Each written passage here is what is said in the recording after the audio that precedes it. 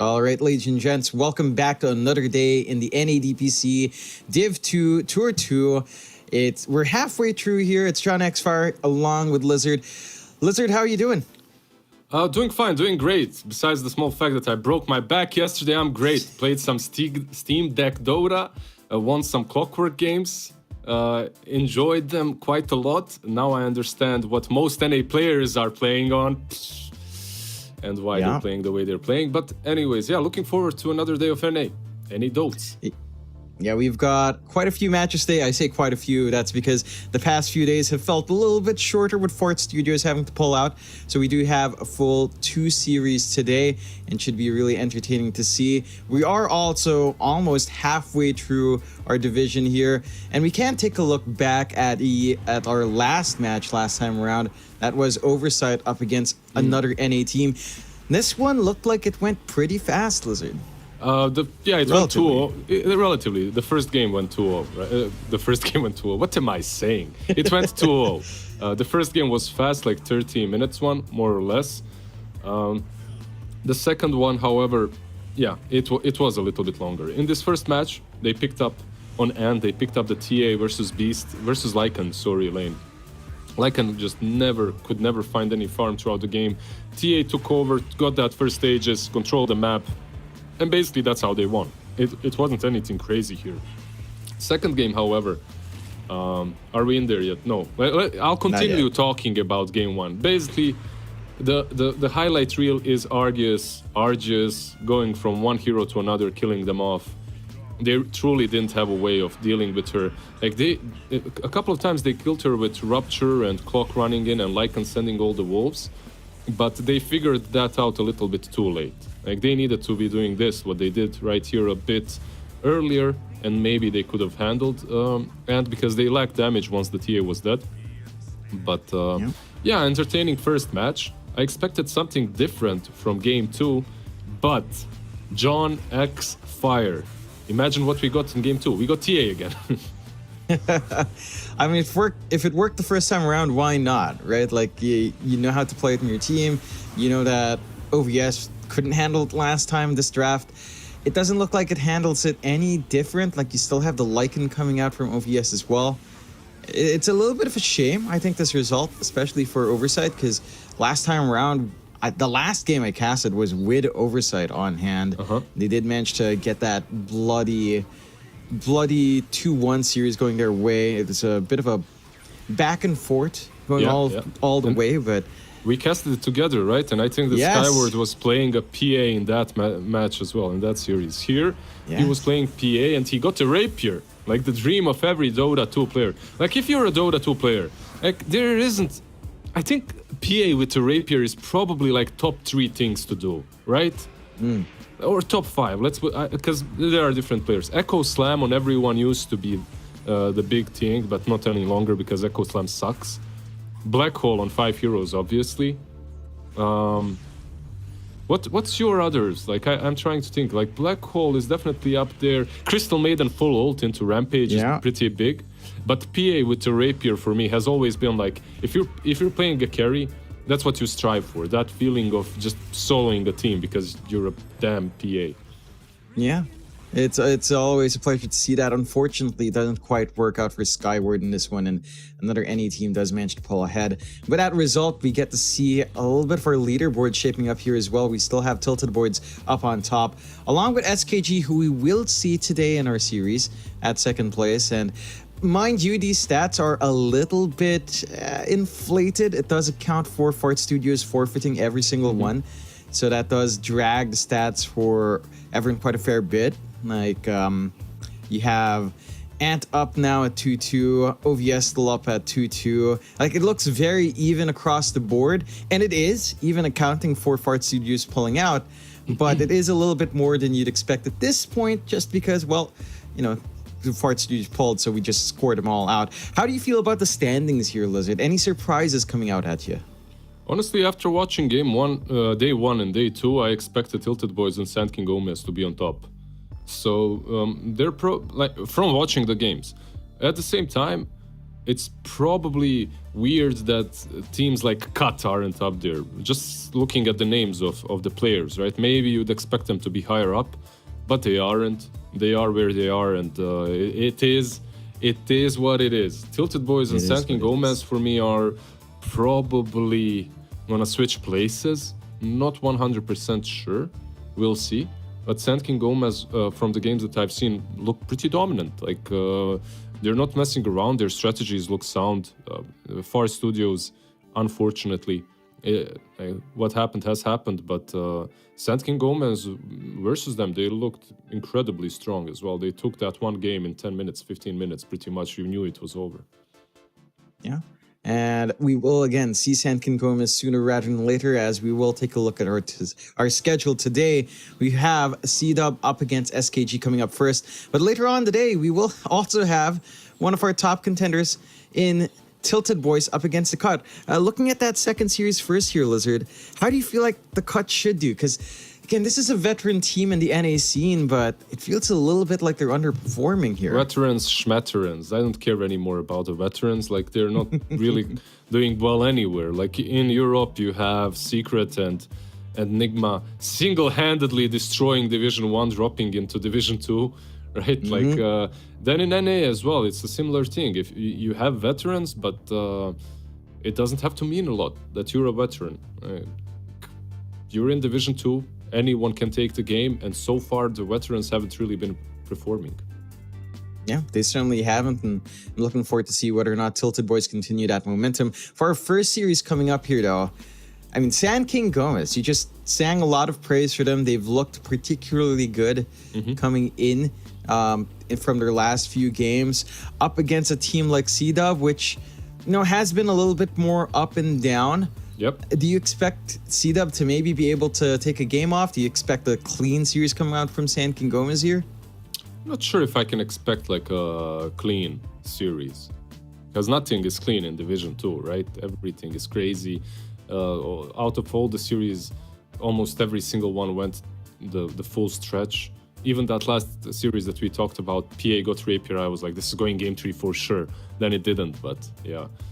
C-Dub, they have some good players like Double King, Duster. They've been around for a long time, specifically Duster. Like we talked about him a little bit before we started, right? Like, they have experience on their side and they have the new talent. So I think that they can definitely take a game or two off of Sand King Gomez. But for me, Sand King Gomez are still favorites. However, keep in mind, I've watched 0 C-Dub games so far, like 0. So I don't actually know what the hell I'm talking about. Well, I've watched the recaps and a little bit of highlights, but I wasn't covering their series so far. That's going to be the same for me. So we can see the stats, we can see all of that, but it only sets up so much. It does make a difference in watching the team, and we do have a little bit of comparison with how both teams have gone so far in Div 2. Fairly close in stats, if you had to say. Maybe a little switch here and there, but almost the same average assists, pretty close to the same average stats, and pretty close to the average kills as well, with a slight lead for SKG. So on paper, with these kinds of stats, it sounds like it should be a mildly even game, Lizard. Mildly even, maybe completely even. Maybe these are the two teams to actually look out for when it comes to how close they are. For me right now, Tilted Boys, Sand King Gomez, and perhaps C-Dub are the next. But we'll see. Like C-Dub, maybe they can change my mind completely. I believe some of the heroes that they're playing as well, just going through their games, are very similar. Like you have these Ember tiny spammers on position 2 and 4. So yeah, when I see these heroes, I usually think that, okay, they want to play active. They like these, they really like these players that pop off in the mid game, but they also have late game potential, right, with their carries. Yeah, and we'll see a little bit of comparison between those two carries coming out right now. It's rather interesting with these two carries as well, like Double King and Shido. Their hero pools are very different, at least from the games they've played so far in the DPC here in Div 2. Like, Double King's had his Raid King games, his Troll games, and his Bloodseeker games. For Shido, he's had stuff like the Morphling, the TB, the Pudge, and the Monkey King. So maybe a little bit more farm-centric for Shido coming out there, and a lot more activity for Double King. So a bit of a clash of styles between these two players. Yeah, I would say that maybe Shido is more of a meta picker, like from the games that I watched. Meanwhile, on C-Dub, Raid King, I mean, come on, bruh. You know, you might be winning with it, but come on, bruh. What is that hero? But then again, if it works, it works. For Shido, however, he's picking everything that you are seeing in all the big tier 1 tournaments, in Division 1, in the majors. And yeah, maybe... I'm not sure how I feel about that. I actually think that usually players that are forcing the meta heroes to be picked for them, carry players specifically, will always have my heart, because they're adapting to the meta, they're playing what's needed, and they aren't just like shying away from them and saying, yeah, I really think Pudgeags is broken, but I have 500 games on Luna, so please pick me Luna. No, I don't want to pick you goddamn Luna. Play the goddamn Pudge, it's broken. Yeah, that's fair. Damn it. And we'll see if that's going to be an issue rising up here. Before we get into it, though, of course, we have to give a shout out to our partners here, esportsbet.io. Esportsbet.io has just launched an exciting new feature that you won't want to miss. Their brand new Watch to Earn platform. You can now earn up to 3,000 free tokens, which is worth around $3 USD per hour, by simply watching your favorite Dota 2 matches on esportsbet.io. And you can just earn money watching these games. Make sure to check them out if you're watching a lot of these DPC games anyway. And speaking of some of those DPC games, we do have our draft almost about ready to come out here. So C-Dub up against San King Gomez, game number 1. Again, interesting clash of styles, interesting set of priorities for both teams. Yep. We do have very particular bans coming out here as well, Lizard. C-Dub taking care of the Bat Rider, San King Gomez taking care of the Keeper of the Light. So we're not getting, you know, your usual meta Broodmother first phase ban, your stuff like Beastmaster being taken out, or the DP.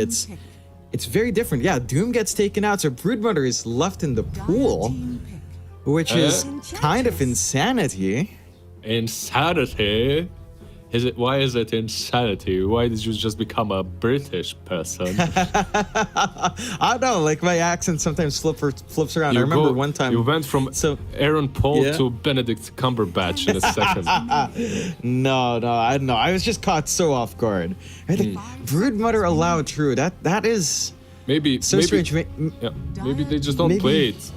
Yeah, exactly. Maybe neither side plays any Brood, so you're allowed to let it through. That is such a weird thing in the draft, because you always assume someone learns it at least. I saw that they played some Keeper of the Light, so I guess that's why they banned it out instead. The hero is really strong in under right circumstances, either under the right hands. By the way, Enchantress for me probably 100% the strongest position 4 or 5 at the moment, if you can play around her and with her. You know what's weird about Ench? Like, a long time ago when I played the hero, when it was not really meta, sometimes it was meta, whatever, like, the whole team had to play around her. Like, you had to know how to play around an Enchantress. It wasn't just the hero. The whole team had to adapt to you, and it was really difficult. Like, if you have Ench or Chen, because the laning stage is completely different for you. Right now, it's not like that. Like, Ench is a strong laner, plus she's a strong roamer. Plus, she doesn't even have to roam really far away from the lane. She just picks up a creep and comes back, whacks you with impetus and some ghost or a harpy spamming you. It's terrible to play into. And it's much easier than before, that's all I'm saying. Just propping myself up there, I was really good one day, but not any longer. Yeah, I mean, I get what you're saying. Like, the Enchantress is strong in lane. Yep. It's very hard to deal with. It scales really nicely. So you always have like this pause forward that, you know, when things get tough at 40, 50 minutes in, she'll become an extra source of damage, another hero that they'd have to worry about. If the game goes that late. It still has a lot of impact in early to mid, but with a lack of farm, it can feel a little bit slower. As San King Gomez, I mean, they just go into Mirana Ember, so you've got the Chains Arrow combo, you can rotate in. No problem here for San King Gomez if you do want to contest early on, which it does feel like you might want to. Like, you don't want the Leshrac to get the bottle top-ups, especially on the power runes. That'll just open up a lot more rotations here for Mark on C-Dub. Still, though, like, first phase, these kinds of picks without Zoo in particular, right? Like, Lycan's left, Broodmother's left. It's refreshing that we don't have to deal with Zoo at the same time. It's always surprising. Yes, it's both of it. Yeah, I can see your point for sure. Feels weird, right? Like, no Zoo. Where is the Zoo? Give me the Zoo. Is this a dream? No. Like, it feels like a dream. Someone pinch me. I mean, I'm happy that we don't get the Zoo, you know? The Zoo is one of those things that are like... I know Mike's like a very big fan. Has he ever given you to talk about, oh, back in my day, we used to have Necronomicon, and I used to pick it up all the time, and I love the library strat. Yeah, Grandpa, go back to your retirement home. I don't miss the Zoo. It's just a little bit of a surprise, but a pleasant surprise. How do you feel about Leshrac being in the first phase, though? Like, just straight up Lesh. You see the Ember, you pick up the Lesh, you don't care. For me, maybe Io should have been banned out by San King Gomez, maybe. But they let it through. Yeah. They're not even worried about Io and Lesh. Radiant team pick. Yeah, maybe it's that. Maybe Duster or Sanctified aren't big IO players. I still feel like there's a lot of value in just running IO Lesh. I mean, the combination's just really strong. Mana Battery, Relocate, just a lot of aggression that you can get out. Again, maybe it's one of those things with these teams. They've played each other in pubs, probably. They've scrimmed against each other for sure. And they noticed that IO just never pops out, so IO's not a concern. Sand King Gomez, though, they do pick up the Undying. So it's another one of those solid supports coming out for Sand King Gomez. Just lane dominant, softens up targets for your cores, big front line, 5 for a range core to play with. C-Dub into the Tusk. So it's more than likely our support duo coming out here for C-Dub in the Ench Tusk. So no IO at all. Yeah, so there you go. You saved a ban without having to dip into it. Yeah, they definitely don't care about the IO, I guess, both of these teams, like you prophesized, and instead they get the Tusk. Tusk Ench for me is like Tusk Ench and Mirana Undying. Like, do you feel the same way? Like, these two teams got incredible supports, like both of them. I just love it. I love Undying Mirana and I just love Enchantress Tusk. I'm not sure which one I love more even. Like Undying Tombstone, this game feels really damn strong. Okay, now you have some rage hitter against it, which is solid, but then again, you pick Lifestealer so early on. You did ban out, the Morphling? This should be a TB for Sand King Gomez. Even versus Lash, I think it's a decent TB game. I don't think you care. But there's Troll as well, like you can go for Troll too, why not? But yeah. I don't mind any of that coming out here, and they'll go to DP pickup first on Sand King Gomez. It's still a pretty strong offlane. I think the DP versus Lifestealer lane can go DP's way. In fact, it should feel pretty alright for DP, and you don't tend to want to go for Rage on the Lifestealer. You can try to run up and be aggressive. I mean, you've got potentially just the 5-inch this game and a 4 Tusk, so you can try to slow down the DP, chase her down, and there are a lot of slows that can be applied, maybe by your level 3. At the same time, you're chasing into a DP, which is always a little bit awkward. So I'm keen to see how much C-Dub can get there. I guess with the Ench, you can still pressure her, right? Like post 5-inch with the Lifestealer, if the camps aren't blocked, if she finds a nice creep, like you can still take. You probably shouldn't be able to take down the DP, but it's possible. Now the DP has been picked. I realized that another Prophet is not banned out. Like there's the Nature Prophet. What the hell? I mean, any Div 2 is always great, but to look into, to find inspiration for new ideas, but they really outdid themselves this time around. They ban out the Lycan. I really think Sand King Gomez should ban out the Prophet as well. Yeah, there's still that option coming out here for C-Dub, especially in the offlane, and just that eclectic mix of push with the Leshrac NP, NP plus Tusk lane that you're looking at here sounds amazing as well. Let's see if that's something Sand King Gomez realizes. And they do take out the Lycan, and they took out the Beastmaster last phase as well. So some of the Zoo was taken out eventually, just not an early priority. Yeah, eventually. Yeah, no more Zoo. What if they actually dip into Broodmother at the last pick for C-Dub? I mean, why not? Well, look, why not? They don't have the ultimate last pick. So if they pick Brood, Sand King Gomez, by the way, the sniper ban is because all the Zoo has been banned and they're thinking, yeah, these guys want some ranged versus Lifestealer, and the Brood also gets out. Thank goodness. So if they I guess you couldn't Slark or Naga into Lash. Maybe that's the reason, right? Like you could Undying Slark into a Brood easily. You win that lane. Versus Tusk Brood, like they can't do anything to you. Oh damn! Okay, so Troll goes out the window now. You don't want that. No, definitely not. This is an interesting tricore from C-Dub. Yeah. Do you reckon they flex around the OD Lesh, or do you still want like the Lesh Ember matchup? I think you can flex it if you wish to, because Lesh Tusk is also strong on offlane. OD Tusk is also decent with the Meteor Hammer, but OD on the mid lane with the Meteor Hammer could probably deal with Ember. He can't really dodge it with Sleight of Fist if you get Astraled, right? So I think he can't. Yeah. shouldn't be able Yeah, to. like the Depends. timing's a little bit different from before. I remember that you used to line it up a different way, but with the changes to the hammer, you should still be able to, Joe. And this is quite surprising. I actually find myself sort of liking C-Dub's draft. I think this Leshrac Tusk lane is scary if they do decide to run that. The OD should pretty much crush Ember mid for the first few levels and just stay stable until Meteor Hammer's up. I'm thinking, you can get good rotations onto mid as well. Is there anything on the safe lane that, like, for me, Sand King Gomez could also get for the Nature's Prophet on position 1, and then you're solving most of your issues. Like, you're strong later versus Lifestealer versus OD in the lane, you're strong versus Lash in the lane, you shouldn't really have a problem. Like, you get the Prophet plus Undying, you get a ton of pressure on the map. Like, your global presence is literally 24/7 between the Ember and the Prophet. I wouldn't mind that, but maybe they have a different idea into the Lifestealer. Troll isn't good. I don't think that's a play. Just because of the OD. It's gonna make you sad. Definitely not. That's not the matchup you They want still to play. get And the they'll Slark. still go for the Slark.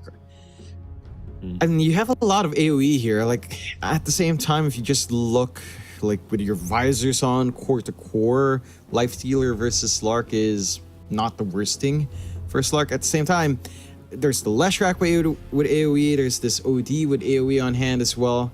So it's not the easiest thing for Shido to get the most freely for. How do you feel about the drafts closing out here? Like, I still feel like I lean into C-Dub a bit more. I'm not sure how much Shido can really do on his Slark.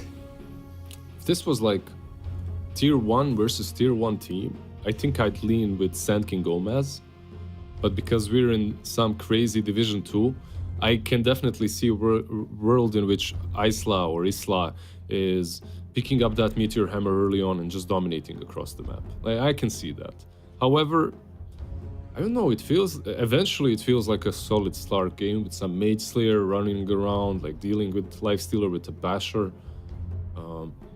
Depends on the OD and how much he does in the laning stage. I think if they manage to shut him down somehow, then they should have a decent mid game. If OD just destroys whoever he's laning against, which most likely will be the Ember, right? Then then it might be rough for you. Like, OD just traveling across the map, like that hero can be really scary for them. Like you said, Stark, he hates AoE. OD brings that. Yeah, brings a lot of it. I do believe with Isla playing the OD, it does look like Mark is still going to be running that mid Lesh. So you will have the OD offlane coming out from Isla, which is maybe a little bit, well, it's still annoying for Slark, but I'm keen to see if they can try to get some aggressive timing there and if they can run down. We'll see as we do head into the game here, Lizard. The Sand King Gomez voice lines, I have to say, are pretty good. That does sound fairly annoying to spam at some point. Yeah, I have to say, I muted Dota like instantly as we entered the draft. It was way too much, man. They're spamming it so damn hard, like I can't hear anything. I can't hear my thoughts. You know, when the game starts and they just start spamming it, you're like, what the hell is happening? I don't know where I'm going anymore. Oh yeah, I know that feeling. Like, I think the old G voice line caught me off guard when I saw a team spamming it, because for some reason, the thing about, did you know that the fluke is one of the fish of the sea? Was one of the fish, because apparently flukes are gone. It was so loud relative to all the other voice lines that I could not. I had to drop my volume to like 10%. It's crazy. Crazy. By the way, everyone loves a good love story, especially in Dota, right? And Duster played for Bait, right?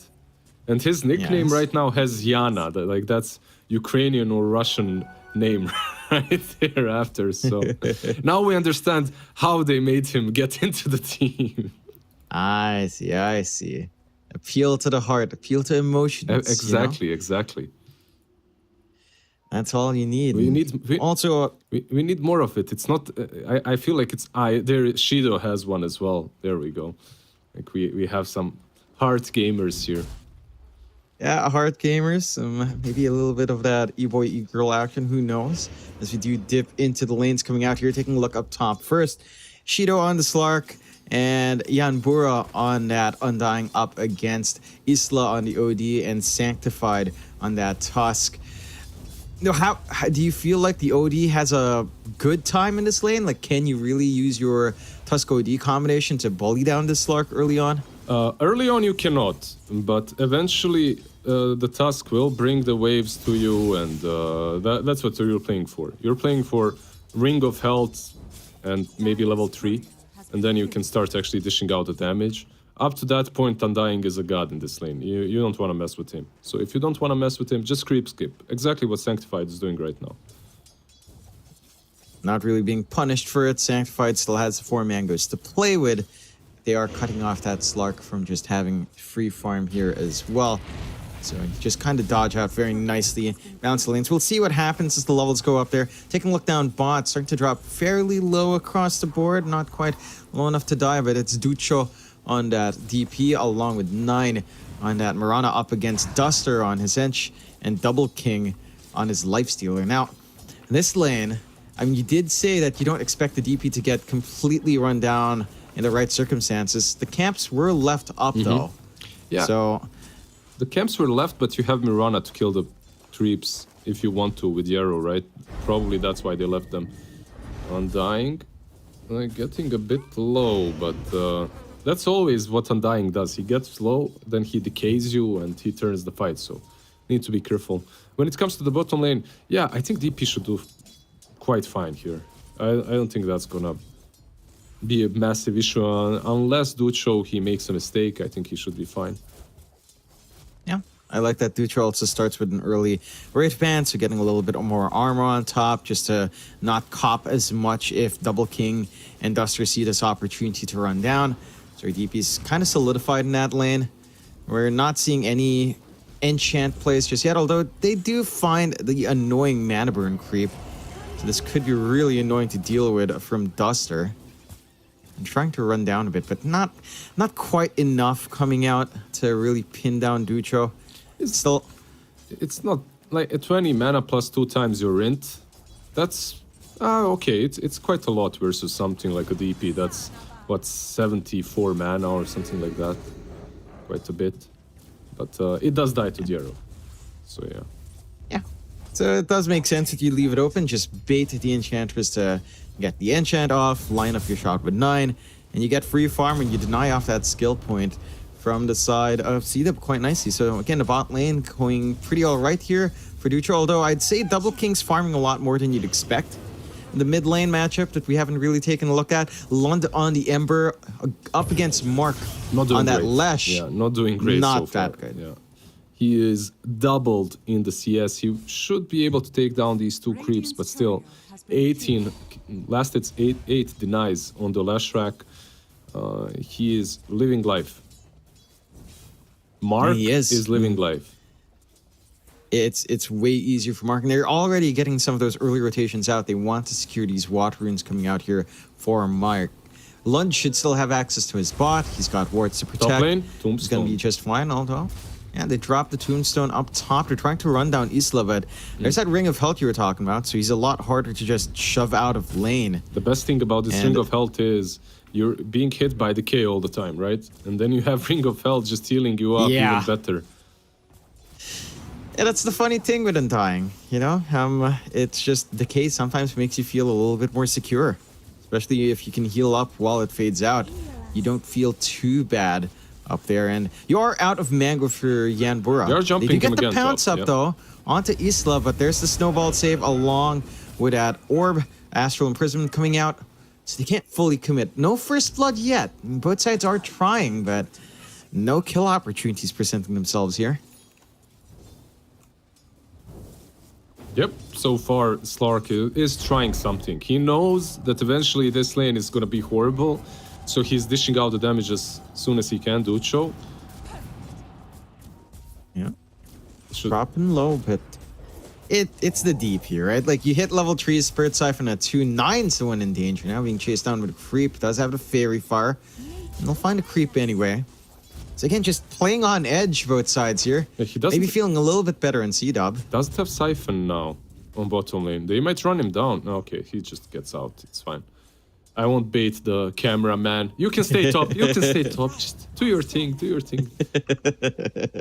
Yeah, Eosyn's just getting dragged around everywhere. This is what we love to do, Eosin. You know me and Mike love baiting you as well. I'm sure he's used to it. They are trying to get a little bit aggressive top. They get the imprisonment. Not really going to run down. And there's the kill on Dutra down bot now. He caught Low it. HP. Acorn shot out. He caught Yeah. it. He got the glimpse at it. And, Yep. well, without the Spirit Siphons, that DP is susceptible. I have to say, Double King is farming like a madman down bot. Like, this is really, really slow for Dutra. Do you expect the DP to get crushed this hard and being pushed away from the creep wave? Definitely not, but Enchantress just does her own thing, right? Like, she zones anyone out. I didn't expect Ducho to suffer this hard, but, you know, you get your 6, if he even takes ulti on 6, you get your 6, you rotate the Ember in. There are ways of recovering the DP. They are losing the DP lane, and the Ember lane isn't that great, so... Now they get another kill. Yeah. By the way, Nice. with that kill, I'll stop talking, but with that kill, OD is what, 300 gold away from Meteor Hammer. Top is gonna be the place to watch. Yeah, it's going to be pretty painful once you can connect with the hammer coming through. I have to say, again, rune control kicks in here for C-Dub. Regen and rune coming out for Mark on that rotation, so he just heads back mid. No problem here. A really strong start for C-Dub. And the side of Sand King Gomez just falling behind a little bit. They'll try to make a move up top. Snowball out. Tag team as well. There's some they counts to caught save, him. but Shard's on point. Shido will have another Dark packed up, but doesn't have anything to protect, and now the Astral's down. Tombstone to try to buy for time. Doesn't lead to anything. Sanctified is dropping low and should drop to Yanbura. They're TPing in the Ember as well. They heal up the Tombstone. Isla's forcing the issue. Has the imprisonment. Oh, this is gonna be... But oh, here he comes misses! Lund missed. Sleight of Fist misses. The Remnant does come in. He has the chains. They should be able to find his chains out. They will find a counter kill. That took a little bit more, but you know, you get some counter activity here from Lund. I mean, for him, that's great. Like, he just got a kill on the OD that's having the time of his life. He's even above the Ember in the net worth.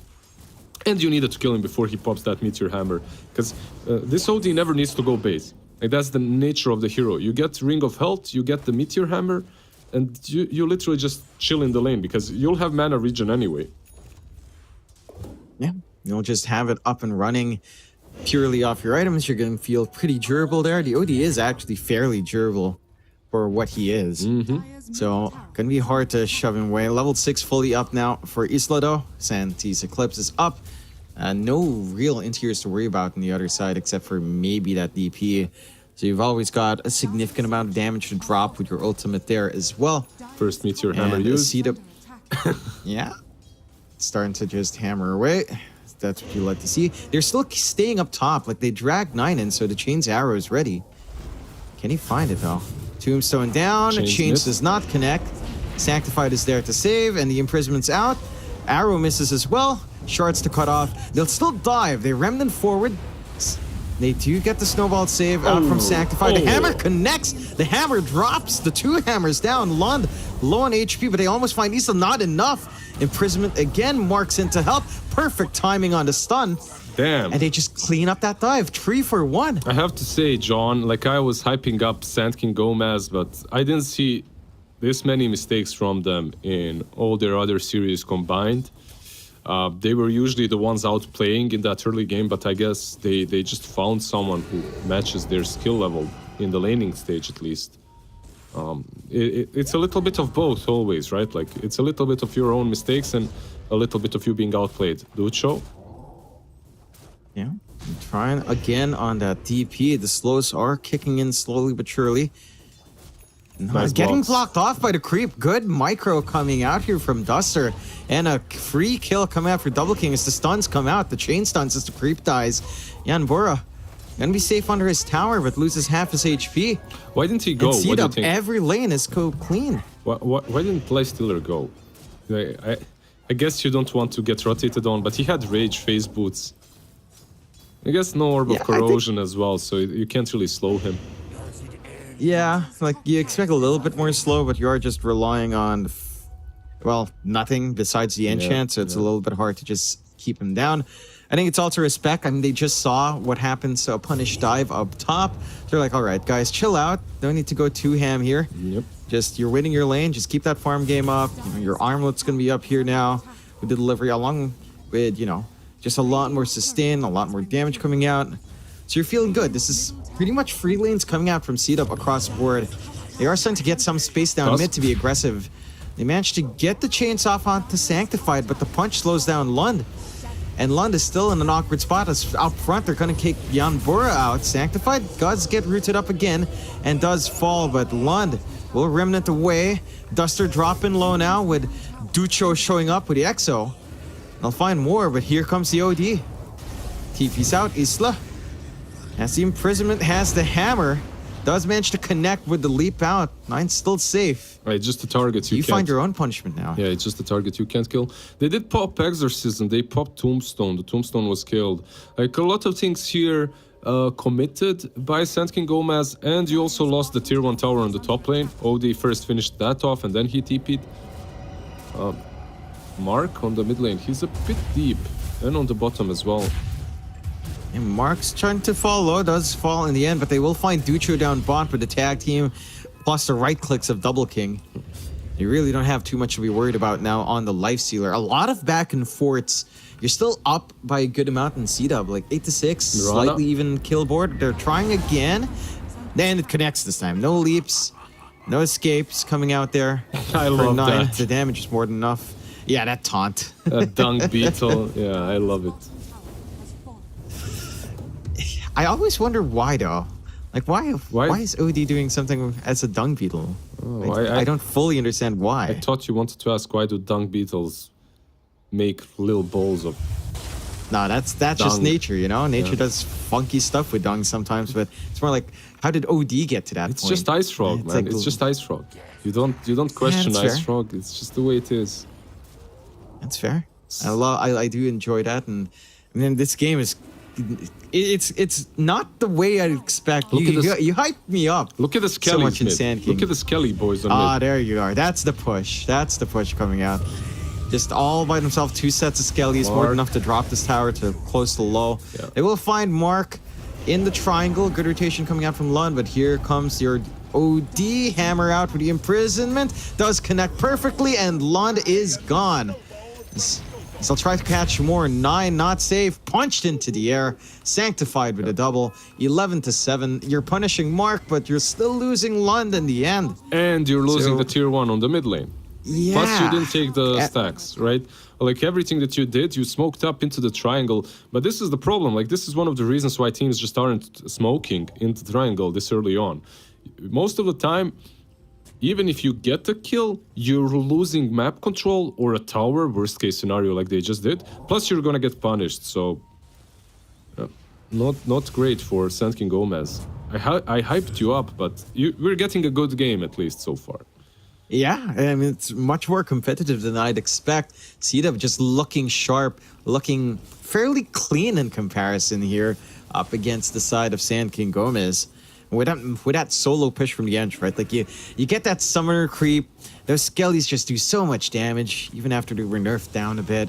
I like this build as well on Isla. He's going straight Ags on the OD. And let me tell you, Lizard, I hate OD with a passion when you're playing against it. Like, the moment this guy gets his Ags and once he has his shard, the shard is the most tilting thing to watch. Like, as an enemy player. Like, if Sand King Gomez sees that, they're like, oh no, I see him running around. I know he has Blink or something. It's just so demoralizing. This is probably one of the most demoralizing heroes when he's snowballing hard. Yeah, that's 100% true. Playing versus a snowballing OD is never fun. But mid lane, Mark, he does have They got the Bloodstone. chains arrow combination. Bloodstone is running, so he's healing right through. They don't have the burst. They're forced to back away with the Moonlight there as well. My thing that I wanted to say about OD is, like, he's really strong, but if he goes for straight agonyms and if he doesn't have a blink or a BKB, you just do what you do to every core that's fat without a BKB. You go on him and only on him. Nice silence. They Bottom can lane. opt to do that. Arrow. Right? They got the control. And they punish Double King for being isolated from his team, just solo farming down bot. Not really respecting any movement out from Sand King Gomez.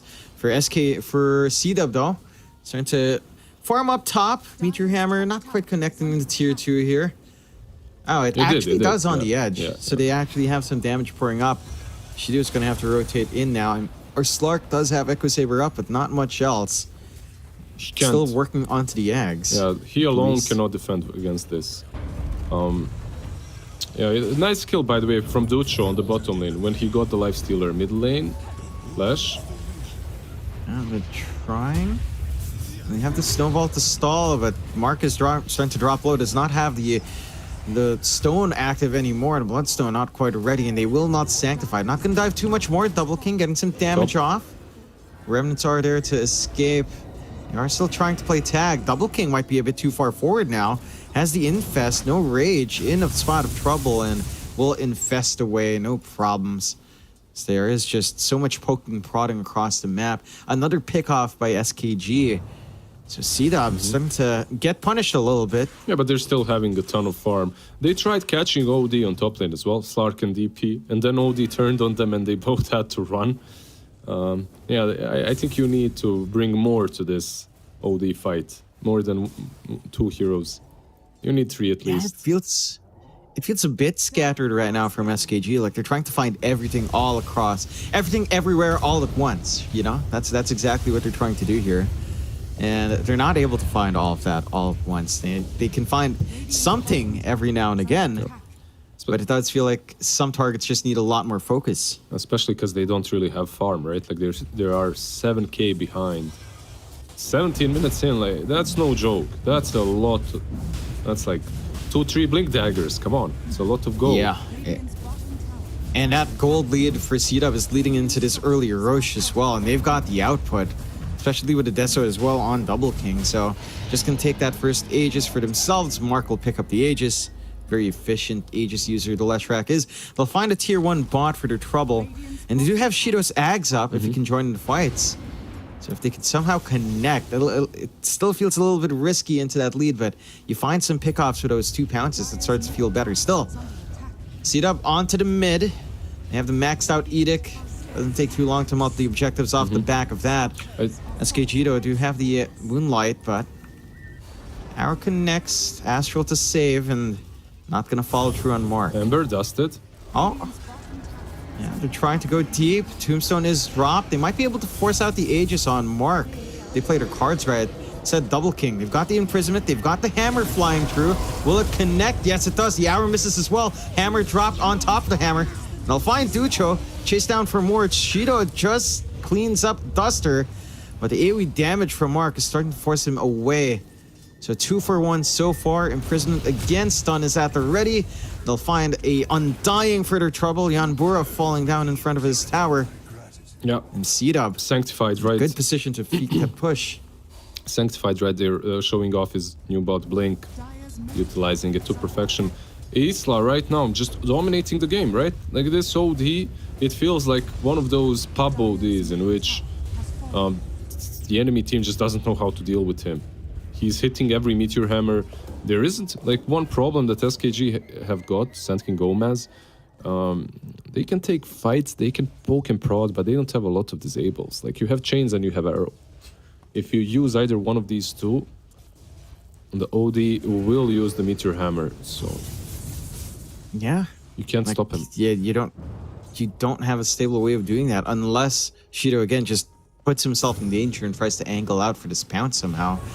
They get the Chains Arrow onto Mark, but there's the Snowball save again. Sanctified, just saving the day, ensuring Mark gets to live on. Has the Bloodstone active now as well, so regaining some mana. Starting to drop Ducho low, but he's got the heals, he's got the sustain, and they will take down the Tusk as they'll find the Aegis on Mark, maybe, hopefully. One right click does get the job done. So the supports are gone, Mark's isolated, Arrow. No course to help. The Arrow connects perfectly, and Mark being punished for being so far ahead. None of the other cores on C-Dub in the area. Yeah, that's just a little bit of overconfidence getting punished. Just a tiny little bit of overconfidence, right? Tiny little bit. But these kind of plays, realistically, when you're playing versus a Slark, can cost you the game. because he will scale very well into your cores, into the OD, into the Lash, into the Lifestealer. I love the Echo Saber into Aghanims build because it also disassembles the Echo. You put the Ogre Axe into Aghanim Scepter, and then you put the other part, Oblivion Staff, into Mage Slayer. So like, he's getting everything out of his items. Efficiency through the roof. He's still not there yet when it comes to the farm. And I would really like to see BKBs from them sooner than later, but it's only Ember buying it. Yeah, they get the Blink initiation onto our DP. Ducho gets taken out with a smoke play. But they are starting to collapse on top with a Moonlight. Still the range from that Astral with the Aether Lens is to be forced back because of the arrow. Another though with the Ags reveal on Isla. Can they keep the lockdown on the Slark? Dust does not quite connect. He pops the ulti, right? Bail out. Yeah. He popped the ulti They anyway. catch more. Sanctified still with a Blink finds Yanbura. So you don't find a big core, but yeah, you force out the ult from Shido. He is a little bit more protected with the Mage Slayer. Even then, doesn't want to put himself at too much of risk here. It's a problem for them to play the map, right? Like if you're SKG right now, this Tusk has a Blink, the OD with Aether Lance Aghanims is catching you from a mile away. It's so difficult to actually play the map. Yeah. It really is, as the side of CW, Aegis or not, just going onto the high ground, understanding how strong they are. SKG, they've got some output here. They've got good control. Even just the level 1 silence is big as they jump forward with Shido catching out Mark, but the Astral Imprisonment's there to stop that movement. Mark's still starting to drop low, has the Infest to help save. And Shido's still going in, but the hammer just murders him as they get baited in to chase down that Tasty Lush. They're the ones to be punished instead. 9 should be able to TP out, does bail out, but that opens up the high ground. Yeah, this should be a side now. Nice attempt. I didn't mind it that much. It was a little bit disconnected. Ember didn't have a lot of mana when he joined, and they decided to fight when they didn't have BKBs. I think that's like the biggest issue. Slark isn't even buying one. I don't blame him, but like you really need BKBs this game. It's as simple as that. Yeah, for sure.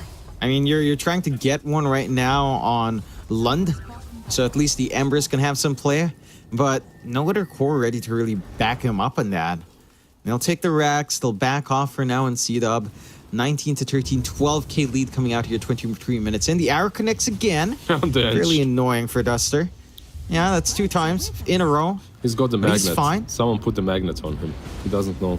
Shido actually gets caught by the hammer. He might be dead here.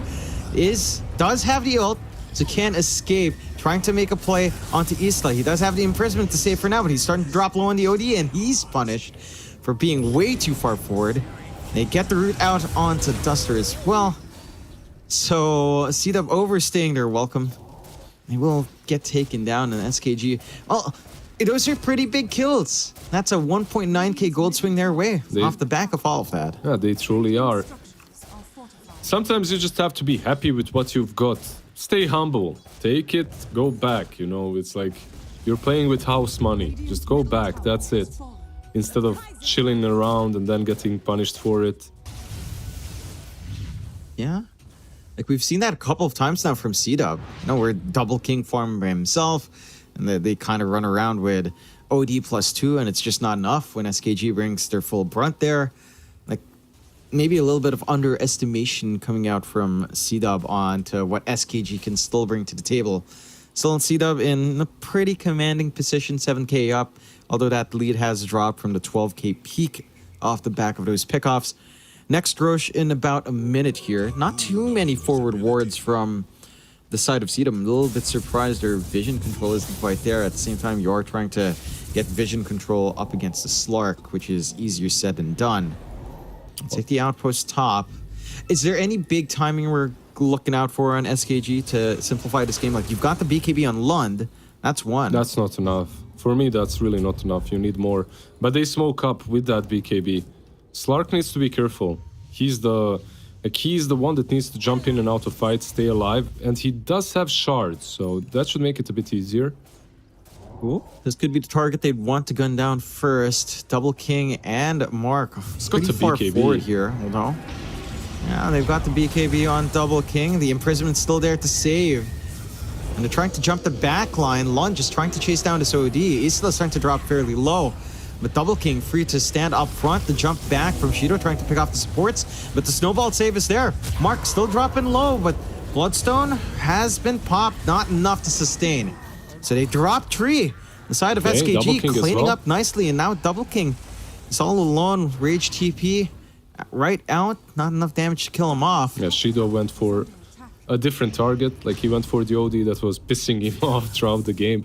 Really nicely done by Sandking Gomez. I love when a team in Division 2 or any division, by the way, realizes what their win condition is in fights. I thought that one BKB would not be enough. They proved me wrong. Like, Lund just pops that BKB and goes straight after the juggler of OD. He just follows him, right? Like, that's it. He sees OD and he follows him until the end. He pops 2 defensive astral imprisonments plus the snowball just to keep the OD alive. That's just because of the Ember with the BKB running you down. So he single-handedly, more or less, wins that fight. Yeah, just gave it out towards SKG. Astral out from Isla, trying to get a solo pick-off. Should have enough damage with a second, but puts himself at risk. Still with the Arcane Rune, maybe he bails out. The silence is there. It's just so damn long. Snowball. But here's the snowball save. Sanctified saving the day and might lead to a kill. They're out of mana on the OD. They missed the timing. BKB forced out. One pop does bail out in the nick of time. That stun probably wouldn't connect it, right? Like, in any case, you manage to pop the BKB and you get out. Yeah. A little bit... a bit rough to try to force that. Still, you force another BKB charge, so it's already down to 7 after going pretty well with a fresh one. Duration way down, that helps the OD and the Leshrac in fairly big ways if they can stall these fights long enough. And for the side of C-Dub, we're looking at 2 BKBs coming out. Mark's working on his. Isla is a little bit further away, still fresh on that, still lacking 2 parts. But that triple BKB timing, that's going to be big. Because last time we only had Double King with his. Yep. Is this something SKG can still handle? Like, how do you feel about the triple BKBs for C-Dub? When they come out, if they come out at the same time, it will be a problem. SKG, if you look at the Slark, he has a Bloodthorn, so he's itemized for something that doesn't really deal well with the BKBs. But he will build a Basher afterwards, so maybe once the... It all depends on how long the game goes and how they execute with the BKBs.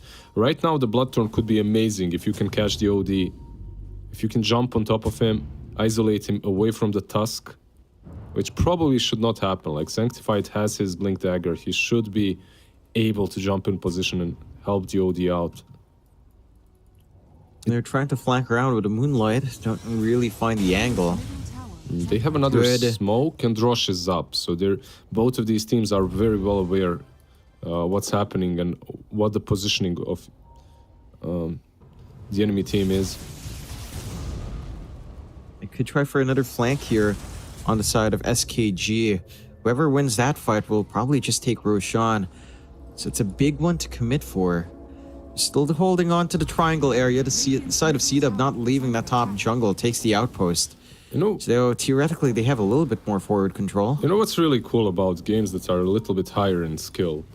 Like, there's just a set of rules that every team follows and you can kind of figure out where they are, right? Why'd they leave the enchanted quiver on C-Dub? They saw it drop. Where'd they just leave it in the ground. They just left it? Just there in the camp, yeah.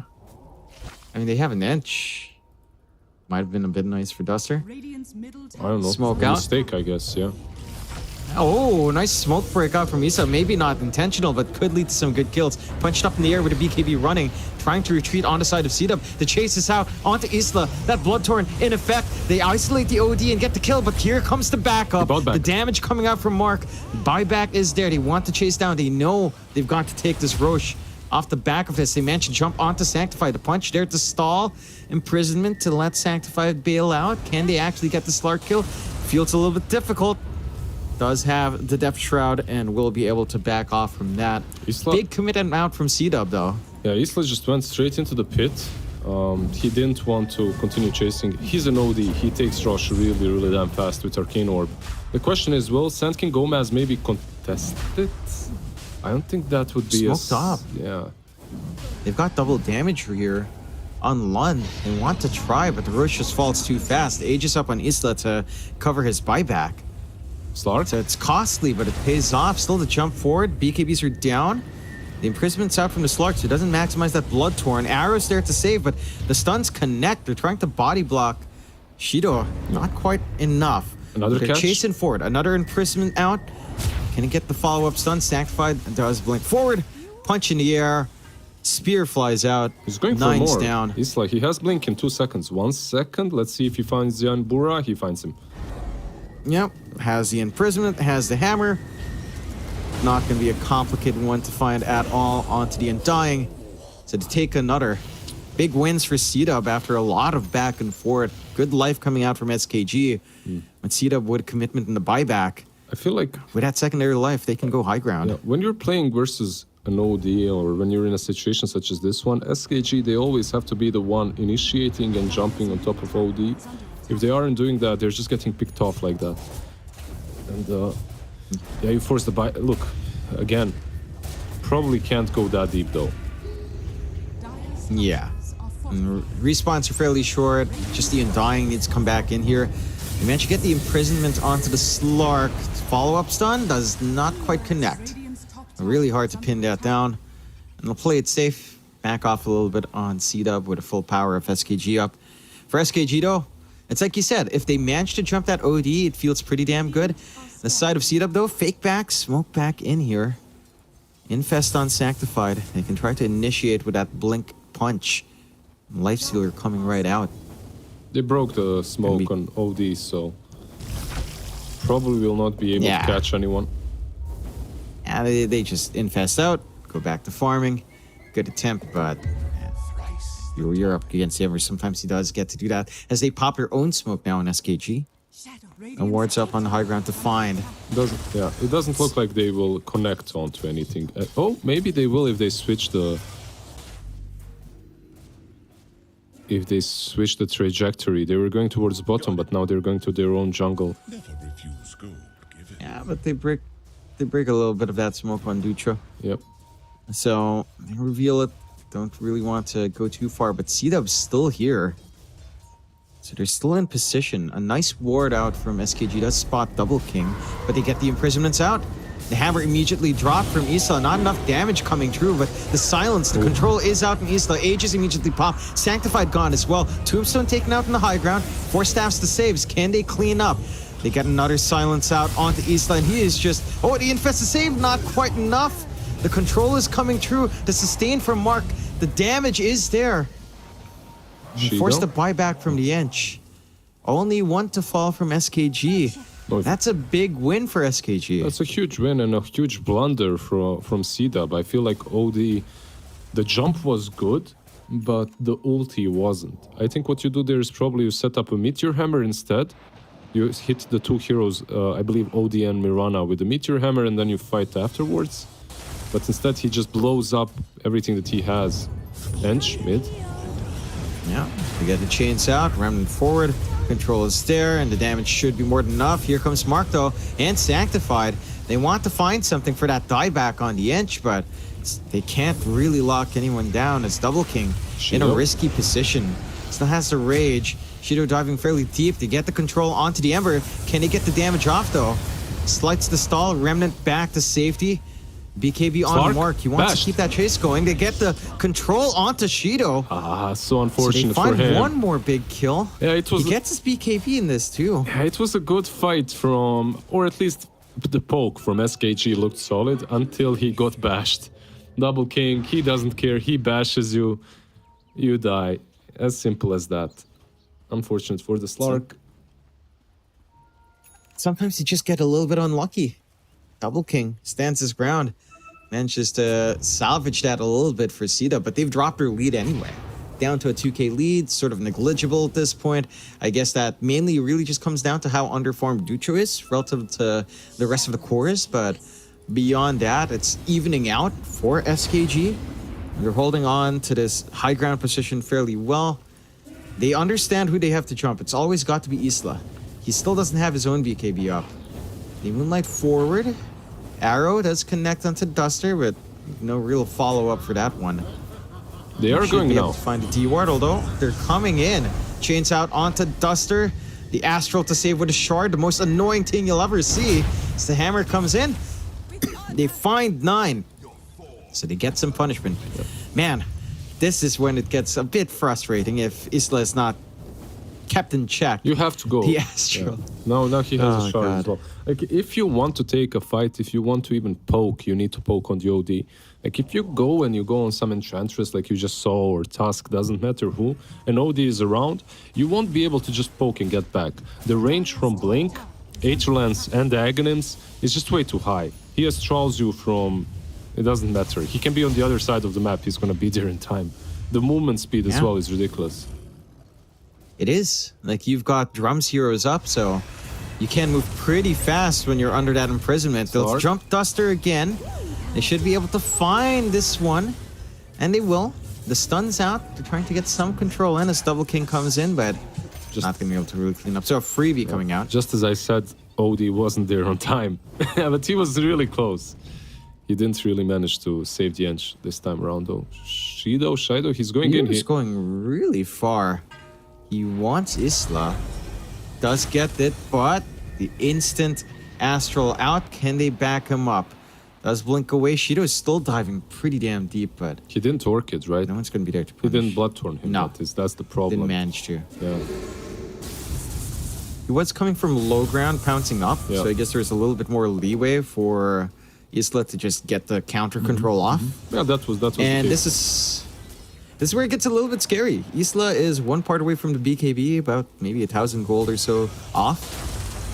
Once that BKB is up on Isla, like, what's your play? Because you don't have anything that just stops you from BKBing. It's on Slark. Like, you will have the BKB, but if you check his item build, what he's going for, it should give you the opportunity to control everyone, including OD. He's going Skadi and Basher.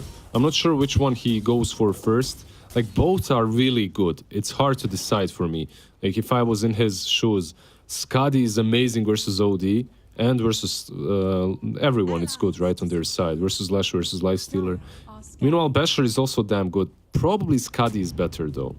Just a bonus hint that you get as well.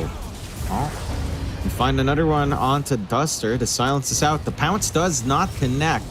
So Duster buying some time, forcing everyone onto them. They do find that kill in the end. Sanctified, Snowball, dodge on the pounce once more, but is still stuck between a rock and a hard place. Forced to pop his own BKB out. That's enough to drop them Stealer? away from the side of SKG, but Double King just runs up. Meteor Hammer connects with a pounce out. Yambura. So no follow through. Yeah, he's the only one completely zoned out, but with the ice shards, but they didn't know. So he lives. He also had a force, he could have lived. Yeah, just on edge a little bit. 2K lead standing for C-Dub. SKG, I mean, they're hitting that point where you do feel nice about the scaling here, Lizard. You mentioned it, but, you know, the Slark is going to have that great time, whether or not... It is the Scotty coming out here as well. So just more stats, more control, counter healing coming out. BKB is up for Isla, though. They have a Hex. Side of C-Dub. They're going forward. They want to get the control onto Lund. They do manage to get the Hex off, and the damage is there. They managed to get that kill. Big one onto Lund. Not going to be able to find anyone else. They did pop BKBs, but Exo was popped by Ducho. It was probably the biggest thing that they've got recently. That's the Hex on Lash. With that Hex now, you can actually take down heroes. Still, for me, SKG, they don't have an easy game. Far from that. But I feel like a default game would have been won by Dire, if you can understand. For C-Dub, they actually have to make the right plays, and a lot of them, and they're not easy. Like the Rosh though. Oh, It no, smiles. that Roche timing, man. Yeah. SKG checks just literally 14 seconds before, and now this Roche just melts to the side of C-Dub. They've got the free Ags to pass along here as well. That would be huge on Sanctified. They pass it on to Mark instead. So we've got Nihilism in place. Just sapping everyone's will to live. You know, just take away any reason or rhyme for living, which is always an interesting vantage point. That's not exactly what Nihilism is, but in a gist, it's kind of like that. Meteor Hammer to check for the ward. They'll find it. just poking We all around. have that one nihilist friend, right? Like, he makes me feel the Yeah. same way Lesh makes everyone else in the game feel. Defenseless. You can't really counter-argument him, because deep inside you know he's right. But you don't have to remind me that life is purposeless. Please, man.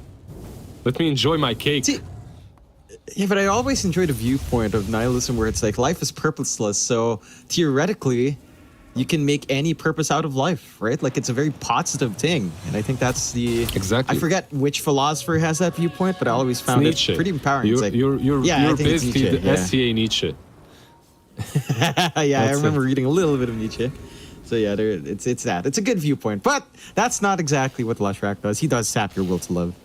So we'll see how impactful that is, especially again as these BKBs tick down in duration. The Leshrac and the OD has so much more forward impact in these sustained fights if they manage to survive that spell immune period.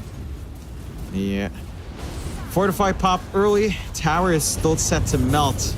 Good silence coming out. The jump forward off the back of it. Lund wants to find a kill. Astral Imprisonment saves are out. Double King pops a BKB as well. They are starting to drop low. No, the Infest is there to save Mark, but the jumps forward. Can they find that first life? They will. They're trying to find the supports as well. Double King still holding his ground. Mark back in. Does not have his Bloodstone ready. The hammer drop from Isla is a lot of damage. It's gonna clean up too. Can they find more? Lund standing forward. The cheese eaten. This Lark has But too they many will stacks, find man. You need to so get the hell Oh out. my god, 53 stacks on the Essence Shift. They cannot sustain this prolonged fight. Isla gets found as well. It's just going to try to TP out. Can his timing connect? Yes, it does. They will be able to find the dieback on Sanctified. Ducho. Sanctified traps himself up. And he will be the sacrifice. So 3 for a few in the end, but they get the dieback in the DP at least. This Lark hits for 500 damage. That's so sickening. Yeah. You probably when you're fighting SKG, you need to find a way to control the Slark and not let him kill your Leshrac on his own twice in a row. Through Bloodstone, through everything. Like, he got way too many stacks. I was looking at the fight and it didn't look that bad for CDAP, but then you take in account the Slark, who can literally solo them right now. He could jump on the high ground if he had the BKB completed. Ah, he's going a little bit ham. No follow through for the imprisonment. But I think one thing for Sita in that fight is at least when they took that fight, Shida wasn't 25 yet. So it's down to 30 Essence Shift, which is still high, but it's not as ridiculous as 60 plus or 58 or something like that. So it's a little bit more manageable. But now, at the 25, these sustained fights, it's super awkward for CW. Yes, you want to sit out the BKBs, but then you don't want to deal with a Slark who does get that fat in the middle of these engagements. It's anyone's game now. It's an even net worth, 31 to 32. Dota Plus is giving a slight advantage for CW at 64%, but it's super close. I feel like CDAP can still execute their draft properly with some easy initiation with the Blink Hex or Blink Astral Imprisonment and then Hex from Leshrac, you know? Like, for them, I feel it might be easier to catch you off guard, but if the fights are starting on even terms, if the fight is being initiated by SKG, I think you don't have a chance in this world to take it.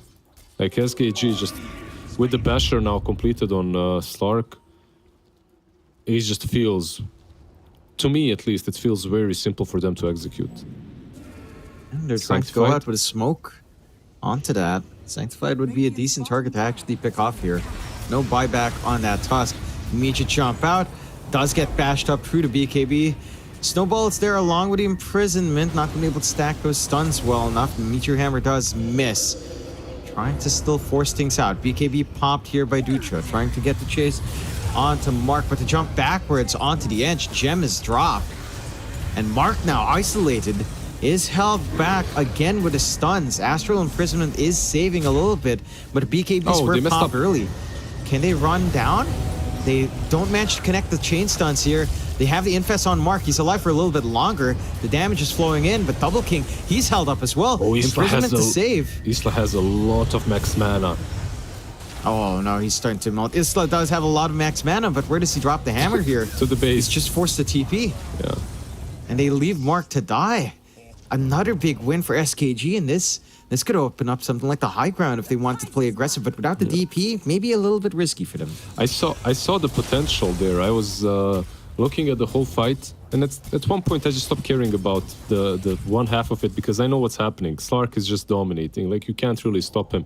And Odie, he's literally on one side on his own, just using a strong imprisonment and getting more and more mana. Eventually I thought he's just gonna drop the hammer and it's gonna be like massive, but in reality it wouldn't even tickle the Slark that has a Skadi and an Agrims. Like, he's got a lot of int on his own already, like a lot of mana. He's rocking this Slark. He won't take too much damage. Yeah, I mean, it's just that it's just all down to Shido.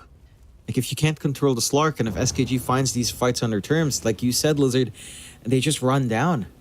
So they take the lead. They're bouncing back in strong form, SKG. C-Dub, maybe missing their timing a little bit. Yeah, there's Maybe not quite executing on what they need to do on this lineup. It's the problem. This Slark was a really good pickup, and it wasn't like an amazing lane or early game counter to anything, but later on, if you get to that part, if you punish a couple of mistakes, you just feel free. They also mistimed there in that last big team fight. What they did is they used the Abyssal on Slark, and at the same time they used this Astral Imprisonment. So two of your biggest controls you used at the same time.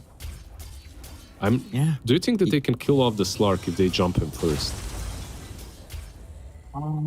It's hard to say. I think they have enough single target control to just maybe chain stun and then try to burst.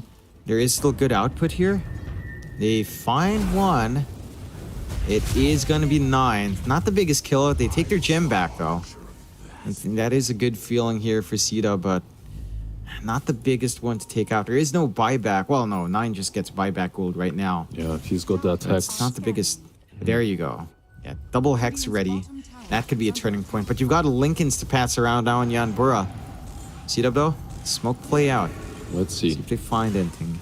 Could be huge. No Roche for a few more. Like you said, if they win and Roche is a fast timer, this could be big. Like you said, double hex. One on OD, one on Lash. Land. Isla, will he jump? Not the smoke, but they're trying to run down. They found a Slark. Can they get the chain stun? Yes, they do. They get the secondary hex. They have the damage. They get the kill. No buyback on that Slark as they're trying to chase down now. All down to Lund to try to dance around on December, but he's all out of remnants. Moonlight Shadow does save. Sanctified, not quite around with the gem to give the vision, but that Slark with no buyback. This is huge. This might be game even. They caught. I was asking you, can they kill the Slark? I guess my question was answered by C-Dub. They can. If they find him immediately. Double hex, Tusk as well, jumping in with the kick. Not the kick, the punch. Just everything on point to control him. Really, really well done by them. They could end the game here. Like, they could actually win this. They could. They're going for the safe play, trying to gun for Megas. The Fortify is forced out. 50 seconds without that Slark here. As they get control onto one more, they're trying to find Dutra, but they don't fully commit in. A bit split up here on the side of C-Dub. They lose so the mid will fall. They clean up Duster, but they get the control out onto Dutra. They might be overstaying their welcome here. The silence starting to hurt Double King. Still has the Infest play to bail himself out. They will run back. Infest out onto Mark. Arrow does not quite connect. And Gleipnir not able to catch while the arrow is flying out. Mark looking to re-engage. It's going in. Hex. They blink forward. Isla gets control onto Lund. Can they keep him stunned down? Yes, they do. They get the second hex, and they'll find a kill. He does have buyback. Immediate buyback. Wants to go back into this, force something out. BKB out from Sanctified. It's just going to TP away. Everyone just wanting to bail out, and they will. But that's a big buyback to commit. Roche is coming up fast, though. Yeah, that's a big buyback. SKG might be able to run into it. Huge buyback, but like you said, Roche up in 10 seconds, 15, and you don't have any BKBs, I believe, on Radiant side. You don't. So Slark will be up. You will scout that Roche, hopefully this time around for SKG, and you can go into the pit. You have to be careful, though. They can still jump and kill off the Slark, but probably when he's surrounded by his teammates, that shouldn't be that easy. Yeah. Let's see, they It'll be a smoke lot up. harder for C-Dub. Yeah, they know. They're going to try to find the angle here. And the hexes are still up. They managed to find some way of keeping down that Slark, then this fight becomes really awkward for the side of SKG. Roche ODP. begins. They're not looking at the right spot. Does manage to run out. Doesn't really pop the smoke. Is a close call. The flank's coming in from C-Dub. Roshan, it's not falling that fast. Very, very slow. It's not like they have stats and they blink forward. They get the control onto Yanbura, but they don't have any of that chain stun for the Slark now. They're starting to drop low. Isla's gone. No buyback on him. And they force that fight, but they don't have the target they want. They lose Mark as well. Double King forced to run back. Duster going to fall. Double King, BKB, can't TP out. Not with the Slark around in the area. It's a matter of bash. Can No he get any bashes? What the hell? He's TPing now. There's the bash. He TPs late and gets bashed late anywhere. Big win for SKG. 3 buybacks ready on C-Dub, but they jump in and they jump the Undying of all heroes. Yeah. It's not that clean initiation you're looking for. And they used all of their hexes, right? Like they just jumped in, used the hex on, I believe, Undying. Shido just uses his Depth Shroud. He saves his teammates and then he goes ham. Like, you have maybe 2 heroes that you can jump, Ember or Slark. Everyone else is pretty much irrelevant with these hexes. You need to kill one or the other. And they didn't manage to see, like, they didn't manage to see who they're gonna jump, so understandably they just jumped the Undying. It was hard for them. By the way, I don't think that their play was wrong. It's just that execution wasn't really that good. Yeah, just a little bit flat on the execution. And now off the back of those objectives, I mean, they just go straight into the high ground here for the side of SKG. They've got the free upgrades on hand as well. Shido just gets rid of his own eggs, go for Moon Shard now. They just machine gun through these objectives. Equalize on mid. They are trying to, get some time to come back in, just being patient on the side of C-Dub. 1 racks to fall. Not the biggest, as they will pause, as I believe we do have a camera issue right now.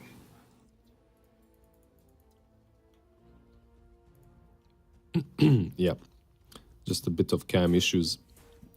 They have no other issues in this game, though. No. So they're going to get ready to get back into it. One thing for Shido is his essence shifts are starting to fade as the respawns rack back up. But now they've got the Lincolns constantly being spammed out by Yanbura. So you'll probably only be able to get one. It's awkward. What can you do, man? Unlucky. You can astral into maybe a hex, but there's a Lincolns on Slark. He can just pop his ulti instantly, right? So yeah, he can bail out. Yeah, now. He can bail easily. Mirana, by the way, completely AFK on top lane. No one even knows. Nine has been disconnected for the last 3 minutes. Everyone is like, yeah, just play. It doesn't matter. Yeah, he just disconnects now. Like sometimes that does pop out quite a bit late. It's the best, but Just have to see. it's the best when you right-click a hero, right next to his tower, and then you DC. That's my favorite one. That's some fields right there when that does happen. It happens quite a lot in Southeast Asia as well. Just because, well, the internet sometimes is not the best. Do you have the instant reconnect though? Let's see if that's a lot better now for 9. Hopefully it is. I mean, they get the 1 free racks in the lane that is a little bit unequal. You haven't managed to take the mid set of racks here for C-Dub.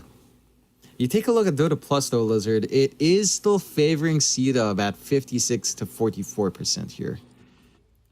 So despite those losses. Look at those losses. That's 2008 global financial crisis right there. That is. It's quite a crash. It's a crash, man.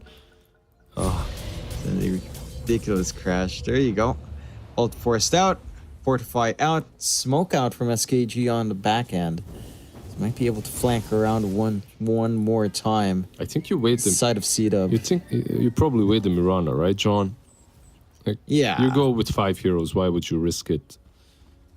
Yeah, no need to risk. Just Dragon 9 next time around. You have a lot of time left on the Aegis anyway. Around 3 minutes 30 at this point. So you can just get rolling on that. For C-Dub, everything has to line up here. If they can manage to isolate the Slark, kill him off as we saw last time, he doesn't have Aegis. You know, he does have buyback, so you can kind of force it out from him and try to drag the game again, but it has to be managing Shido somehow. Yeah, that's the thing, right? Like, he has buyback now, and even if you kill him... Well, if you fight somewhere where he can't join, that would be good for you. But both the outposts are taken by Dire. There isn't really a place in the map. You're not going to force Sand King Gomez to fight somewhere where they don't want to fight. They only have one side left, so positionally, they also have to be pretty sound. They pop the Mirana ulti, maybe a smoke if they have one. They don't, so they're just gonna run. Counter smoke. C-Dub have the smoke here. Into the moonlight. Be an awkward fight over the runes. Shido does get the haste. And he breaks the Smoke smoke. does pop. Oh, it's running into the back line. Does find Sanctify to control. It's there. The jump forward from Isla. Can they keep the control? Yes, they can. They get that first life on Shido gone. Can they find more? Can they force something out here on C-Dub? They get the control. The remnant out from Lund. He's still surviving. Duster trying to get the hits off. Not quite enough Crazy, on he the lives. inch. As they find the DP. The buyback's forced out though. Lund trying to go back in. Hex out. Aegis gone. Reset is given, but Shido is back into play. And the side of C-Dub have to back off. They get the Hex out onto that Lesh. And Mark has no play. He has buyback. That's the play, right? Like, you go back to your high ground, you bait them in, and then you fight. Slark doesn't have a buyback, Ember doesn't have a buyback. Like, if you can kill either one of these two, or both of them, you could be in a really good spot. But Flash has to buy back here. You need him. You need the Hex. Yeah, you can't go in without that Lush. They're going to try to get the first Hex off. The buyback's there. BKB is popped. And a refresh there for Shido, so he has everything back up again. They're still starting to drop low. They might be able to find a Mirana. They find another Nyanbura. Can they get more? DP, Dutro being chased down here. The imprisonment's out as well on the Ember. But Shido does re-engage. 15, 16, every stack going up. Imprisonment to save for now. Astral, the hammer, drop. Not quite enough this time. As now they might be able to find that pesky OD. The dieback was already out from Mark. OD immediate buyback now as well from Mark. Lifestealer also Such caught. an awkward engagement. And they're forced to buy back on so many heroes. You have 45 C-Dub. Essence Shift charges. Do you run? I think you still... Well, there's a tier 2 on the bottom lane, which is really annoying for SKG. You probably don't want to throne. Your bottom lane is being pushed in. This game is anyone's still. Like, they made a couple of really nice plays here. They're 23k ahead. They're almost level 30 on Stark. All of these are really nice and big things. At the same time, you aren't able to end the game, and you just lost the tier 4. Yeah, he lost one tier 4 from the natural shove. And you force a lot of buybacks. It still makes this game a lot easier for the side of SKG. For C-Dub, and they're trying to go onto Hex now for Double King. They know. They just need to chain stun.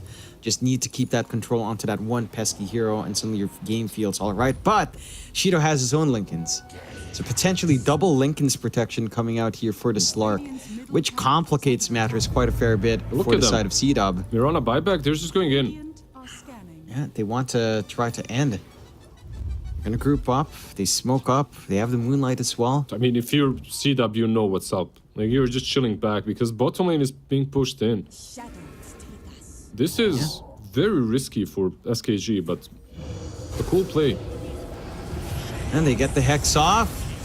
But the snowball save is there. They drag everyone in. The silence is out. The BKB, they have time to pop it. But they drop that Tusk so fast. The Fountain Dive, Shido just gets a control. They actually find a dieback. And it feels impossible to defend. That should be it. As they go on to the Ancient. Double King just trying to get some damage off, but it's him against the world. And the GG is called 57 minutes in. Sand King Gomez do manage to pull it back. But that was not an easy game for them. That wasn't easy, that wasn't clean, but it was a good game. It wasn't an easy one or a clean one, but it was definitely good from Sand King Gomez. Especially this last fight, like, I loved this. This isn't a move that you... Okay, let me be honest, I didn't really love it. I felt it was crazy. You don't know for a fact that they don't have buybacks, right? Because Lash didn't... Or he did buyback the fight earlier. Not sure. If he did buyback, then it's a good play. You're forcing a fight 50 seconds before he's up.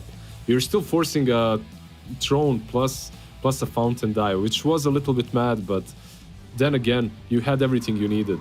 You got the Lincolns on Sark, there was Exorcism on DP, so why the hell not? Crazy game. I enjoyed it quite a lot. Sand King Gomez, I wrote them off like somewhere up to this fight. This fight is probably where they came back the strongest. Yeah, and I think this game was really just showing how you can outplay when you have this later timing, right? Like, it was a really rough early game for SKG. C-Dub had a lot of control. They were executing fairly well, but then the game just got harder and harder for them to hammer in. Like, we still saw shining moments where they'd get these chain stuns off onto Shido and just control that Slark in these fights, but if they can't do that, then it just falls apart, and it's much more forgiving for SKG. All they need to do is withstand that initial onslaught, come back in, and your Slark just gets bigger and bigger and bigger as these fights go on. So a real rough one coming out there for the side of C-Dub, but a good effort. Going into this, I mean, you did hype me up on SKG. I thought C-Dub was gonna be far less competitive. They come out really strong out of the gates here. And they make SKG work for it. Like, it almost looked like SKG probably shouldn't have come back as well if the execution was maybe a little bit tighter on C-Dub. It definitely did look like C-Dub had this one. I think they have a lineup that peaks in the mid game, and if they control that peak and they keep it there, right? Like, if they don't make any mistakes, I still think they take this game. They had it. It was in the bag. It's just that they made a couple of unnecessary fights, a couple of unnecessary jumps with Isla. This is the problem with the hero. If you don't have a BKB and you feel with that Aetherlance Meteor Hammer Agnes that you're too strong, you go in, you get punished hard, and suddenly you're a big piñata just giving away gold. I still think that he needed a earlier BKB. If he got it, this game would have been won by C-Dub. He didn't, but you know who did? Lund. This man was like really playing to the fullest on Ember. He didn't have an easy lane, he didn't have an easy game, but he got that BKB very early on, and he tunnel visioned on the OD. That fight in which he just runs him down changes the course of the game. Yeah, I think it was a fight in near the Dire Outpost where they just dived into that back line, and that's where we started to see things crumble for the side of C-Dub. I mean, what a close game, though. Again, a lot closer than maybe most people expected coming out here, as SKG had to put in a lot of work, and it was a fantastic time for C-Dub early on. For SKG in the late game, their draft just kind of kicking into overdrive with a lot of big plays out from Shido and Lund. And for the side of C-Dub, I mean, again, they had this good timing. They had these pretty good lanes coming out. They played really strong for, I want to say, the first 30 to 40 minutes. But by the 40-minute mark, you start to see cracks form in SKG. Just blow those cracks open. And again, going back to the player you mentioned, Lund, I mean, he definitely helped buy time here for the side of SKG. And I'd argue a pretty good nominee for our MVP. You'd argue? You're 100% sure. I know that for a fact. I know that for a fact because you're the Cabal. You're choosing the MVP. You're the MVP Cabal. It's you and Insania, the two of you, picking. Like, even when he's playing in different tournaments, he's picking your own MVPs in your tournaments. So, really nicely done by Lund. 20 kills, 5 deaths. He got that BKB. He gets my MVP just for that. He's the one that got the first BKB in the game, I believe. He understood. Yeah. He knew what's up. 113.5k hero damage. 113. That's 2 times more than Mark on the Leshrac. Almost 2 times more. Like, that is insanity how much he was allowed to do there on the Ember. Dancing around. Then again, I guess up against a Lesh and the Infest healing, that does lead to inflated stats, but still, that's insanity coming out there from Lund, and an insane game coming out from both sides. Before we go to a little bit of a break here, what do you want to see C-Dub kind of shake up, in very short, in very concise way, Lizard? What do you want to see C-Dub change for Game 2?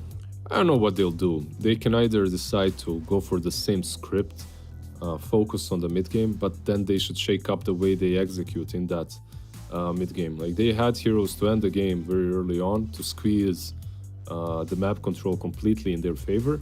Or if you don't want to do that again, if you're feeling shaky and if you don't understand really what went wrong, you can just pick up a harder carry, something that carry to carry matchup actually scales a bit better, and then it doesn't matter if you make a couple of mistakes in that mid game, you can still come back later on. All right, and we'll take a look at game 2 if C-Dub does address in that way. But at game 2, we'll be back after a bit of a short break. Stay around, and we'll be back for that game 2 shortly.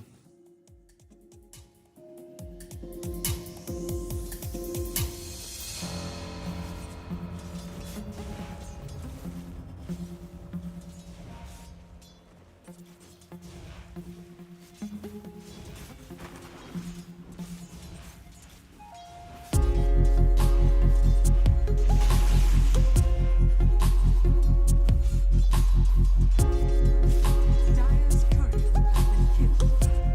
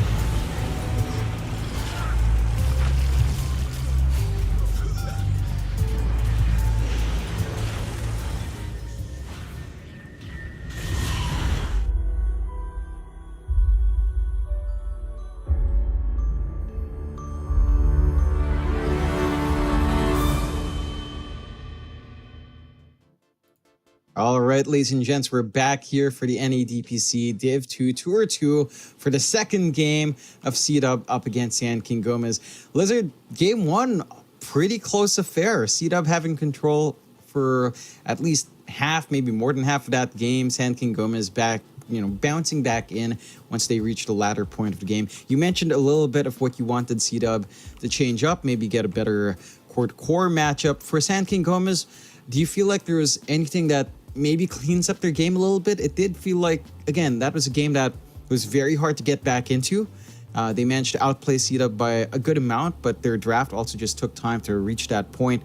What would you like to see from Sand King Gomez to maybe simplify this one? Oh, their laning stage was terrible. I think that's probably the only thing that I would significantly look into if I was them.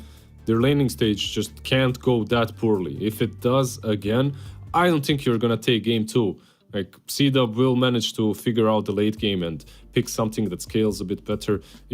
In general, I don't think that you should be winning games if you lose all 3 lanes. It's as simple as that. Yeah. Do you think so? The laning phase is huge. My fellow analyst. I agree. I agree. I think right now, especially for a lot of teams, I mean, just the state of Dota in general, the laning phase is just so impactful. When you get a solid lead early on, chances are you just pull ahead, right? Like it's like you think about CSGO, you win the pistol round, you're probably winning the next 3 rounds. So you want laning phase to kind of secure your early mid game, your mid game itself. We'll see if we do get those stronger lanes out as we have the draft coming up in just a second here. Again, the adjustments to be made by both teams is going to be interesting. We do see again the Kotl being banned out by Sand King Gomez and C-Dub taking out the Bat Rider and the Embers, so taking away that big tool that we saw from Mulan the last time around to drag this game back. Again, you have a lot being left that is like heavily in the meta right now. Broodmother's still there, Lycan's still there, a Beastmaster's still there as well, so they take care of the Doom. So very specific bans up against C-Dub, and they do go into the Ench once more here, more than likely just for Duster. Do you feel like maybe either team, I mean, again, like we mentioned why they avoid stuff. So if you avoid all of the big zoo meta heroes, you go for Leshrac without Io, what do you feel like is high priority now for Sand King Gomez? Because stuff like Disruptor is still in the pool, right? Like that can be a good one. There's a ton of stuff that's left in the pool and they're not picking it. I guess they had a really fast lineup in that last game. What was it, like Undying and Mirana? Mm-hmm. I feel like something like that again would be solid, and Tiny falls in a similar role. Like Tiny Mirana could also be an opener. Like you get that arrow once again into Enchantress. I think that was a big deal, like, a big deal for them. That is, it was a really strong soft counter, not really a big one, but it helped with the lane and they pick it up against. The problem for Sand King is you don't really want to go for these zoo heroes that you mentioned because you're playing into Ench, right? Meanwhile, Ench and C-Dub, they can go into zoo heroes because Ench and Beast probably one of the most often picked duo in the Chinese region in the second half of DPC Tour 2 at least. Just a ton of pressure early on. I like C-Dub's opener a bit better this time around. Yeah, I mean, it's a very... This one's definitely a lot more meta coming out from C-Dub. Feels pretty safe.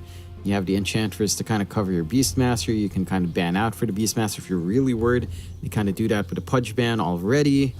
I don't know if you'd still want to prioritize like a CM ban for Sand King, for C-Dub to prevent Sand King Gomez from just constantly crushing down your Borin lane. Because it does feel like Beastmaster can do a lot even with Axis. Like the Axis build has felt really strong. I've seen like Axis against AM lane actually just crush. John, I have a question for you. This one will decide if we're friends or not, by the way, for the rest of our lives.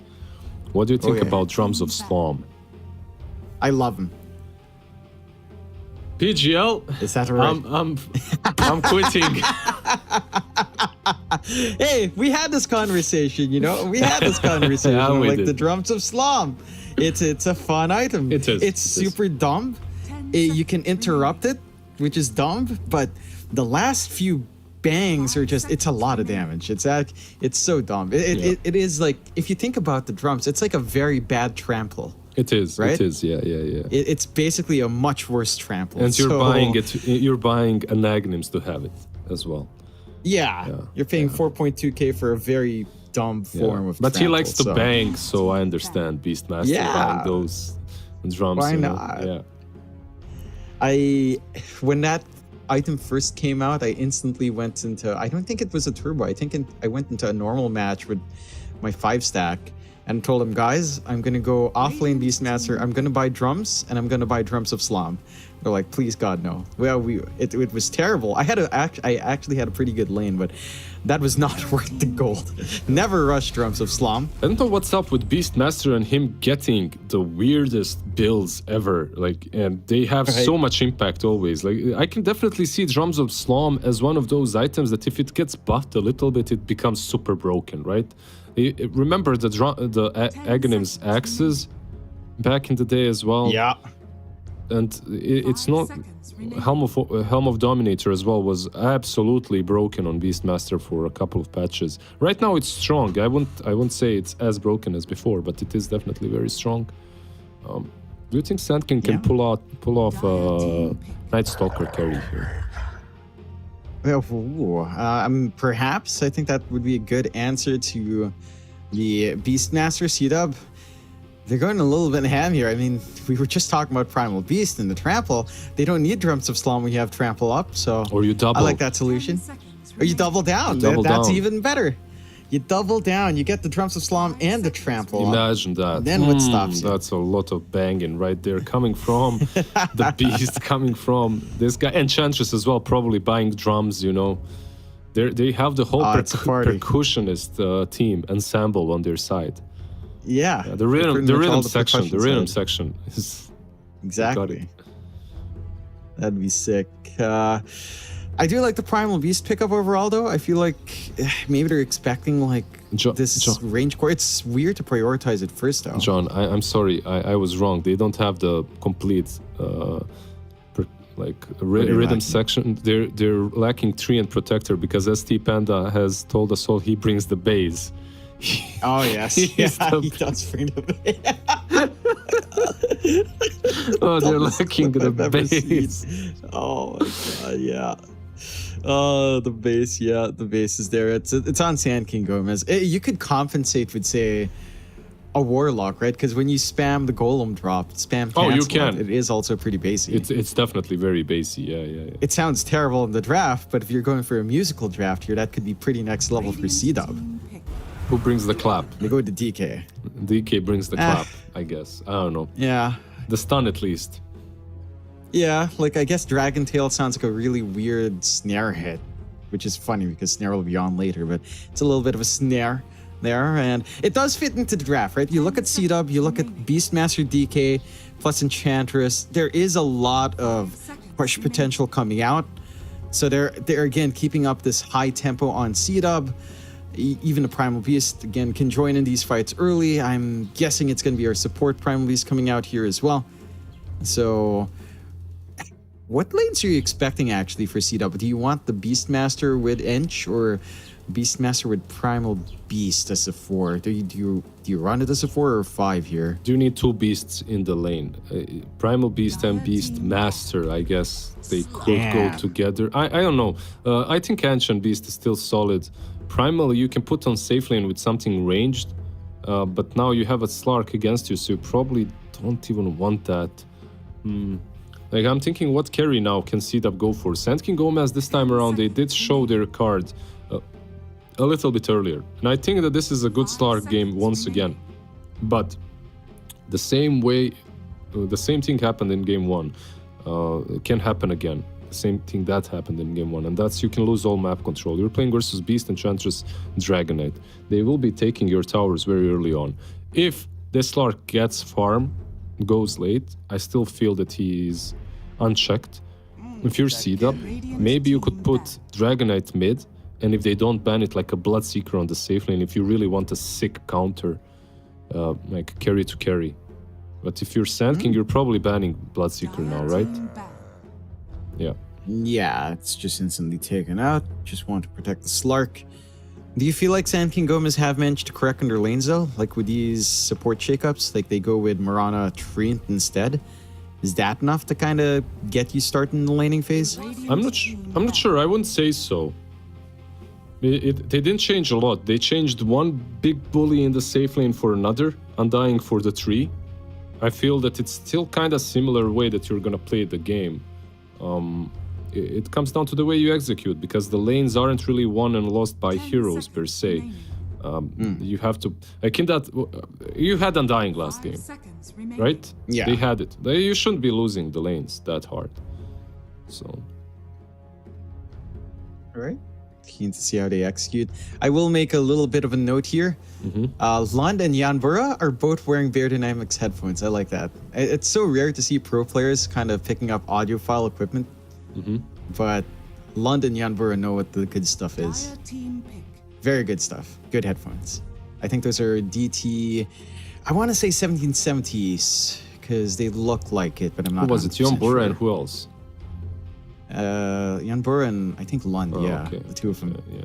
Very good headphones. See. Meanwhile, I'm still rocking my wired random in-ears. Hey, I bought on the if market. it works, it irks. I bought them for like 20 marks, which is $10, you know.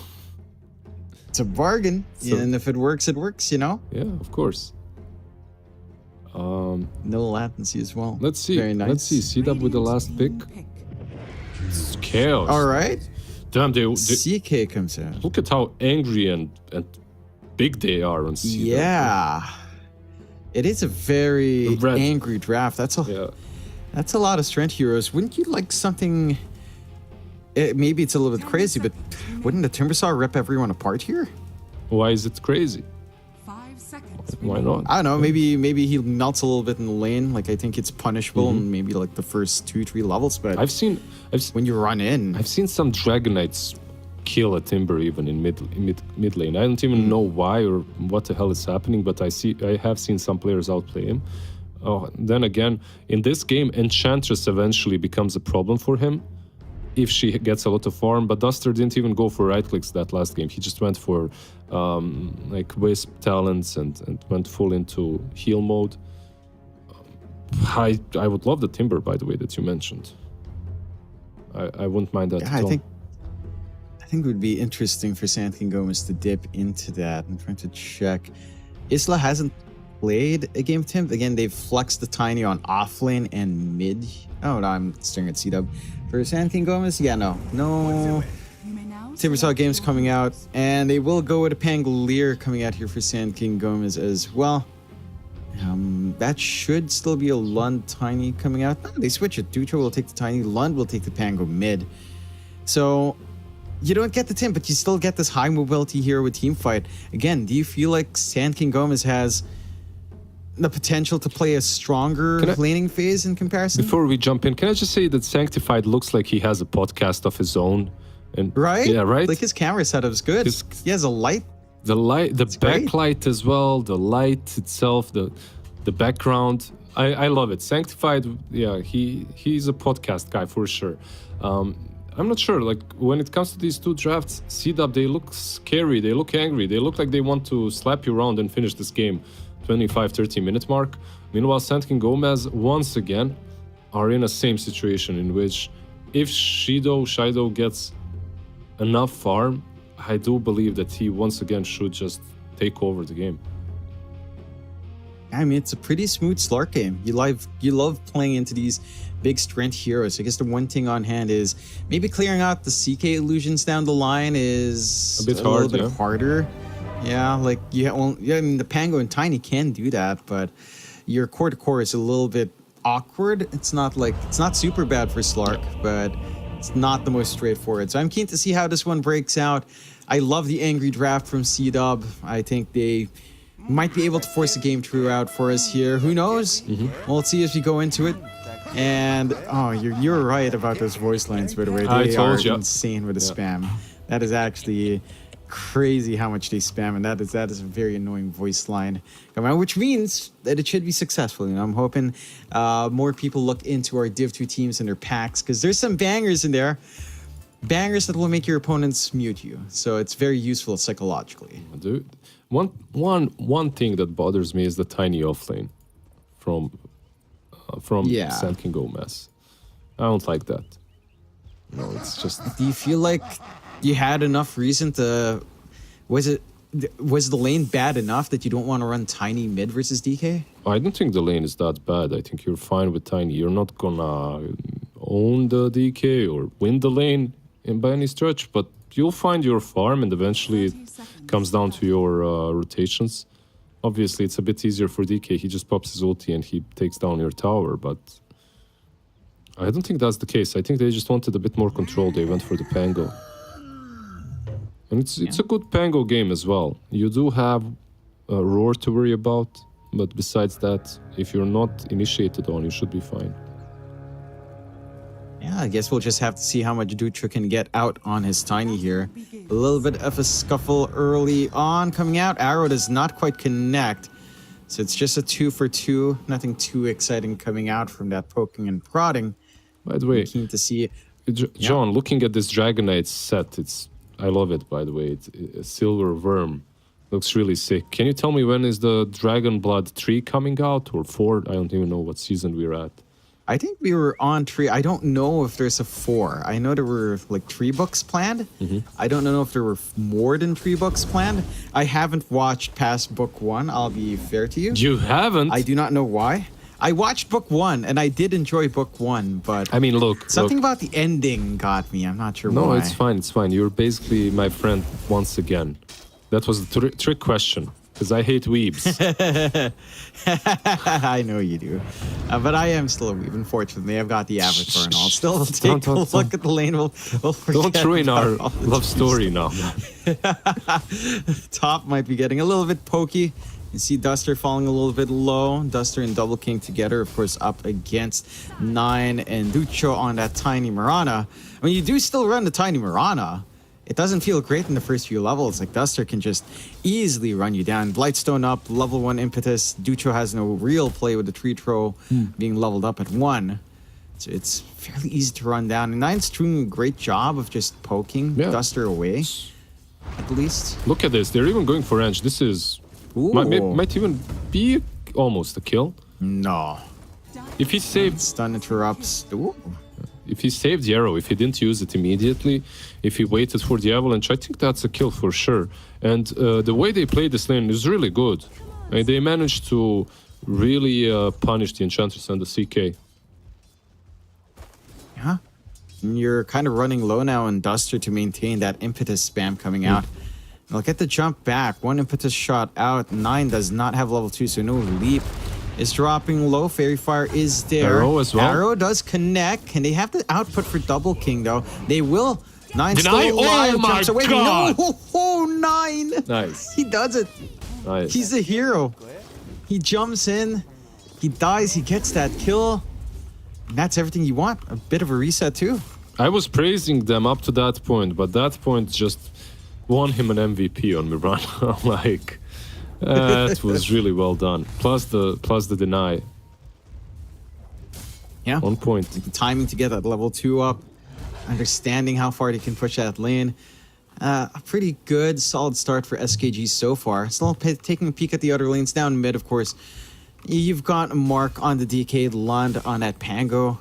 I mean, it's still a DK lane in the end. No matter who you match up against, it tends to just be this really static lane. And you are slightly ahead on Mark. Don't you just can kind of harass out. Don't you just love buying a bracer and being a god? Untouchable. Yeah. And do you remember the time when you'd stack more of them? Like double Double bracer, bracer, and then you really yeah. just nothing happens? Like, wow. Peak gameplay. Peak gameplay for That is some Kunkka, stuff. for Tiny, for DK. Yeah, good times, good times. Not for Tiny, but good for times. Kunkka and DK for sure, yeah. For sure. And it should be stable, not too much excitement there. Can see whether or not we get maybe support rotations out. I think that's where C-Dub can really shine. You've got the Ench and the Primal Beast, which you can run down. Speaking of that Primal Beast, I mean, down bot is the double Beast lane, right? Beastmaster, Primal Beast for Isla and Sanctified up against Shido once more in the Slark and Yanbura on that Freedom Protector.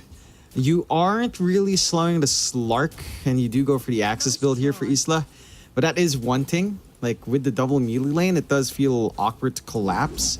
You are also against double melee, to be fair, but that is a Treant Protector and a Slark. Like the Treant Protector in particular with his right click is just a little bit threatening. I still feel like you could try to trample down. They'll just cut the trees with trample, so make it awkward for Jan Burra. But not really lining up for any shots here, I suppose. Yeah, they have a ton of ways of killing the trees. Tramples, axes. So that's nice. You make the lane a little bit simpler for you, a little bit easier. They're going... I mean, this isn't a kill. Forward. This is just not a kill. You can hurt them, but you will not kill them. Trample. If you want to kill anyone, it needs to be the Beastmaster. You need to jump him instead. Yeah, they'll try. Trample. Poking around. We've got the damage to try to run down Jan Burra, and they will find it with the axis, but Isla is sacrificed. Maybe a second one. Might find another one. The pounce does connect. 2 for Shido. So in the end, SKG, they come out on top. They're very happy with how their lanes are coming out here. Everything kind of lining up except for mid, but you know, even mid's not a direct loss for Lund. Yeah. So you've kind of repaired your issues from game 1. Much better laning phase. You're not getting crushed. You're getting some good farm. You're getting some good kills going your way. Shido already 2 stacks in permanent agi off that kind of play coming out from him. Gonna have the power treads up. Tiny. For the side of C-Dub, it's a bit slower up top. They are trying to on to Dutra. Avalanche is out. Double King starting to drop low. He's got 9 magic wand charges. They're not killing him, but they did get him a bit low. Yeah. Just threatening a bit. Duster does come in with the impetus. It is level 1. Out of mana now as well, but the Blightstone Twack still hurt 9 quite a fair bit, leaving 1 armor on Varana. Not the best feeling in the world. Again, 3 to 1. Pretty good for SKG so far. For C-Dub, a lot slower this time around. So they're starting to collapse onto that mid a little bit. Roll up from Lund. The next one time and the second time, but where's the follow-up? Here comes the tree, but not really close enough. Not quite. And doesn't snag away the rune either. So Mark has Arcane. I mean, he doesn't have the dragon form to re-pop, so no lower cooldown than that, but you know, snag the rune away, you snag that refill for Lund, and you can spam at your spells a little bit more. Be more annoying in the lane at least. Yep. Mirana is rotating in to refill that bottle that you just mentioned, and I would really like to see Treant get some living armor a little bit earlier this game around. From this point onwards, I think you just max it out. Heal up versus the DK. It's always nice to slow that hero down. Like, nothing feels as bad as when you're playing these lane-dominating heroes that are supposed to take a tower and there's a tree just healing you up. Top lane, they're trying to go on Tiny, but they just don't have the firepower. Nah, and they drag down quite a fair bit of HP. There is infused raindrops up on Dutra. They get some good poke, but not enough to really fully commit. And same thing still goes for Double King. 12 charges in the wand. Raindrops up, so you're probably not going to get a kill opportunity on the Tiny unless he severely misplays. So just going to be a bit static for now. As SKG hold on to that lead. You are still getting a really good time for Shido. Like, he is pretty much uncontested now up against Isla. A very different story for his Slark with his itemization and with his pacing. Like, he's going for, this time around, Echo Saber into the Diffusal into the Ags. Yeah, a little bit. For early aggression coming out. Yeah, a little bit more active. Plus, you don't really need Mage Slayer this time around, so yeah, I can see that one working out well. What can you do, man? What can you do, man? Unlucky. Yeah. Just get aggressive early. Lots of supports collapsing onto the mid here from SKG. Mark, it's a harder target to pin down, but they'll try. They've got the bumps around. Sanctify just waiting. Arrow, maybe? On the high ground for maybe an onslaught. They get the arrow connection, but not a long one. As Mark, they sustain and the damage is there from Sanctify, but Aurora out from Isla. Jan Burra forced the TP out to stomp us out. Tree for nothing. Honestly, that's the most forced kill that I've ever seen them attempt so far. Like, and they attempted Dragonite earlier. Come on, guys. He has 1400 HP, Power Treads, Bracers, Magic Wand, Rolling Thunder plus Treant. There's just no damage between them. You're not killing him, and now you're losing a tower because of that. That's probably the worst moves they've made so far in the game. And that gives a nice lead out for C-Dub. I mean, you find that objective, You're finding that early tempo. We talked about this lineup, Blizzard, and you mentioned it. They're monsters. They want to play early. The two beast guys come out with a dude who changed into a dragon, and you just take control. They are very durable. And the side of SKG, they don't respect that as much as they could, so they get punished on top of that. Still, your one benefit is Shido is pulling so far ahead that it's not even funny. Our Slark, 5k net worth, a full 1k above Isla. The Echo Saber is pretty much done. Yeah, he's keeping. Then that Fusel ramps up. He's keeping the team in front. I'm worried about the Tiny, by the way. He's finding farm. He's finding something on the top lane. I'm just worried about the impact that the core Tiny on offlane has in a game such as this one. Like, let's say you get an early blink, right? Like, who are you jumping? You're playing versus Beast, Dragonite, Primal CK. Even the Enchantress, like, there isn't... If she buys a Raindrop, she probably isn't dying to the combo, right? So... Yeah. It's gonna be hard for him to make impact. Arrow? The arrow mark again, Okay. but they learned their lesson. Just not worth it to try. We'll get the illusion rune out for Lund. You see, this is where I think, you know, like, if you just last pick something like a Timbersaw, then you wouldn't have any of those problems, at least. You would still need, like, a durability item, but hey, you rip strength heroes apart. Yeah. That's literally 4 strength heroes, but, you know, we'll see. I agree completely. I think that your Timber call was, in my opinion, at least a much better pick than... What did they last? Pango? Pango does bring them more control, so maybe it will work. We'll see. Yeah. I think they were just maybe a little bit worried about that lack of team. Like, when you can connect that roll with Overgrowth, that's where things start to feel a little bit better for the side of SKG. The blink timing has to come out here for Ducho as well, which it's still a ways off, so that stalled out timing will provide a lot of room for that side of C-Dub. Like, they've got some stacks right now. Under Triangle, there is a block on large camp at the least. So it's not the worst thing in the world right now for SKG. They'll only have the Ancients, but the Ancients are really all you want anyway. And they are feeding that to Isla. So that's going to be an earlier Dominator timing, or Overlord time for them. Duster. Level 10 Slark. I think he can kill an Ench. Yeah, chasing down, finds a freebie for himself. 3-0 right now on that Slark. 3 of the kills, of the 4 kills on SKG just all being on the Slark. So, an amazing game for him so far. That boy has an Echo Saber and almost a Diffusal. He's he's scary. Yeah, he's a one fat fish. That's a very fat slice of tuna you're cutting into right now on that Slark. Do you think that it's interesting how they didn't manage to defend the top tier 1 for a bit longer on Dire?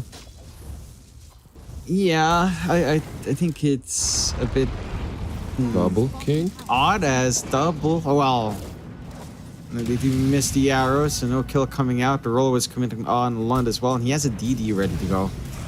Unfortunate timing, but what do you sometimes you just miss out. What do you think? Where does the Double King come from? Like the name. Why is he double the king? Did you ever have the ice cream called King? Do you have that? I'm trying to think. It's on a stick. So. Yeah. I think so. I forget. Whenever I see the CK, I remember double chocolate king. Tasty. Maybe he just loves that ice cream, you know? Maybe. I can't fault him. King's ice cream is pretty good. Although I'm not sure if it's the same King's, because I know... I think it was in Singapore. In the Philippines, it's called Selecta. In Singapore, I think it was called King's. They had the same logo, like some heart. Yeah. It's like a heart thing. Yeah, exactly. okay. Yeah, that's the one. For some reason, it's a different name in the Philippines, but yes, the ice cream. Ice cream is always good. And double for that for King. Double chocolate for King. Now I want ice cream. Why do you talk about ice cream, John? You talked about ice cream, Wizard. You have no one to blame but yourself. This jump sanctified a freebie for Shido. They are feeding the Slark here, man. They're feeding the fishes. There's a sign. There should be a sign here that says, don't feed the fishes. Yeah, the fishes are gonna bite back. This is one... I don't know. He was exposed to some radiation, this fish. He has evolved. Yeah, he's a bit bitey.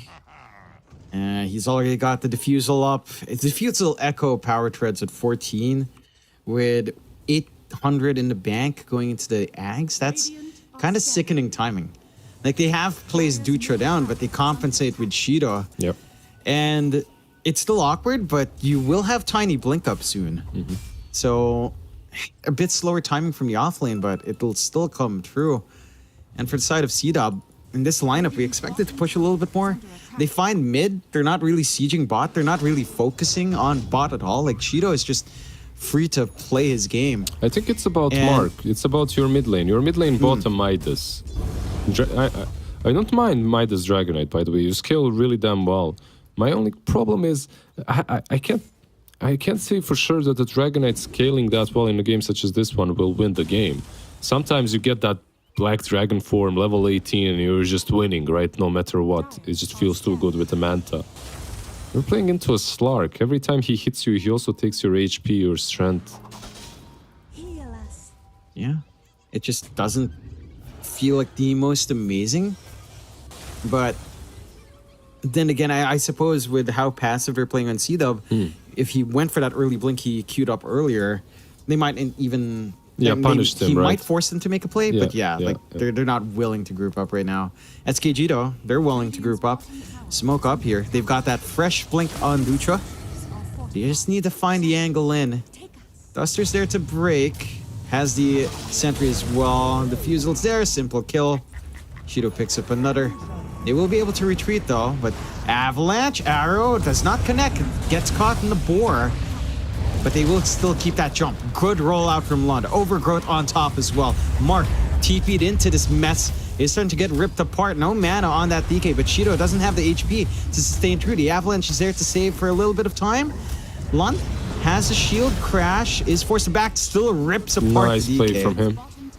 Can they get will anything still more? lose the Pangolier. And Shido still trying to run, brought back with the Reality Rift. Not that durable on the Slark right now.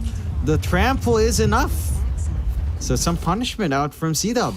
It was a little bit too deep. They're diving. Not only that it's deep, you're using your Rolling Thunder very early on, and then you're also using Shadow Dance, right? So both of your main abilities on your team have been spent to kill off Beastmaster and the Dragonite. So afterwards, Slark is just easy game for the CK to get picked off by him, by Primal Beast. Still though, I don't think that it's very bad for Sand King Gomez. It's just that it wasn't really that necessary to overcommit. Slark is still not in that level in which he has 2 pounces with the Aghanims and he can just do whatever in and out of fights. Yeah, you still have to respect the side of C-Dub a little bit more. But overall, you're not hurting for too much here on the side of SKG. Mark? 2k lead coming out from C-Dub now. Mark getting poked a little. There's the blink reveal out from Lund. You get the control the and thunder. the stomp forward into the roll though. And you are stuck in an awkward spot for Sanctified. Another freebie coming up for Shido. No, 9 takes it. The roar is out. Onto the Slark though. Shido locked. being chain stunned with a Chaos Bolt as well. So you find 2, but you lose your Slark. Good punish from C-Dub. Good job by them, managing to take off Slark once again. He is getting closer to the Aghanims, by the way. He bought that item just before he died, I believe. Meanwhile, Lund was just like, oh, hi, Mark. Goes in with the Rolling Thunder. Yeah, Mark's just standing there. You know, Lund comes in saying, I did not hit her.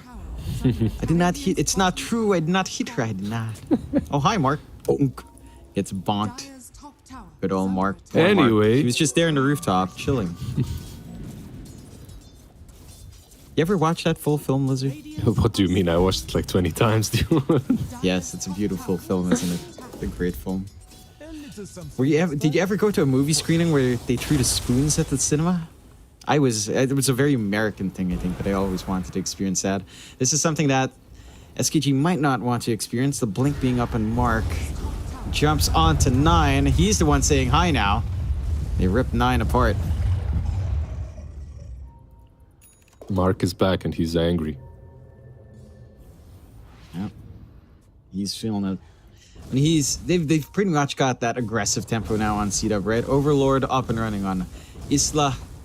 You've got the blink on your DK. You've got the drums on Sanctified going on to BKB. They do find Jan Bora down bot as well, and Double King.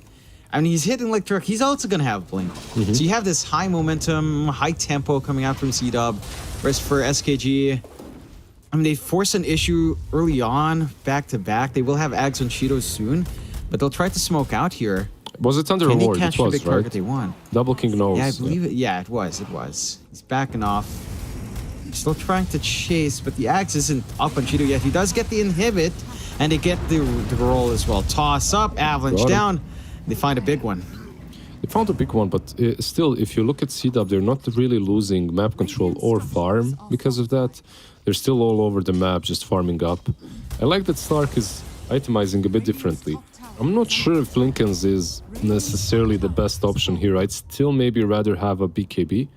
But okay, Lincoln's is also solid. They have Dragon Tail, they have Roar, they have stun from CK, ulti from Primal Beast, a lot of things that you worry about. So Radiant's top tower because of that, I thought maybe a BKB would be better. But you're a Slark, you have other ways to deal with. You can buy a shard, right? Yeah, you have options here. I think it's mainly just, again, just what Worry would say. Roar, they find another target to inhibit. Duster starting to drop a bit low. Arrow does not connect. The Roar is out onto Yanbura as well, and the stomp forward from Sanctified into the Pulverize. They find that Treant. CK is coming. Shido's still going. They're out of mana now. Shido's starting to melt down Isla, but can he really find his kill by himself? Doesn't look like it. Forced to stomp his way out. As the blink forward, the stun's out, they get the control. The damage is coming onto Shido. He doesn't have his ult, but the roll from Lunt saving the day for now. They're actually starting to drop low.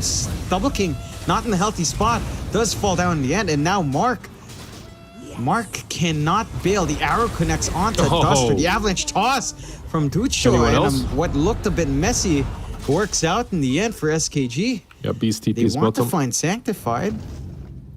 Can they? Blink almost up. TP out. Should save. Blink from Dutra just a little bit too late. So good turnaround from SKG. 3 for 1 really in the Treant. Yeah, did you see what was just... Drag the game back. Yeah, they played that fight well. It was mostly on the Tiny, right? Like he blocked CK from getting to the fight very early on, and then later on he also broke them with the Avalanche, saved the Slark. But realistically, there's an item that's winning these fights, and that's Mirana's Vessel. Like, this man with the Vessel is just doing way too much damage. All of these strength cores, they're being destroyed. And Vessel isn't necessarily the most popular item right now, but in this game, my god, does it hurt. Super high value in this game. You cancel off the Enchantress healing with Natures, so these big strength heroes just can't stand their ground. You soften up the DK, you just make it easier to handle all of these heroes. SKG. And they're starting to hit their stride. Like, they've got this Basher on one, and this double diffusal from SKG as well. Just so much control. They'll find Duster, no problem. And again, I think one thing that makes this game so hard for C-Dub is just this double diffusal. When Shido's on you and one Swash comes out, you lose your mana. You don't have huge pools on all of these strength heroes, so you don't really have any spells to cast sometimes. It makes it really hard to play the game. Dire's middle tower is under attack. We try again with a roll. Blink forward from Lund. Arrow does not connect to anyone, but they're still keeping that chase. Moonlight Shadow's out to try to bail. They'll find Isla anyway. Here comes the Pulverize out onto Lund. So they'll find a trade in exchange. They do force the BKB out, though. Double King gonna be down of that one tool. That's the biggest. Not too bad of a trade. Yeah, that's probably what makes it a win. If not for the BKB charge, that's probably a blunder. You're trading mid for the offlane. Even though the Beastmaster actually has more net worth anyway. Yeah. I think it does make it a little bit tougher now to re-engage down the line for Double King. We're 1 second off the BKB. Sounds small, but it always is a lot more significant than you think, especially once you tick down towards 7, towards 6, and it feels a little bit more awkward. C-Dub, though, and they're forming up onto the Roche. They've got the Thunderhide creep, so they can speed this one up, and they will catch out our sneaky Treant. But you're at least. defending this, right? If you're Radiant, Yeah. you must be defending this. You have Pango. Yeah, you've got the roll in a few seconds. You've got the Blink Avalanche toss. They are in position. Ducho is on the back flank here. You just need to time that rollout, but They are playing rather safe. It's not the quickest just yet from C-Dub. SKG still hanging around the area. Tiny For a from the way back. in, the illusions. Yeah, they're trying to run him down. Avalanche does cut them off. And Roshan's not being fully committed now, just from that little movement out. And still slowly falling. They'll smoke out on C-Dub first. This Kenny is a good Pierce, smoke. They're going into the high ground. They jump the Treant. They take out Yanbura. So no overgrowth here. Rolling the Thunder. roll from Lundo, pinning down 2. The roar is there. BKBs are being popped. Shido just trying to get what he can. Lund starting to drop very low. Pulverize onto Ducho on the side. Slark is They gone. managed to pin down to Slark. Just melts in the middle of all of that damage. And that's going to be your roll down. Buyback on Yanbura. That's it. That's But the Roshan's fully open. yeah, free Roche for them as well.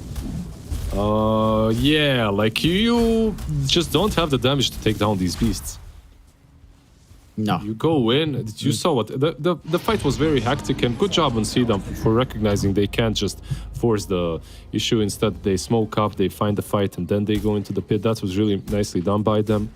But my man Slark, you need to chill out a bit. That was, yeah, that jump was rough. Yeah, a little bit optimistic. They do have output. You're not at that point where it's Slark where, you know, you're super fat. You've got the threatening essence shift lasting that long yet. That's still your 25 timing where you can really take these super long fights. They'll try again. They get the roll. They find Mark. Does pop his BKB though. And the turn is here. The heroes are starting to collapse in. Dutra just TPing out with his own BKB. And the roll not going to lead to much as they charge forward with Sanctified. Not going to find Yanbura.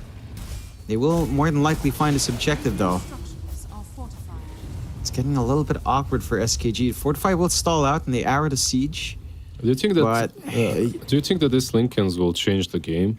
Right, they're buying it on Slark. They have a Basher, I suppose, already on Pango. Tower has fallen. But I just don't see the Lincolns being that massive. Yeah. Is under I don't see it being massive either. Maybe if you play your cards right, you block one spell, then instantly, you know, either channel up your Dark Pact or go into your ult. Then that's where the stall game comes out. It still feels pretty hard if C-Dub throws everything they have at you. Still, Dragon Tail already blocked, but he can't hold up Treant. front. Yanbura under observer sentry, but the good avalanche breaking them up. Slark Just is no in. overgrowth to come through with Yanbura gone, and Shido can't find anyone. I love how They go on the retreat. I love how they're trying to Zerg around him every time he goes in. Like every time he goes in with the Slark, they're trying to move in a circle around him. Pango. Oh, Slark has no Yanbura. ult. Lund wants to go in. They get the roar off onto Lund, and that will cut him off. The side of C-Dub does back off. SKG, and a little bit shaky in these fights. Just not clean. They keep losing Yanbura early on. This blink timing for the Treant delayed. He's not able to use overgrowth to help his team out. Now C-Dub. They've got a little bit of a smoke out. Maybe they can try to circle around. Is a little bit tough with no mana on hand though. By the way, the Lincolns definitely did shine in the last engagement, right? I guess Yeah. if they're initiating on you and you have BKB, it doesn't really help. But if you have Lincolns, you'll be able to just at least use your ulti or Dark Pact afterwards. Yeah. Shido just going ham by himself. 4 stabs do save him away from this menacing Slark. He can't really do as much here. 16-16 with a 4K lead. A rather even game still. But it does feel like C-Dub has been finding more as they have managed to hit their stride with their lineup. If you're SKG, like, how do you correct at this point forward? How do you start? How long do you have to wait? Is there any item timings that help you out here? Maybe this DD helps. DK is just running out. He used a nice scan and he's almost gonna have Aghanims. I feel like that Aghanims on DK probably changes more in C-Dub's favor than anything that SKG get at this timing. Like, look at their items, right? The Aghanims on Pango is probably the biggest one, but he might be slowed down. Oh, blink. Mention blink out. Moonlight Shadows there as well, but there's the Dusk. Really long stun on Lund. Can't get the roll up. Shido is trying to find someone to kill off. The toss is out, but BKB saving. Roar and Dutra, he'll still manage to get out, but they don't find punishment here from SKG. No shards from Slark there to save his teammate. He has it queued up. It's gonna be there in 200 gold. Maybe that changes things a little bit in these engagements, but overall, when I look at items, it just strikes me that C-Dub are the ones that are going to benefit more from the things that they're getting. Yeah. And this is off the back of, again, a very free lane for Shida, pretty strong lanes overall for SKG. And they just take a couple of really forced fights mid. You know, they trade back and forth a little bit awkwardly. And C-Dub just come back online. Like, they're just so aggressive with this lineup. There's just so much coming out, so much damage. They sustain really well. Double King, despite being behind the Slark, he has so much more output. Like, your solutions to the Phantasm is mainly really just your Pangolier, and it doesn't feel like Lund is safe enough to just constantly swash and, you know, kind of clear that out. Like, with the Ags on Pango, perhaps, with those swashes on the roll, they do at least manage to wait for Aegis to expire without losing too much on SKG. So they're holding on quite alright, considering the game state. Yeah, I guess the problem is, what's the difference between a DK and a Slark in this game, right? Like, if a DK is holding his ground and just spamming right clicks, he doesn't really have to worry about being blown from 100 to 0. Meanwhile, Slark, if he eats one stun without the Linkens, he's probably dying too. There's Roar, there's DK stun, there's Primal Beast, there's CK, and they're reserving everything for him. So it's a bit more difficult for Slark to stand his ground and just right click. Yeah, it's not as easy this time for Shido. And at least maybe until he gets some coverage from someone else. Let's see if that's something SKG can force out at some point. Side of C-Dub though, I mean, they just feel great. Like, they've got, their BKBs are down to 6 seconds on most heroes. Mark still has us at 8. But for the most part, starting to whittle down. Double King at 7 as well. I think the BKBs are one big thing as well that hinder SKG. Like, you're relying on Avalanche Toss. You're relying on the roll with the BKBs flying through. Only Jan Burr is the solution, and he's been dying so often that I don't think we've even seen overgrowths in the middle of these fights. He does have his blink up now. Maybe one overgrowth total so far. Yeah, like, with a blink, this should be a little bit more consistent. So that's that. I think that's one thing we need to see out from SKG. Just be able to use the overgrowth to set up. Look at the drawing, by the way. It's so on point from 9. They drew exactly where they are, smoked up exactly how they should move. I just love this from these two teams. Their movements on the map are actually like really damn solid. And the smoke in return, yeah. Can you find the angle? I'm not sure if they smoked under Hawk Vision here from the side of SKG. See it holding the ground. Might bait them in. Instant blink forward. The stun doesn't quite connect. The arrow does. But they back off in time from the side of C-Dub. So nothing too big expended outside of the Dragon form. That is a maxed out Dragon form along with the Ags. So the full Ancient Black Dragon is up in play. This is where that DK is scary. Yeah, he's scary. At this point, I don't think he cares way too much that he popped the Dragon form, right? Like, he is... The cooldown is not really that long, and they're forcing the high ground. Why the hell not? They know Rosh isn't up.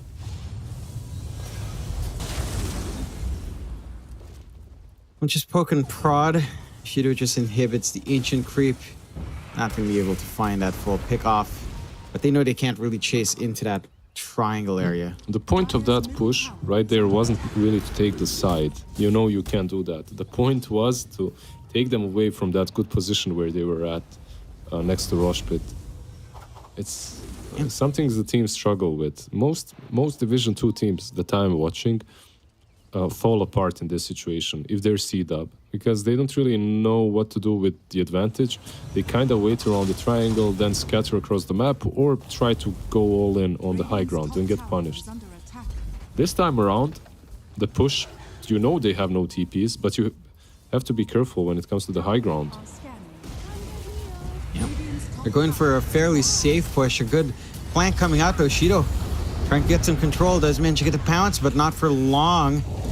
Does still have his ultimate. A good overgrowth, but where's the follow-through? The BKBs are still running. And it still gets popped. Pulverized out onto the Treant. They can't really pin anyone down. Roll's already gone. The Roar is up. And that is a fast melting Slark now. Shido, he's getting cooked up after being fattened up in the lanes. So keeping that pressure onto Dutra. Nice reality rift back onto Lund. Still has to swash out, but Dutra is set to fall. And that's going to be at least one set of racks coming out for the side of C-Dub. They can dip into the Roche as well if they wanted to, but it looks like they'll gun for another set of racks, no problem. There's just no damage. Like, they honestly just don't have enough damage to take down anyone on C-Dub. It's as simple as that. This offlane Tiny, he's building into an Aghanims right now. No, I'm not impressed. No, not by his performance. He had good plays. It's just that the hero isn't giving you a lot. It certainly isn't. Like, even if he hits this Ags, it does feel like Tiny needs, like, what, Daedalus to be up? They get the roll out on Lon, connects in a lot of heroes to force a buyback out onto Ducho. Can they find anything on C-Dub, though?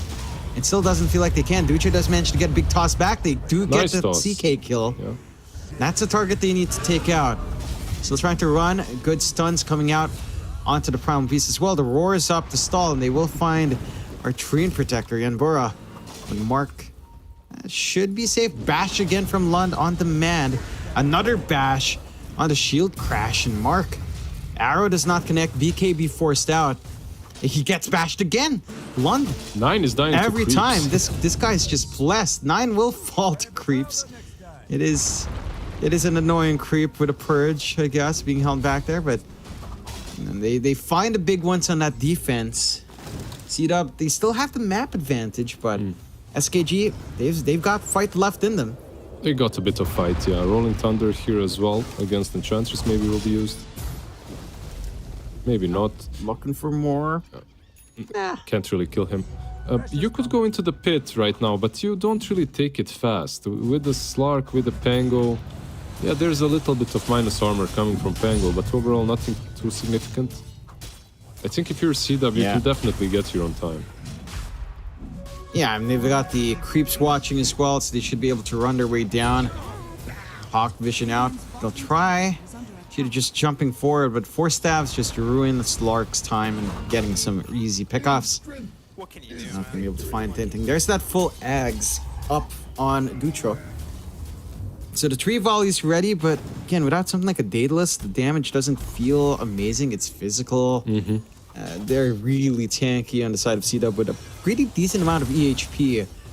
So I don't think you're going to be able to burst anyone down with that kind of play just yet. Yeah, I completely agree. It helps out a little bit, but I don't think it changes the state of the game massively.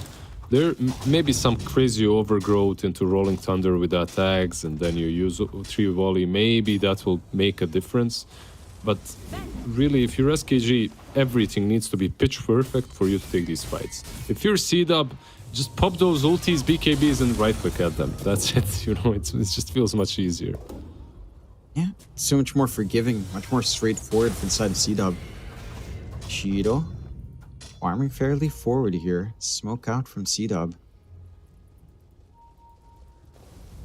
Try to find something, but Shido senses something's wrong. Backs out in the nick of time here. Will they force it onto the high ground? Nah, C-Dub plays it patiently. Goes back to farming. And just maybe wait around Roche. Mark does pop his ult though.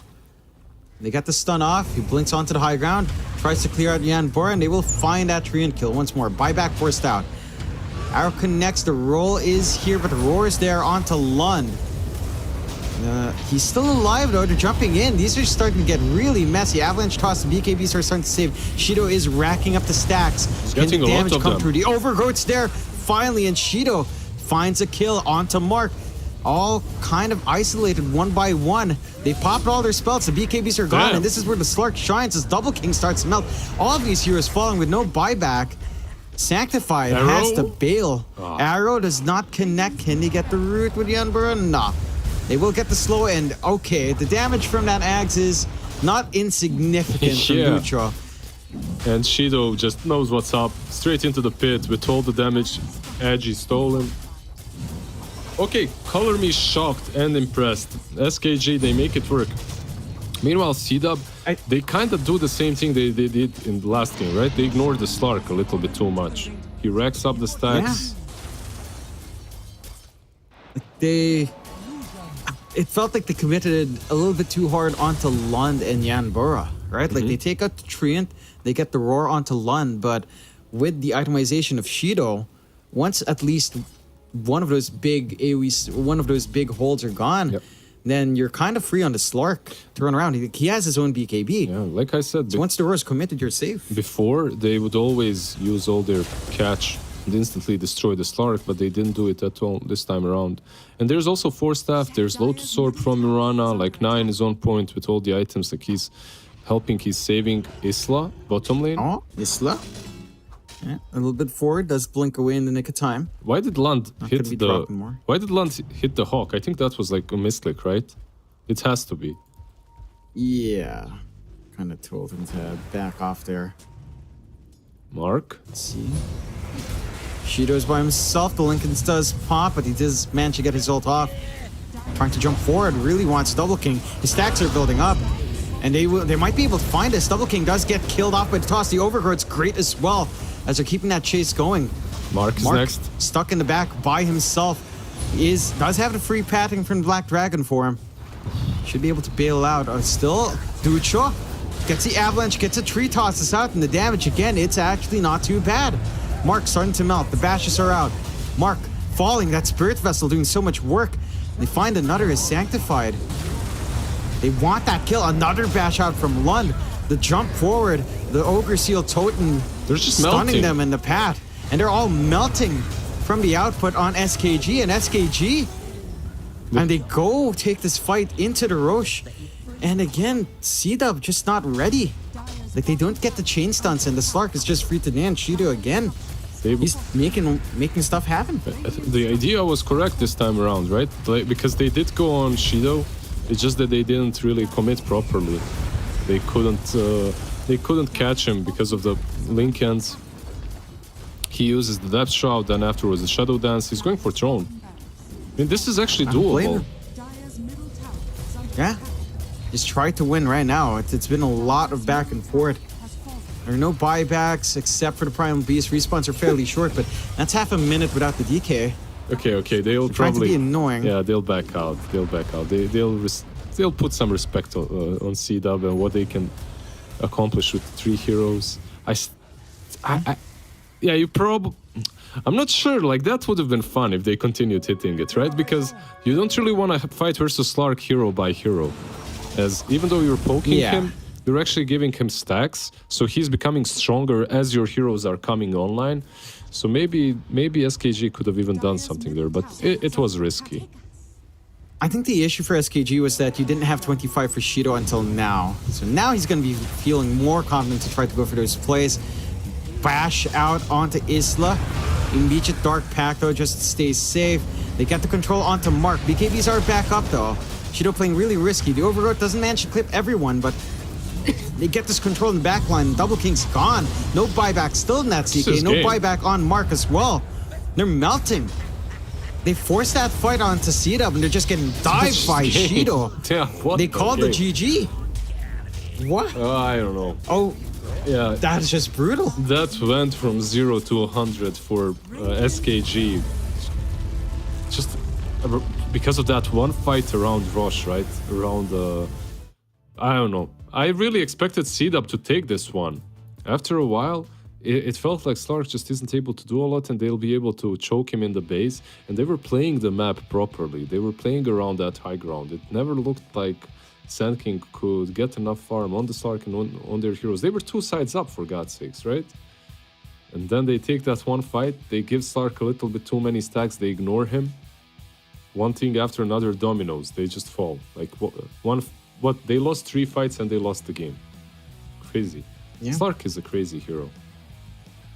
It is. Like it's been a great time for Shido. He's had 2 fantastic games coming out for himself here. For C-Dub, I mean, the same issues from game 1, right? Like they look great, maybe not as great as game 1 as well. Sand King Gomez did come out with stronger lanes, but come mid game, they hit this really good tempo. They have a lineup that's hyper aggressive. They're blowing heroes up.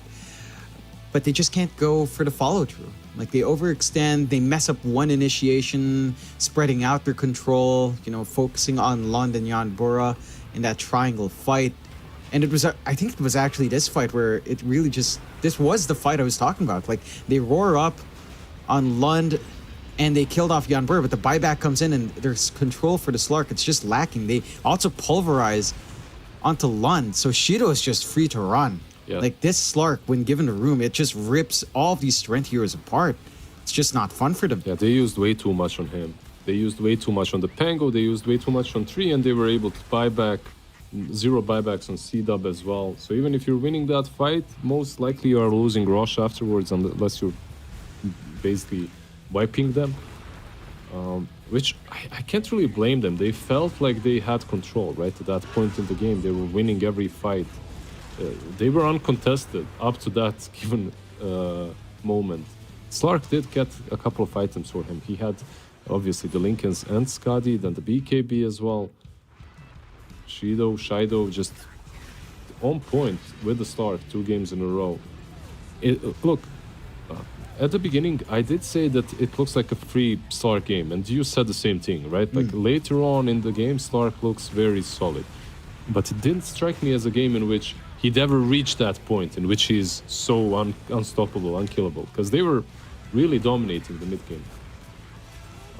Yeah, it didn't feel like a game where he should have bounced back in this way, right? Like, we saw Dutra have this really slow game in the Tiny. His impact was minimal. His Ags come out and suddenly it's doing a little bit of damage. I guess coming back to the fact that Shido's also ripping their EHP down with every right click. That's one thing that Slark has. No other hero really has that kind of ability, where you are just so efficient at taking EHP out every single right click, right? Because you take out Strength, you take out Agi. Yep. You're just melting. You make it so much easier. And it's so weird. It's almost like you're doing pure damage if you try to quantify that in Slark. It's pretty much like that. It's not the first time I've heard that, and most players do like to call it the same way. It's just pure damage, right? When you're playing versus strength heroes as Slark, it feels really damn good.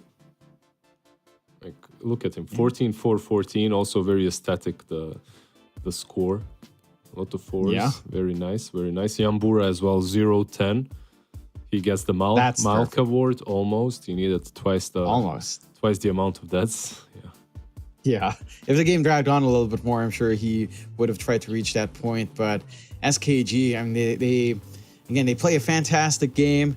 They have a rough time, but they bounce back. They outplay the side of C-Dub. And who do you think shined the most in this game here, Lizard? Who would you give our MVP to? I have like two heroes for SKG. It was Mirana early on, and later on some sick plays, good itemization. But it's hard to say no to Shido. I'm not. How do I pronounce it? Do we go with Shido or Shido? I need to commit. I feel like Shido sounds a little bit more like the intention, right? With the kind of weeby name. Maybe it's more like Shido. So it's Shido. I'm going with Shido. I'm going with him. He, on this Slark, he deserved the MVP in game 1. He played really damn well, but we gave it to mid laner. This time around, I don't think you can take it away from him. He deserves the MVP and he gets it. Yeah, he had a fantastic game. Like, his laning phase was, again, a lot better coming out. He had his free lane. He had all the farm in the world. He goes for a slightly different build, which comes out really nicely as well, like Echo Saber plus Diffusal disassembly into the Ag. So he had some early impact in the fighting. Had to go double defensive as well with Lincoln's BKB, but once that was up, I mean, you could not stop this guy. He just didn't have enough control to worry about every single hero coming out there. And SKG, I mean, they meet the hype, Lizard. You hyped me up in them. They meet it in the end. Maybe not as clean as you'd expect, but to be fair, not much is really clean in Div 2. But their path up is looking good. And fortunately, we do get a chance to speak with one of the Sand King Gomez boys. We've got Jan Bora on the line to talk about these games. Jan Bora, how are you guys feeling with your series win and kind of being up there in the NA DPC for Div 2? Hey, what's up? We're feeling really good about it. We came off of the close qualifiers. We really believed we were the strongest team.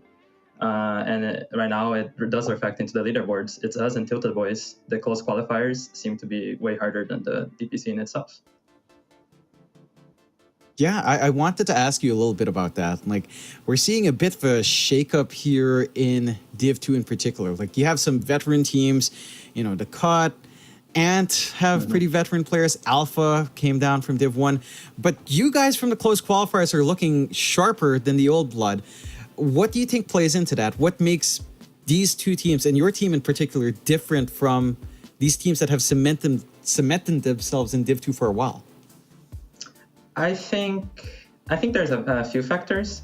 Of course, I feel like just in general, the close qualifiers, if you want to just look at MMR, they had some really strong stacks, if that's how you want to measure skill. But other than that, I feel like our stack and Tilted Boys is not necessarily about MMR or individual skill, is that we're also putting a lot of hard work in. And I'm not sure, I can speak about every stack in Div 2, but I know many of the stacks are just like people come together, play, don't really scrim that much, don't really put too much effort. So I think, at least for us, I can say that we're putting in harder work than anyone else. All right, that's good to hear, and I'm hoping that the hard work continues to reflect for you guys. Lizard, your turn. If you have any questions for Jan Bar. Of course, congrats on the win, by the way. It does show like all the hard work. You guys are moving across the map properly. It's not just madness. You said that Division 2 qualifiers was really rough. You played versus Tilted Boys, right? I think they won against you. If you Yes. do you think that you're stronger now? Yes, I think in close qualifiers we were orders of magnitude worse than we are now. Because like I said, hard work. We know how to play Dota now. You know, it's just not 5 people that are like, you know. I feel like Tilted Boys also has, like, they're kind of one-dimensional. As I see them, they are a team that relies a lot on their carry. Everyone else just makes space, just delays the game until the Ferte can get his Morphling and kill everyone. And they can come back from 10k leads, 17k leads. They've done it before. We're much more coordinated now. I think we're much more able to punish him. And now that we know his hero pool and how his style, I think we're ready for a revenge match. Okay, I'm looking forward to it. Some bad blood there. I'm joking, but yeah. How did it feel with your treant in this last game? There was a lot of hate on you, man. Oh man, I feel like I was playing really badly this series. I was kind of distracted. I was having some webcam issues. I was scared of getting my team penalized because my webcam kept turning off. I was absolutely distracted both of those games. Thankfully, my carry stepped up like he has never.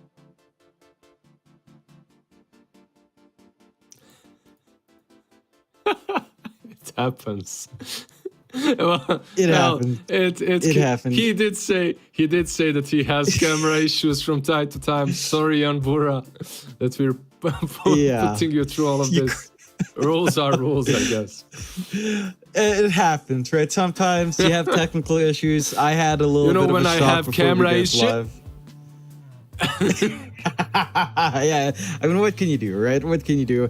I wanted to hear more. You know, I wanted to ask Jan Bora about his headphones. I wanted to ask him, where can people go to support them? You know, because this is a fresh team. They went through a grueling close qualifiers. They have this dream of climbing up to Div 1, of joining the big shots, and proving a point here in Div 2. And I think it's important for players like that. He was very well spoken as well. Really lovely to interview. I was hoping, if they do have socials, maybe one of us will find out. Or maybe we'll just ask him down the line personally and just find out. But if you like them, just keep watching their games. Every player always appreciates that. SKG has been doing great as they had a great time. We can't quite get Jan Bura back, unfortunately. But again, big congratulations to him and the side of SKG. He was worried about that webcam, and it did fail in the end, unfortunately. But before we close out this first series, we can take a look at our leaderboard and see how that win for SKG has shaken up that leaderboard and has, maybe adjusted. That does bring them quite a fair bit higher now with that win. One last so goodbye as Jan to Bura Jan mentioned, Bura. one last goodbye to Jan Bura, as it does bring SKG up to 3-0 along with Tilted Boys. So our two close qualifier teams in the top position. I really like that he said that Tilted Boys are the ones that he is like, maybe he's not worried about them the most, but he feels that they're the strongest. And that's exactly the same feeling I got from the games that I've seen so far in Division 2. Like Tilted Boys and SKG, they're playing Dota. It's not, they don't feel like just a stack. Is it perfect Dota? No. It's... But there's space to... I just closed my webcam as well, not on purpose. There's room to improve, but yeah, I think there's potential for them. Yeah. So we'll see if they keep growing. Of course, big win for SKG, but that's not the end of our matches here tonight, Lizard. We've still got Cut versus Tilted Boys. So we get to see Tilted Boys, again, see how well they can do up against another sort of experienced squad here in the Cut. The Cut not going off to the best start, 2-for-2 already in Div 2. How do you expect this one to go? Do you expect the Cut to maybe be able to take a game off? Maybe they rally, they see these newcomers kind of wrecking face, and they're like, all right, we've got to prove a point here? Or do you think Tilted Boys are, again, just on a bit of a different level? I think the Tilted Boys are stronger, but anything can happen in Division 2. I think it's going to be a 3-game series this time around. If the Cut step it up. If they don't step it up, Tilted Boys will take a 2-0. But yeah, like you said, now maybe the Cut are more aware of what they're dealing with and who they're dealing with, so they'll play a bit better.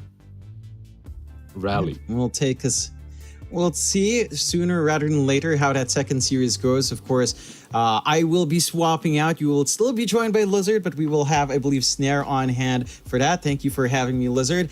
Stick around for that second series. We'll take a short break, and we'll be back with that second series of the day. Catch you all next time.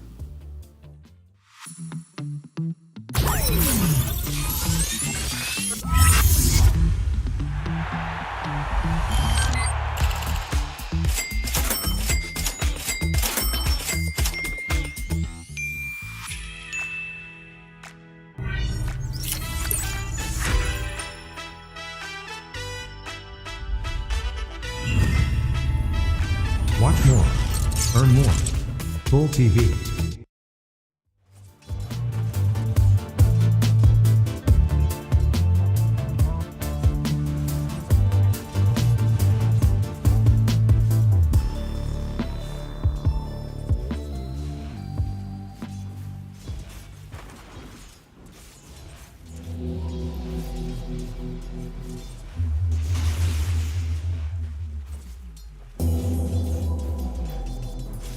Dire's courier has been killed.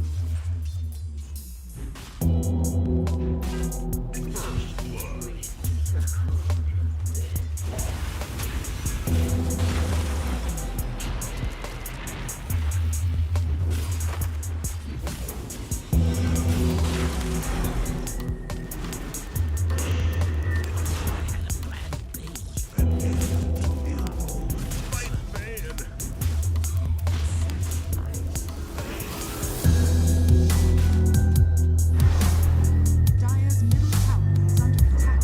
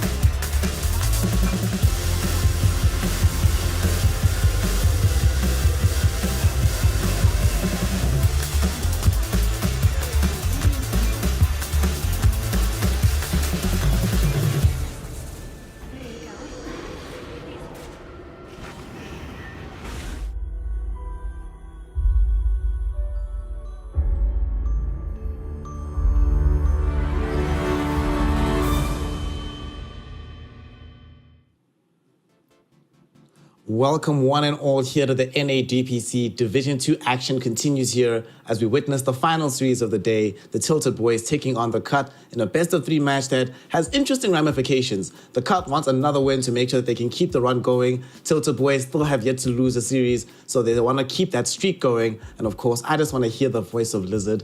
What's up, fam? How's it going? How's things been over here in the dark side of NA? I missed you, Snare. I missed you, your beautiful face, your beautiful soothing voice. I mean, everyone else is fine here as well. That's worked with me, T-Panda, John X-Fire, you know. Like they're cool, but I missed you, sir. You haven't been around in a long time. I have not, I've been stolen away. They've been sending me all across, but when I'm back in NA, back with you. They took you away. They gave you new toys to play with. I heard about your new audio system. Like, I'm just having fun that side. None of it is. They're just trying to keep us apart because we look too good together. They're like, it's too much. You can't have very exciting, fun Dota and have boys that's pretty on screen. You gotta pick one or the other. It's like we're gonna break the system with the next series. Speaking of the next series to come, we just saw the odds coming in right now from esportsbet.io. Fairly favorable in one direction for the Tilted Boys, but I'm very curious to see whether or not it's going to actually pan out that way in the game itself. When we do see this matchup coming up, I haven't been able to see all of the NA games, so tell me what to expect, Lizard, between these two squads of the Cut and Tilted Boys. Coming into the series, you might think that the Cut, they have some famous names, right? Like, more or less, players that have been around for a longer time, but then when you watch the series, when you watch the games, Tilted Boys are 100% the favorites from my perspective. But then again, it is NA and it is Division 2, so literally anything can happen. Teams are reluctant to play the game in a safe way, so they can throw here and there, like it happens. But it is what it is. It makes for a really fun Dota to watch. Like, I love it. I like it. I like to see the separation, the real separation between teams that are actually playing the game and teams that are just like hungry for kills and going ham. That's also quite a lot of fun. And guess what? There aren't a lot of teams that are playing the strategical aspect of the game or caring about that. They're just picking their stuff, and trying to outskill one another. That's sometimes the purest essence of Dota, where you don't worry about all the external things that happen. You're just like, let's just play our game and we can guaranteed get a W here. Of course, looking between these two squads and what they've been able to achieve thus far, it does seem, and the stat sheet would suggest, that despite the fact that the Tilted Boys are on top of the leaderboard right now, the underlying numbers would suggest that the Cut should be in a more favorable position. Of course, a little bit more assists on the side of Tilted Boys, but actually, no, it's the other way around. They just have more kills, but more assists, fewer deaths. And that probably leads me more to think that, like you're saying now, one team is a bit more strategical than the other, which is interesting, right? Because Tilted Boys is the team that doesn't have that many recognized name on it. Yeah, they're just playing for the late game, right? Like they have their carry, they're protecting him, they're having a very stable game. It's something that we just talked to Yambura about in the interview. They're basically playing for Protect 1, and it worked so far for them. They give him some Morphlings, some PAs, I can't remember what else. Morphling really definitely stands out. If they can pick something like that for him again, like the team just looks on a different level, and that's why you see more damage building, more XPM, more GPM, because they were winning as well, right? So if you're winning, you're mostly hitting buildings. So they have a bit more than Cut. Yeah. They have a bit more than the Cut after this. One of the reasons, like you mentioned, of course, they enable their primary carry player to get as much farm as humanly possible in the form of Fate. However, on the other side for the Cut, it does feel to me that this team and a lot of the teams he's been on does best where the Italiano Gangster is doing best. So I want to see how he's going to be matching up against Ezekiel here, who is the up-and-comer who's just trying to make space for his carry player. We can even see this reflected in the GPM and XPM numbers. A lot more GPM for Italiano Gangster. He actually gets to farm in these games. He gets to participate, make kills happen. Ezekiel, they're just like, bro, don't die. It reminds me of some of these like old school offlaners. One of those mostly sacked tri-lanes. They just make him play whatever. They're like, man, just don't die, control your side of the map. Eventually we'll get carried. I don't know, like look at Italiano Gangster, look at that pose, look at that stare. He's coming for you. He's coming for you, for your fam, like you better watch out, they're snatching everybody around here. Like he's, he definitely plays a different game than most offlaners, and that's something that I really like from the Cut. Ezekiel is a bit more stable, but Italiano Gangstar, sorry. He gets his primal beast, he just rushes in. He's the star of his team, 100%, not only because of the nickname. Yeah, the Gangstar is not for show. It's certainly something that is quite true in terms of how they play. And it's interesting, right? There are some of these teams, you know, it reminds me of, it kind of reminds me of a more scuffed version of an Ice, or maybe even, actually, it's like an old 11, actually, where if they win the game, it's because of Italiano Gangster. If they lose the game, it might be because of Italiano Gangster. But no matter what, the impact that he has on the team is always tremendous. And teams that have that kind of, not that necessarily a distribution in form, but a distribution in priority towards the offlaner, always produce just very fun Dota to watch. It's always magical. Yeah, it is. Like, if you just imagine, the best team ever would be 5 ices, right? 5 ice, that's 15 ices. Like, it would be pretty cool to watch, right? Like, constant brawls, constant fights everywhere, everyone trying to outplay each other, wonky item builds. Like, that's something that you can expect a little bit from a Gangster, but he's definitely, if you're comparing someone to Ice, for me, that's always a compliment, no matter what. Like, on the offlane, at least, like, he was always a beast. He was, for a really long period of time, the best offlaner in my eyes and in the eyes of many. Like, how many of these tier 1 offlaners right now have learned what they know from Ice, like literally watching his games, copying what he was doing back in the day.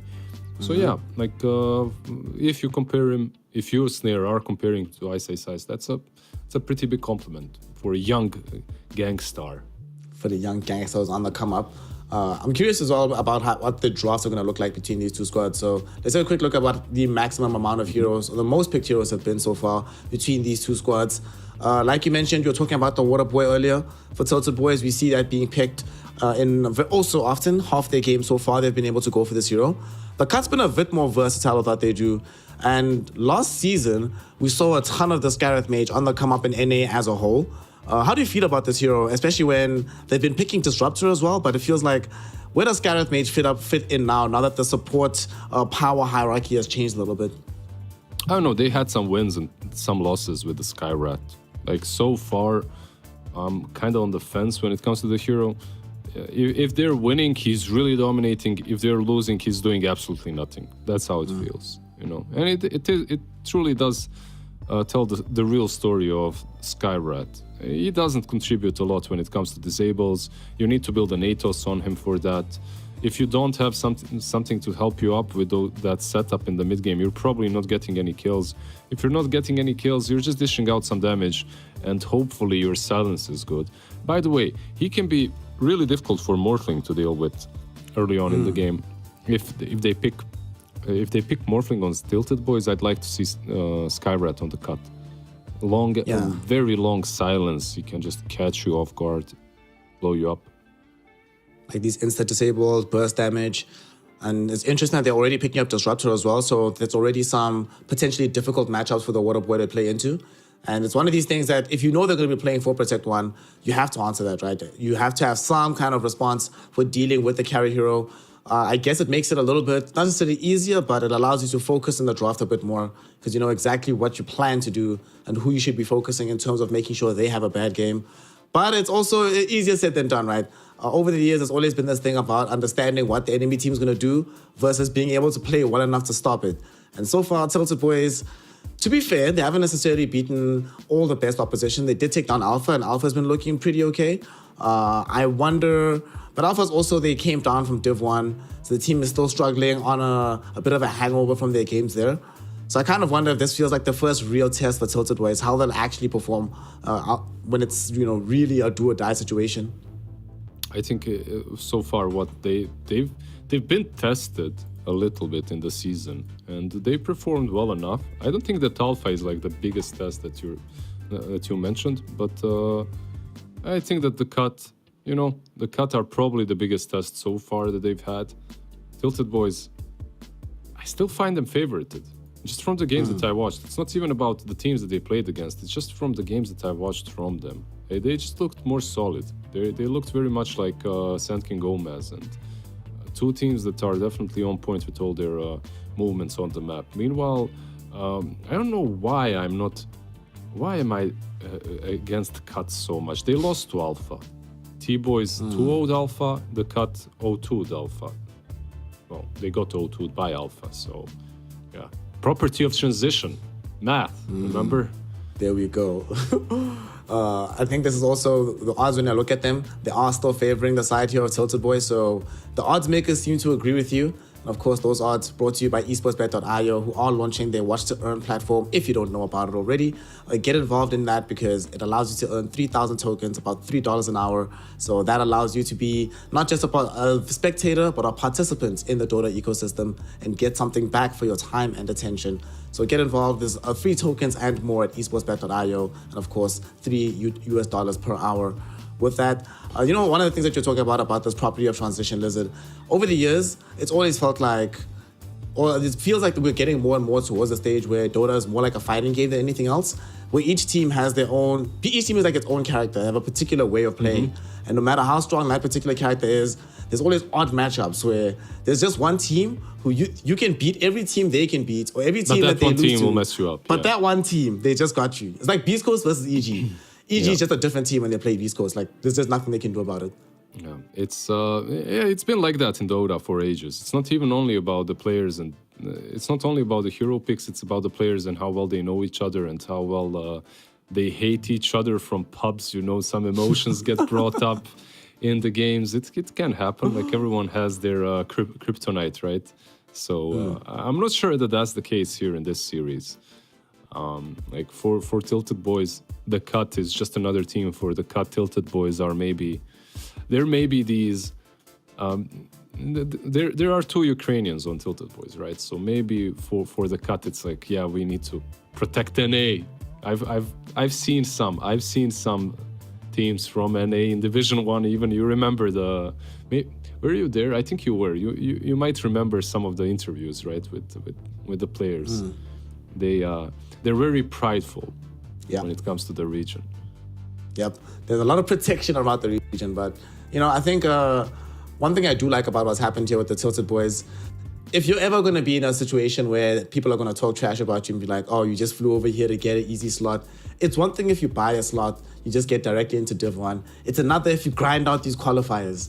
You go from the very bottom, you get through the qualifiers, you play Div 2, then you go into the top. I feel like that's a respectable run. You can't give anybody flack for that one. Then you just look back and you say, okay, you did it the right way. You're not taking any shine away from everybody else. You earned your place here, And so far, honestly, what's interesting about Tilted Boys is since playing as this particular stack here in NA, from the closed qualifiers until now, they have only lost a single game. Oh, two games, yeah. They lost one here in the division, and they lost one in the close qualifiers, but they haven't lost the series yet. So they might just be on this hot streak right now. A hot streak, definitely. Like, it's following them for a bit. So in the close qualifiers as well, they played versus Sand King Gomez. They won them. And they won against them too. Sand King Gomez, they did say that they are by 10 powers of magnitude better than back then. So maybe something has changed, but I don't know. You always say that after you lose. Yeah, I was so bad back then. I'm much better right now. I was 10k MMR back then. Right now I'm 10k 200 or something, Not 12k, 10 200. 200 MMR changes you completely. You're just an entirely different person. Honestly, though, it is interesting how you can be losing a lot of games when you're trying to climb the MMR ladder. You lose. And even if you just gain back the MMR you lost, something about how you started thinking differently about the game, you just feel like a different player. Like, wow, I was making these stupid mistakes the entire time. What the hell was I doing? You just feel so much better about the game. You're like, wow. Then afterwards, you don't just stay at your old level, then you gain some more MMR, but then you get cocky and you slide right back. Dota's a hard game, man. We're just climbing this mountain to fall from it, let's be honest. To slide from it. Maybe some of us snowboard from it, playing techies or something like that. Some of us hike down, just trying to play all the same meta heroes, but you still hike down eventually.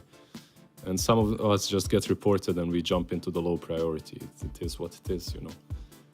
I haven't had a low priority game in a while. You don't strike me like a man who'd get low priority, Unless it's always like that. It's all these, just these rays of sunshine, in real life that are the most toxic persons in Dota.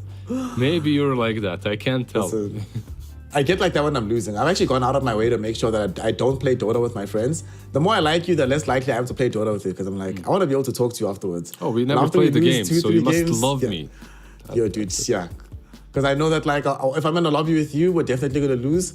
Then I'm gonna get pissed because I'm gonna be like, man, these guys are too good. The level is too high. What the hell is this? Did I just get wanna blame flamed by everybody. Snare if I'm in the lobby No, with you? opposite way. Ah, okay. Opposite way, because you're gonna Sure. drag up the average MMR. It's gonna be too high. Sure. Okay. I'll take it, but you better watch what you're saying. You know about me losing with you. We're gonna win every game. What are you talking about? There we go. That's the belief that I need. Of course, both of these squads will need the same belief if they want to get the W here. We're just waiting on the final start for the game itself. Everybody is settled in, but you know, Dota 2 is still in beta. Oh, actually, Lizard, do you believe that the patch is coming out next week? These Yeah. are the rumors. This Yeah, is the word. I believe them. I even have some of the patch notes already. Like it's gonna be crazy. It's gonna be really nice. I'm excited to see it. I just want it to be as big a change as humanly possible. It You- does suck that it's right before a major. You believed me way too easily, but okay, yeah. Yeah. It's like, I'm like, why would he lie to me? It's fine. I would never. This is like, you're not going to be getting revenge about the daylight savings time. Are there any particular changes you This think should be man- happening? Who doesn't even have daylight savings time in his country, which is like 12 hours away from here, on the plane, try to prove to me that my understanding of daylight savings was wrong. And the worst thing is, I was like, I'm what was it, like 4 a.m. we were going back from the work, and I'm like, yeah, you must be right. I'm probably like stupid. I'm just not calculating stuff. And you make me sleep 1 hour less because of that. I wanted to if you were there. That was a funny moment. That was hilarious. yeah. Like you were so upset when I saw you again. You're like, what the hell is this? You'd be a really good analyst though as well, not only a host, because you can talk very convincingly about things that you have absolutely no clue if they're right or wrong. That's the number one skill, bro. That's why we have our jobs. Yeah, number one skill indeed. So what do you want to see change in the patch? Like, what big things do you want to see come up? I was gonna ask you the same question, honestly. I'm thinking, I don't know. I'd like Meepo to actually be buffed up. I'd actually like to see that hero back in the game. Not once in a lifetime, but I don't think that's gonna happen. Tinker probably removed. I'd like to see that as well. Yeah. I'd be fine with that. I'd be okay completely with that? fine with that. Like the offlane, you know what? Like I'm talking about individual heroes, but what needs to happen to this game, and we are way overdue, and I do believe that's going to happen, like 99%, is economical changes. Like the way the map is played, it has been stale and has been the same for way too long. So, in the last patch, in the next patch, that is, I do believe that's going to change drastically. Yeah. I'm of a similar opinion as you. Like, camp rotations are too stale right now. I think it was a change in the right direction when they changed the triangle and made it like the double camp instead of the triple. But still, the rest of the map, there's so many games where you see a team just like fall slightly behind and be like, all right, the only way back into this is to just farm in these particular patterns that we've practiced over and over again. Not that many teams that just like take initiative under those conditions. So I want to see the game reward initiative a bit more. Also, damn, the auras have to change. Like it can't be. It's a bit too good. Like the way that it functions right now. Just like think all these aura items. Just think about the rotations right now. When do you rotate? You rotate when you're about to take Rosh, and that's it. Like every D1 team, that's when they rotate. Rotate before Rosh to set up vision around it, or rotate. I mean, when I say rotations, it's a bad expression. I mean, like smoke gangs with 5 heroes, right? Yeah. When do you move across the map? Do you move to contest the triangle? You probably don't. You just let them have it because it's just not worth it. You just act as well and you farm it on your own. If you make one of your cores rotate early on in the game, he just falls way too behind. He'd much rather be hitting creeps, and it's been like that for way too long. Like ever since Spirit 1 TI, I feel like things haven't changed.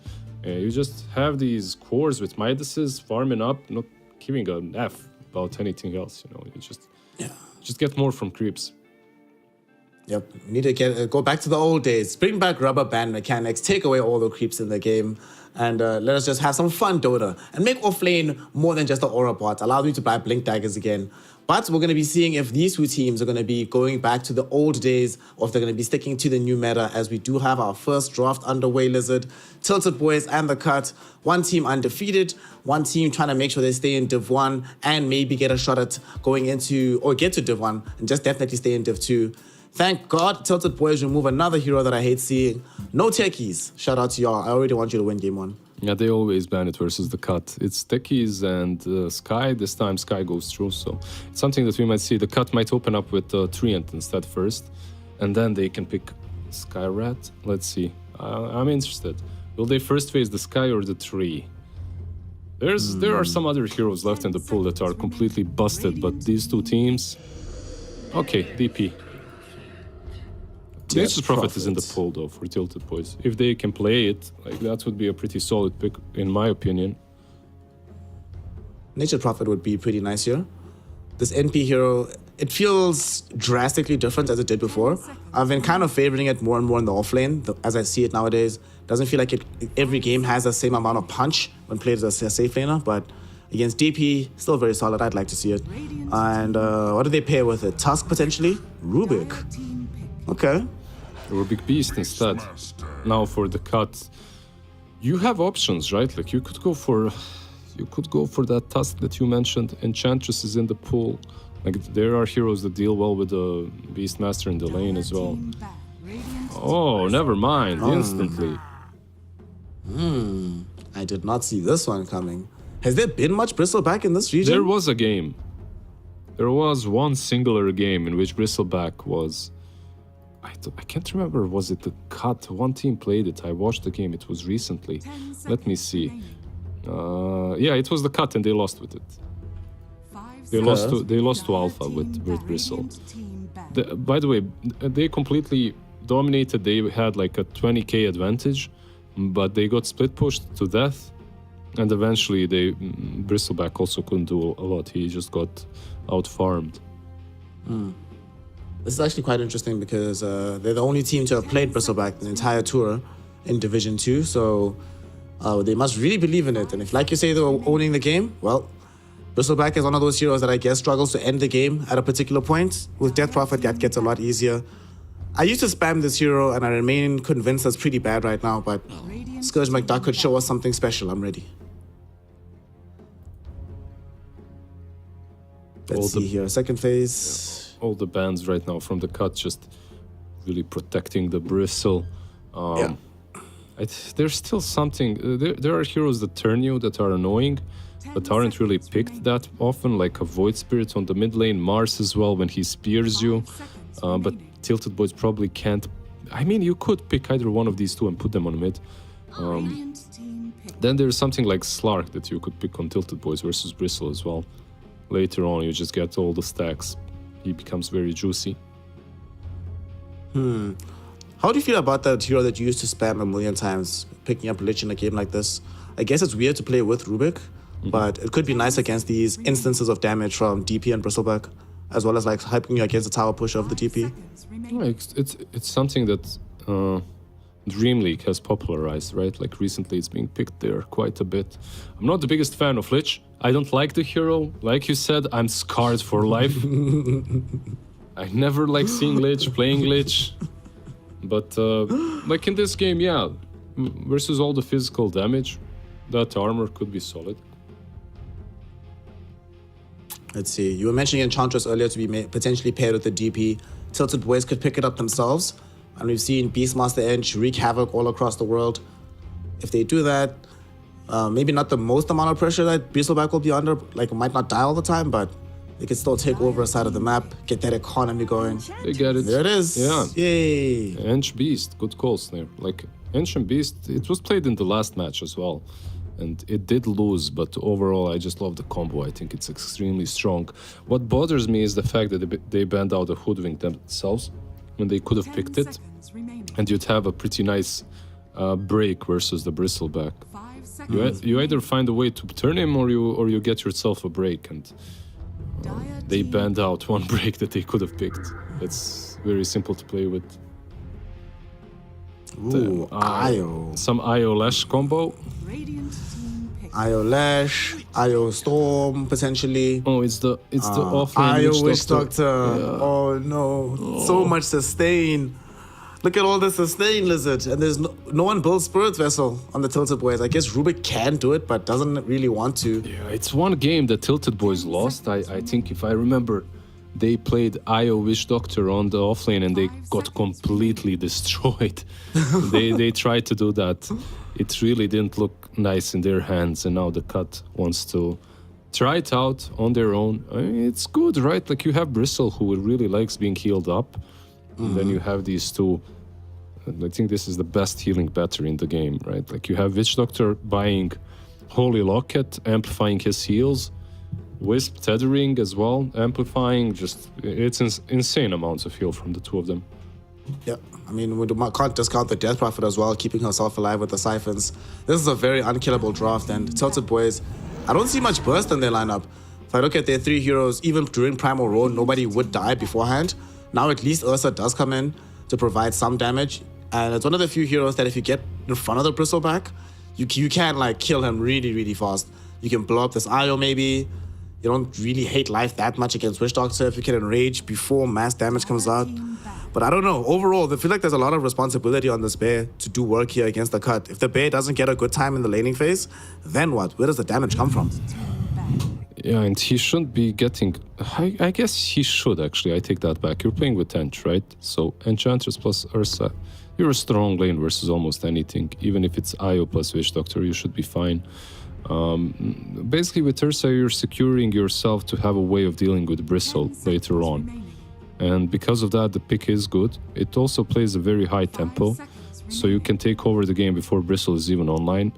Like you have this Ench Beastmaster Ursa taking Grosh whenever they want to, taking objectives as well. I think overall, Tilted Boys should be happy with their draft. And the cut, they have nothing lacking, it's just wonky. It's just wonky with the IO Witch Doctor. Tiny. Tiny, is this a 4-position Tiny? I presume. Or is it mid? 10 seconds. Should be Bristol. 4 feels a bit better. Bristol safe lane, off lane. I don't know. I think it should be. I have no idea. Like I was thinking, Witch Doctor is off lane, DP is mid. Yeah, IO is that's like. what I think too. IO is yeah, some support either with the Bristle, and 4 is Tiny. Yeah, that's how it should look like. That feels the most natural here. Gives them a way to be able to get through the Enchantress, some Blink initiation, which they were kind of lacking beforehand. So somebody needs to open up tempo. Okay, I'm okay with this. Tilted Boys, all right, here we go. I was worried about their damage output, and that is not going to be a problem anymore as they go for the Zeus in the mid lane. And this is, if I look at this draft from the cut here, Lizard, I see like a couple of these heroes do want to buy BKB, but nobody wants, like only the Death Prophet wants to buy it early. Everybody else might buy it a little bit later. So that means that Zeus is going to feel really, really nice to just put out this damage from the skies the whole game.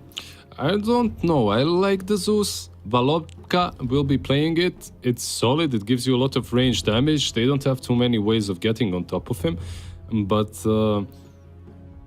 do you think that he can dish out more damage than IO and Witch Doctor can heal? That's the question. Yeah, that is the issue, because it's a ton of heal. Yeah. I think it depends on how the lane goes. If he's like a level above the Witch Doctor at all times in the game, maybe. But as the game goes on, it gets much more difficult to be able to reliably do. It's like as these heroes get tankier, the burst isn't there. I think he'll stop being able to do it alone. He'll have to wait for Ezekiel to set him up for the assassination, basically, I think.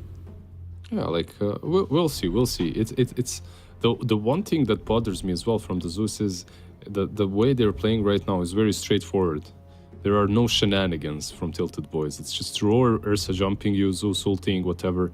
Like you're dishing everything out in one go, and that's it. And maybe with Zeus, you're kind of prolonging the fight. They don't have any vessel builders, like you mentioned. They don't have any flashy backline catchers to maybe get on top of that Witch Doctor or the IO. You just have a Zeus on mid lane, you have a Beastmaster on off lane, and you have a Nurse on safe lane. It's very simple. There is no flair to it.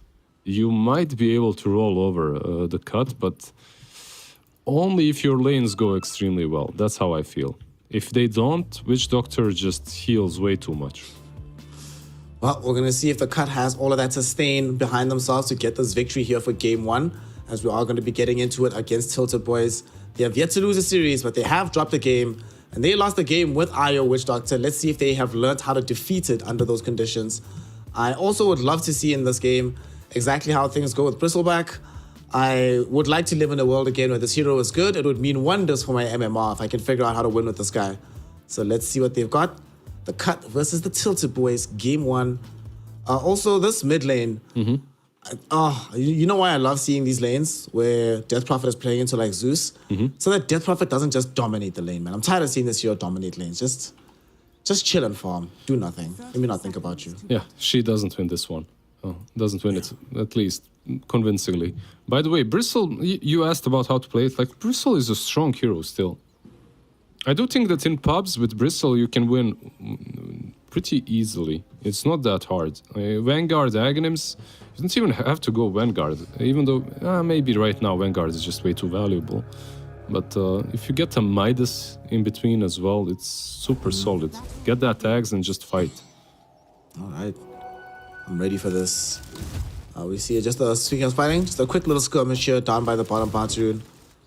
B-God has the tree throw. And yep, they are going to be playing this down bottom on the start with the Tiny with the Witch Doctor, and then the IO will go to the top lane to assist this Bristleback. Keep Scourge Duck topped up. Doesn't have to worry too much about the miniature harass from the Beastmaster. And then bottom, Ursa, Yep. Ursa's Ursa. Actually, tell me what you think about this hero, because I've been seeing there's a lot of games where Ursa gets picked and it seems like a good Ursa game, but the hero keeps losing. Like, why do you think that is? Maybe teams are just very comfortable at playing against him. He's picked quite a lot. You know exactly what items you need at what time, and there aren't many mistakes happening from your supports. Like, everyone will get a 4-staff, you'll disable him, you'll get some Yules. You know, when a hero is played a lot, teams tend to like really become good against him. But I don't think that Ursa is losing that many games. He's still pretty strong from what I'm seeing. I do like that the cut switched up IO on top lane and Tiny on bottom. I think that's very important for them. And making the switch up the change, ensure that life is as good as humanly possible. And just going to be some trading in the top lane. I don't think anybody dies here for now. Is there any point where either of these lanes have kill threat on the other? I think there's kill threat everywhere. Maybe bottom lane, Witch Doctor and Tiny aren't. I mean, if you're a Witch Doctor, you're maxing heals, so you aren't really that aggressive. But top lane and top lane specifically have a lot of kill potential, and Enchantress plus Ursa, they can take a kill. If someone is out of position, they can definitely punish you. Nice quiet game for now. Nobody really getting up to all that much. See this DP Zeus lane, just chilling. Water runes, something that should maybe also be addressed next game or next patch. Let's see how that goes. Nice calm game, man. When did NA become so relaxing? Right? Like, everyone else, this is a bloodbath everyone else, but here we're just chilling, man. Very It's chill. like- Mid lane, Sadman, he gets a little bit of HP from Valotka, but he's gonna lose the second rune as well. So if you're Okay. Zeus, you're super happy about what just happened. Yeah. We'll take this trade any day of the week. And Sadman wants to try and force him to use it right now to try and normalize the exchange in the water runes, but will not be able to do so. So he's going to lose out on the sustain wall. Happy little Zeus, little Mario, just enjoying his life in this mid lane. Don't call him Mario, we'll get sued, man. Oh, sorry. We don't have the copyrights. All right, so I was actually curious about this as you were talking about the bear hero and like his win rate. So I went to check, right? In Division 2, he has a 54% win rate. But across all 2 tours, Division 1 and 2 included, across 69 games, he has a 44% win rate. So I find that pretty interesting. Yeah, 44, not a lot. Not terrible at the same time, right? But Yeah. definitely. What carry is the best then? Give me the stats. Statsman Snare. All right. I'm on it. Which carry is the best? In terms of win rate, because this game is still pretty relaxed and pretty chilled. We have a little bit of time. Yeah, here. you have time. It's all fine. These guys have signed some sort of a treaty. No one is aggressive at all. It's like when you're playing Civilization and you have that. All right, so in Div 2, across all regions, no, across both divisions, sorry, we have PL as the most successful carry with Okay, 10 games plus. don't hit me with any more stats. I heard PL. I don't want to listen anymore. 70% win rates across 10 games.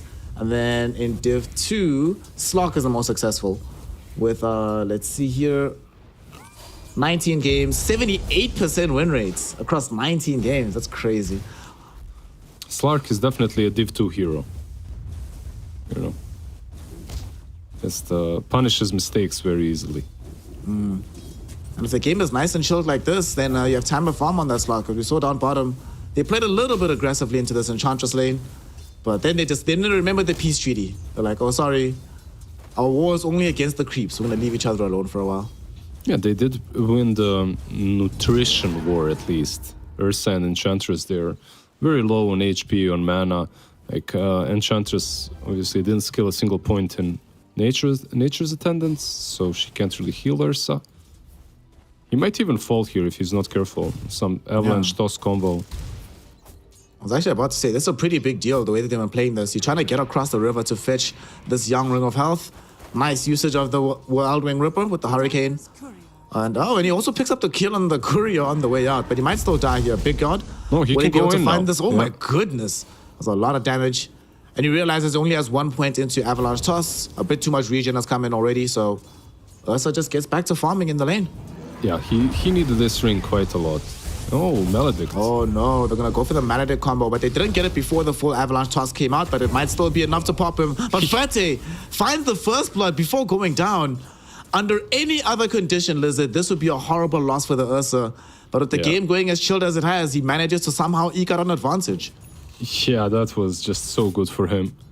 He's not winning the CS war that heavily, only 3 CS ahead of Witch Doctor, so getting that first blood on Tiny really means quite a lot. Like, you get boots now together with the ring.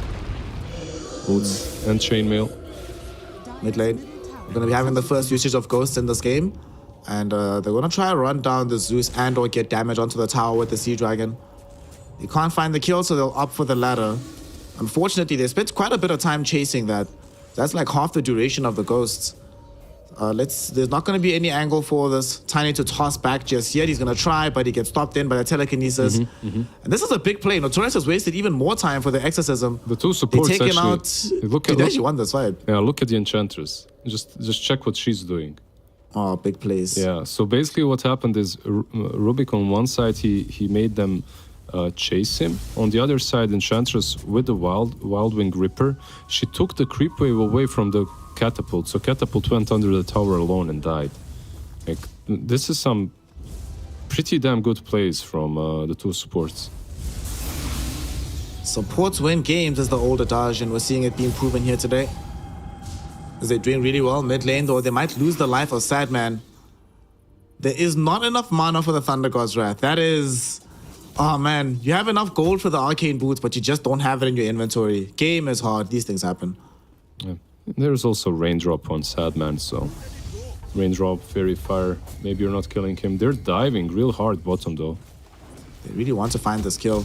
Unfortunately, they will find maybe a little bit more than what they're looking for. The TP is coming in from the Rubik. They missed the Maledict. Thunder God's Wrath does come out. There's enough mana now. Their stolen telekinesis, or the normal telekinesis rather, enables them to bring down the Tiny.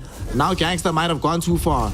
Tanking some impetus shots. Fete jumps forward at the Earthshock, earns himself a double kill. He's gonna have a now tether. Jubei is in danger. Yeah. He's gonna have a tether to the range creep, so that should keep him out of danger here. But they were not expecting that kind of damage to come in, and they thought the Maledict was gonna hit, but because it doesn't, they know that the Death Ward won't kill. And Fete turns it around yet again. Valotka gets a region rune mid lane as well. And Notorious is in the right position to just rescue him as well. They might be able to chase. Probably not. Okay. Yeah, just Tilted Boys outplaying them in the laning stage. They're not so far ahead, but all the moves from the cut have been rebuffed. Ursa as well, just farming away. It wasn't the hardest lane for him, but he got a ton out of it. He got now a double kill and that one kill earlier on. Straight into Much the Battle earlier Fury, Battle by the way. Fury. Yeah. That B Fury build, gonna be able to farm away. Should presumably get it well before the Bristleback has Axe, so he has easier tools of getting net worth, especially if he's finding kills like this. As they go on to B guard, one more hit is all they need. This is The dangerous chain now. disable is B there, they trap him in. He does get off the enrage, but he has a TP. Let's see if he can get himself out of danger fine, here. I think. Oh, it's actually fine, yeah. Yeah, The yeah, third tick won't be enough. It's only the 1 point into Maledict. Definitely not enough damage. Yeah, he got way too much HP as well from Magic Wand, so he just healed up through it. One of the best items to have against Maledict. He pops the Maledict, you pop the Magic Wand. Bye-bye. It's going well for the side of the Tilted Boys, but like you mentioned, the cut still keeping up in terms of their overall net worth. And they're not getting run over. They're being outplayed, sure, but they still have all their towers. They still have map control. They still get to be farming. They should lose Gangster's life down bottom here, as we do witness a quick 3-hero gank. They're looking for the Witch Doctor, and they will be able to find him. Oh no, B got TP'd in, but he might have TP'd into his death. Should end up dead as well. Mid lane as well. This time it's Door's turn to get a double kill in mid. They were trying to make a move as Sadman did pop the ghost, but yet again, Tilted Boy is able to convince them that pushing onto the tower may be not a good idea with the exorcism. That's the second one of the game that's not going to achieve much for the cut. Yeah, he tried to. So basically, while the fight bottom was happening, he tried the good old exorcism in the trees, and the ghosts kill the tower while the tower can't see you. But you're playing into a Zeus. He uses lightning bolt to scout you. He uses ulti to scout you, so the tower actually does hit you. So Sadman couldn't use that good old trick to take down the tier 1. Feels good to be the Tilted Boys. You're playing with this Death Prophet, and she hasn't been able to take the tower. I mean, at the same time, if I'm on the side of the cut, I'm like, well, it's not like this Beastmaster is completely taking over his side of the map. Yep. This Inches has to spend a lot of time responding to threats, either camping down bottom or helping to get kills, so she's not there to help push. But now they might find a kill onto Sadman. They will be sustained from Jubei, though. The They way know that she has Spirit Siphon. Yeah, the way I see it is they are winning these early game skirmishes on side of Tilted Boys, and it's good that they are. But the cut, they still have these heroes that can at some point just be unstoppable. Yeah. Like DP with the Hood, Bristle with the Vanguard already, then you get Io and Witch Doctor heals. One thing that Tilted Boys have to be careful about is these next few engagements, because they can go really wrong real fast. We'll see how they respond to the mounting pressure from the cut, as they have managed to take down the first tower of this game. The tier 1 tower bottom does end up falling. Italiano Gangster, he won't be able to pick up the gold, unfortunately for him, as his team just takes it, or the creeps rather took it away. But they would really like a fight here. B-God is nearby, trying to get the farm needed for a young Blink Dagger. And Sadman comes up the hill, sees Zeus and the boys all stacked up, but there's not enough mana on Zeus to threaten. Although they might go for it now here, Lizard. He's got access to Thunder God's Wrath, but no mana. And wait for the lightning a little bit too soon. But Death Prophet, she comes back in. This is a dangerous place to be. He can pop one and maybe go for the full ult. But with Io there as backup, they're not going to try and waste their mana. They know the sustain is a little bit too much. Italiano Gangster is here as well. Now, with the completed Holy Locket, feels good. Amplifies heals by 30%. And you pop that Voodoo What a Restoration. Yeah, just a casual 30%, you know. Then Voodoo Restoration becomes what, like 46 plus 12? Wait, no, more. More, my bad. more, yeah. More. Oh, bottom lane, or mid lane rather. They're going to be able to find Notorious. Bring him down very easily. Ezekiel, with the Wild Axe, is able to cut down these trees. So the DP can't just hide here away from the tier 1 tower. They have more than one way to scout. But this time, come hell or high water, they're going to get this damn tower. It's so low on the HP. It's so tantalizing. They Clifford to protect it a little bit longer. Ghosts are about to finish off here. Will they keep this going, or will they be forced to retreat? It looks like it's the latter. This is so frustrating. This is the third time now. It's almost dead, though, at least. The only reason why they managed to defend this, Beastmaster got 6 wild axes on Witch Doctor. So he was actually hurting him real damn bad. One more axes and he would have died. So they actually needed to fall back. But They heal as hard as the fountain at this point. It's ridiculous. Oh god. Fair and balanced seems okay to me. Ursa picks up the Battle Fury. His team is pushing on the mid tier 1 tower. They have the Beastmaster nearby. They get the Primal Roar out onto Italiano Gangster, and they should have enough to kill him. Jube doesn't have access. Oh, wait. What Do did they? you No, say? no, they don't. No, they don't. My bad. Forget what I said. They turn around with the Death Ward onto Notorious. My god. Voodoo Restoration. The heal from the Isle. That was alright. You know, every time I see this, my brain can't actually believe what I'm seeing, you know? I know. Me too, man. It always feels like you got the kill, but you never really have the kill. And then combo that with the fact that they're playing versus a Bristleback who's unkillable as a hero on his own. He needs 1,100 more gold, 1,100 more gold, and he does have the antagonists completed. So he'll be looking for fights very soon as well.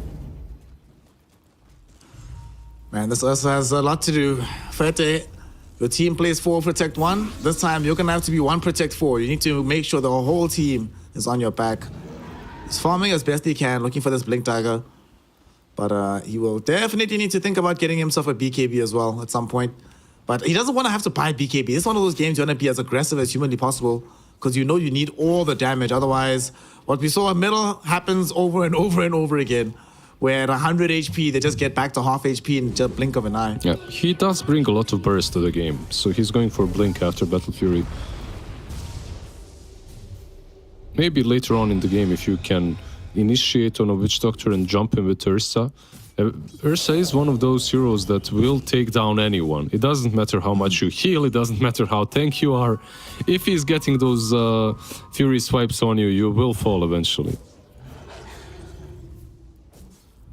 He's gonna have to do all of that and more for his squad. For now, we're back into a calm farming pace. 8 kills across basically 16 minutes. Nice and relaxed. Still a tier 1 middle, Very still a chill. tier 1 top. Very chill game so far. Yeah. Mid lane, Valotka.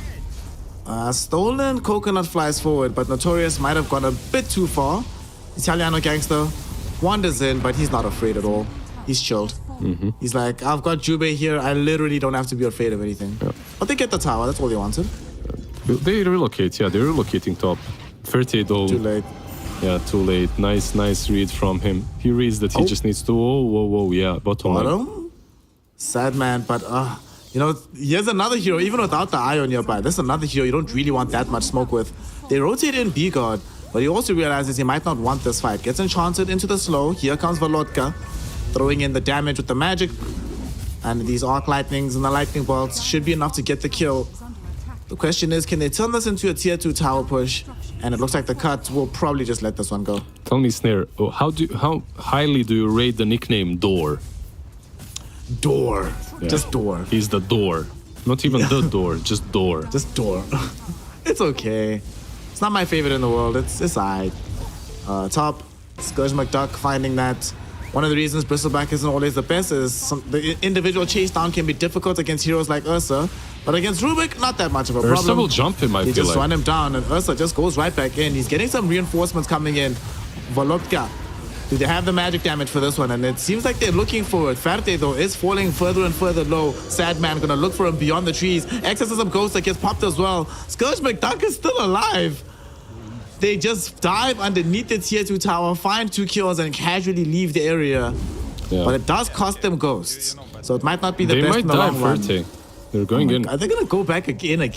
Yeah, they've been scouted by Beast though, so he'll be fine. And I hope that fight gives you some inspiration on why Bristleback is pretty damn strong. You should, like, if you need a carry to play, I'd say Bristleback is probably one of the better ones. The lower your MMR is, the easier it is to win with this guy. Good old Bristleback. Buying the Heaven's Halberd for this Yubei? game. He knows his only threat is Zeus. Yubei does get popped. They have enough tools. That must feel very satisfying for Ferte to do. And they also have found Door on the other side. Well, the door's gonna close very soon as he just gets brought down by this Witch Doctor and the magic damage of Death Prophet. Will they fight mid? they They want to had- fight mid. They are. They're gonna jump with Ferte going on to Italiano Gangster while they know there's no IO combo. And they steal the Death Ward. It does get silenced up by Sadman, but the Primal Roar connects This is onto him as he's Rush. trying to escape. Yeah. As with 3 heroes dead, IO just having respawned, the path to Roshan is open. And they will take it very quickly because this is Beastmaster, this is Ursa, and this is a creep block coming in from the Helmet Overlord as well. But Scourge McDuck is coming in. He wants to stop this. Lizard, is he this tanky? Can He's he go in this all by tanky. himself? Oh my god, Just he's lift actually him, just going lift in. him away. Just They lift him lift away. him. Yeah. They try to get him away, but he might have now gotten himself a little bit too close here. Stolen Avalanche sets up a kill onto this. Oh no, young he's turning. Tiny dies. Scourge McDuck was turning around, but even without that, he gets hit by a long-range impetus and one more Fury Swipe. He goes down. Jube, he just respawned. He was trying to bail Scourge McDuck out of trouble, but he might have just put himself in trouble. The Avalanche will miss, but Jube will get blown up nonetheless. They get him in the end. Like, okay, Tilted Boys, Wild Boys, they understand what they need. They need this blink on Ursa, and no matter how tanky you are, he brings so much burst. Witch Doctor, without an IO, he still falls in that one lift, and Ursa jumping him. So, unfortunately for Cut, they didn't know when to just fall back and wait for all the 5 men, because I feel if they were 5 alive, there's no way Ursa does that. If they're together, right? He needs to pick you off. And look at this now. Bristle actually TPing top once again alone. His They team might is go coming there. in though to try and help him. And they might decide to make this move, but instead, Door is the one that gets left behind. They just blow up this Enchantress. Oh yeah, speaking of these support duos, did you see what Notorious is building? Yeah, He's of going in course, for the of course. Spirit Vessel. My Yeah, man, yeah, doing the yeah, right yeah. thing. Even though he's a Rubik, he realizes this game desperately needs it. Oh, nice big avalanche. jump in from the Avalanche, connecting onto 3 heroes, but they have enough burst damage to immediately remove him from play. Unfortunately, they're fighting high ground. This Ursa, though, getting led by like a dog away from the Death Prophet. At the same time, there's going to be the Witch Doctor dropping the young Death Ward onto Rubik. Rubik will get popped, but there's going to be a turnaround utilizing the lightning from the skies. Unfortunately, it's not going to be enough to deter Scourge McDuck from just chasing down the Ursa. They've already got him down on the top side of the fight. Italiano Gangster trying to get away from the Zeus. Zeus out of mana. They're going to get the Coconut going Push on to him with the TP, Maledict. Here comes Scourge McDuck. They need to just get out of here on the Zeus. He'll be able to escape. So will the Beastmaster. They don't have any more stuns. I love that Beast and Zeus tried to kill Witch Doctor and Io, and they never even hurt them. Like, it wasn't just possible. Maybe if Ursa is around, you can kill them. I know that you can for sure, but those two that are kind of slowly poking you, they'll never kill them. Ursa in the back, while that was happening, died to Bristle, as you noticed. Overall, a good fight for the Cut. They did get a couple of really good kills. Now there's a halberd as well on the Bristleback, so Ursa isn't as invincible anymore. Yep. The game is getting harder and harder for Ferte to carry. They're really having a difficult time dealing with the sustain. If they can get on Jube and Italiano Gangster, sure they can burst them, but He does have BKB, much right? easier said than done. Yeah, he does have it. Yeah, he just got it. So they're going to smoke and try to use it. DP shows herself middle. Unfortunately, Rubik, because he's building Spirit Vessel, does not have Blink Dagger. So their initiation is a little bit scuffed right now. Sad man. He is in vision, they see him. Going on him is a much more difficult task, though, so they'll just have to let him go. They leave it alone. Yep. You know, it feels like Dota rewards you sometimes for doing well. Because, especially with these neutral items, it always feels like sometimes the team that is doing way better gets the better neutral items. Is to get a young Philosopher's Stone on the side of the cut. So, faster and faster items coming in for the supports. They already have a Tumbler's toy on the Tiny, so you keep that. So, I guess you decide between the Witch Doctor and the IO who gets the free gold for the rest of the game. Well, no one is taking it, which is really weird so far. Or just keeping it, I guess, in the base, right? If they got it, they got it, yeah. It's in the base. Well, they have to smoke up Zeus. Oh no, Zeus already used the Heavenly Jump. He is dead for sure. They will find the full Avalanche Toss combo. He tried to get Notorious. himself away, but Notorious should die as well off the back of this. 2 heroes gone in a flash. And, well, that's going to be a free tier 2 tower. I don't think they even I have think to this is use high ground. Exorcism for this. They're gonna Yeah, push they- high ground. Yeah, we'll see. They have Axe, they have Exorcism. This is their timing as well. You don't fall back. Yeah. Okay, there we go. They pop the ghost. Yeah, they're going high ground on this. 20 full seconds until Zeus is back, and he does not have buyback. Beastmaster only just now, at 23 minutes, takes a tier 1 tower top. Game is hard. Let's see how much they get out of this mid lane. As the glyph will drop, tier 3 tower has fallen. They want to see if they can pick up the melee racks at the same time. There's another glyph if they want it. But it looks like they're just going to let the racks go. Jump in from the Ursa, but he gets stunned up immediately by this bristleback bash. He's still going on to Italiano Gangster. Will Italiano Gangster die? Yes, he will. Brought down by the Thunder God's Wrath and the damage from the Zeus. And there's going to be, though, this big avalanche toss coming in from the Rubik to try and save the fight, but it cannot save the Ursa. They do lose the Tiny's life. They can but turn. The big bad bear is dead and gone. And yeah, Scourge McDuck is still alive. They can easily turn here, but they don't actually need to, so they can just leave and go get more. Yeah, probably not the safest turn. He doesn't have a BKB or anything like that on Bristles, so if he gets controlled, he probably will not be able to kill heroes. But yeah, nicely done by the cut. They get a full side. They do suffer a little bit in the end. They lose their offlane in position 4, but you're happy to make that trade every single time. Especially because they killed the Ursa that also used the BKB. And you can see that Ursa now is queuing up the MKB. So that's the next item for him. Meanwhile, the Philosopher's Stone that we followed for a while gets to Tiny, but only while he's dead, so they're not really carrying it around. I'm not sure why Io would use Trust. I mean, you can carry the Trusty Shovel. You should just use Philosopher's Stone while it's passive. Yeah. It's just way too good. Well, we'll see who decides to make the call and pick up the young Philly Stone. Nothing amazing on the Radiant side just yet in terms of these neutral items, although the Brigand's Blade on Ursa is very, very good. They are smoked as 4, hoping to try and find something before the next Roshan occurs, but nothing doing. The cut positioned very well in a decent part of their own map. Well, they don't have that much vision of this area either on the side of the cut, so I would like to see them change that before the Roshan respawns.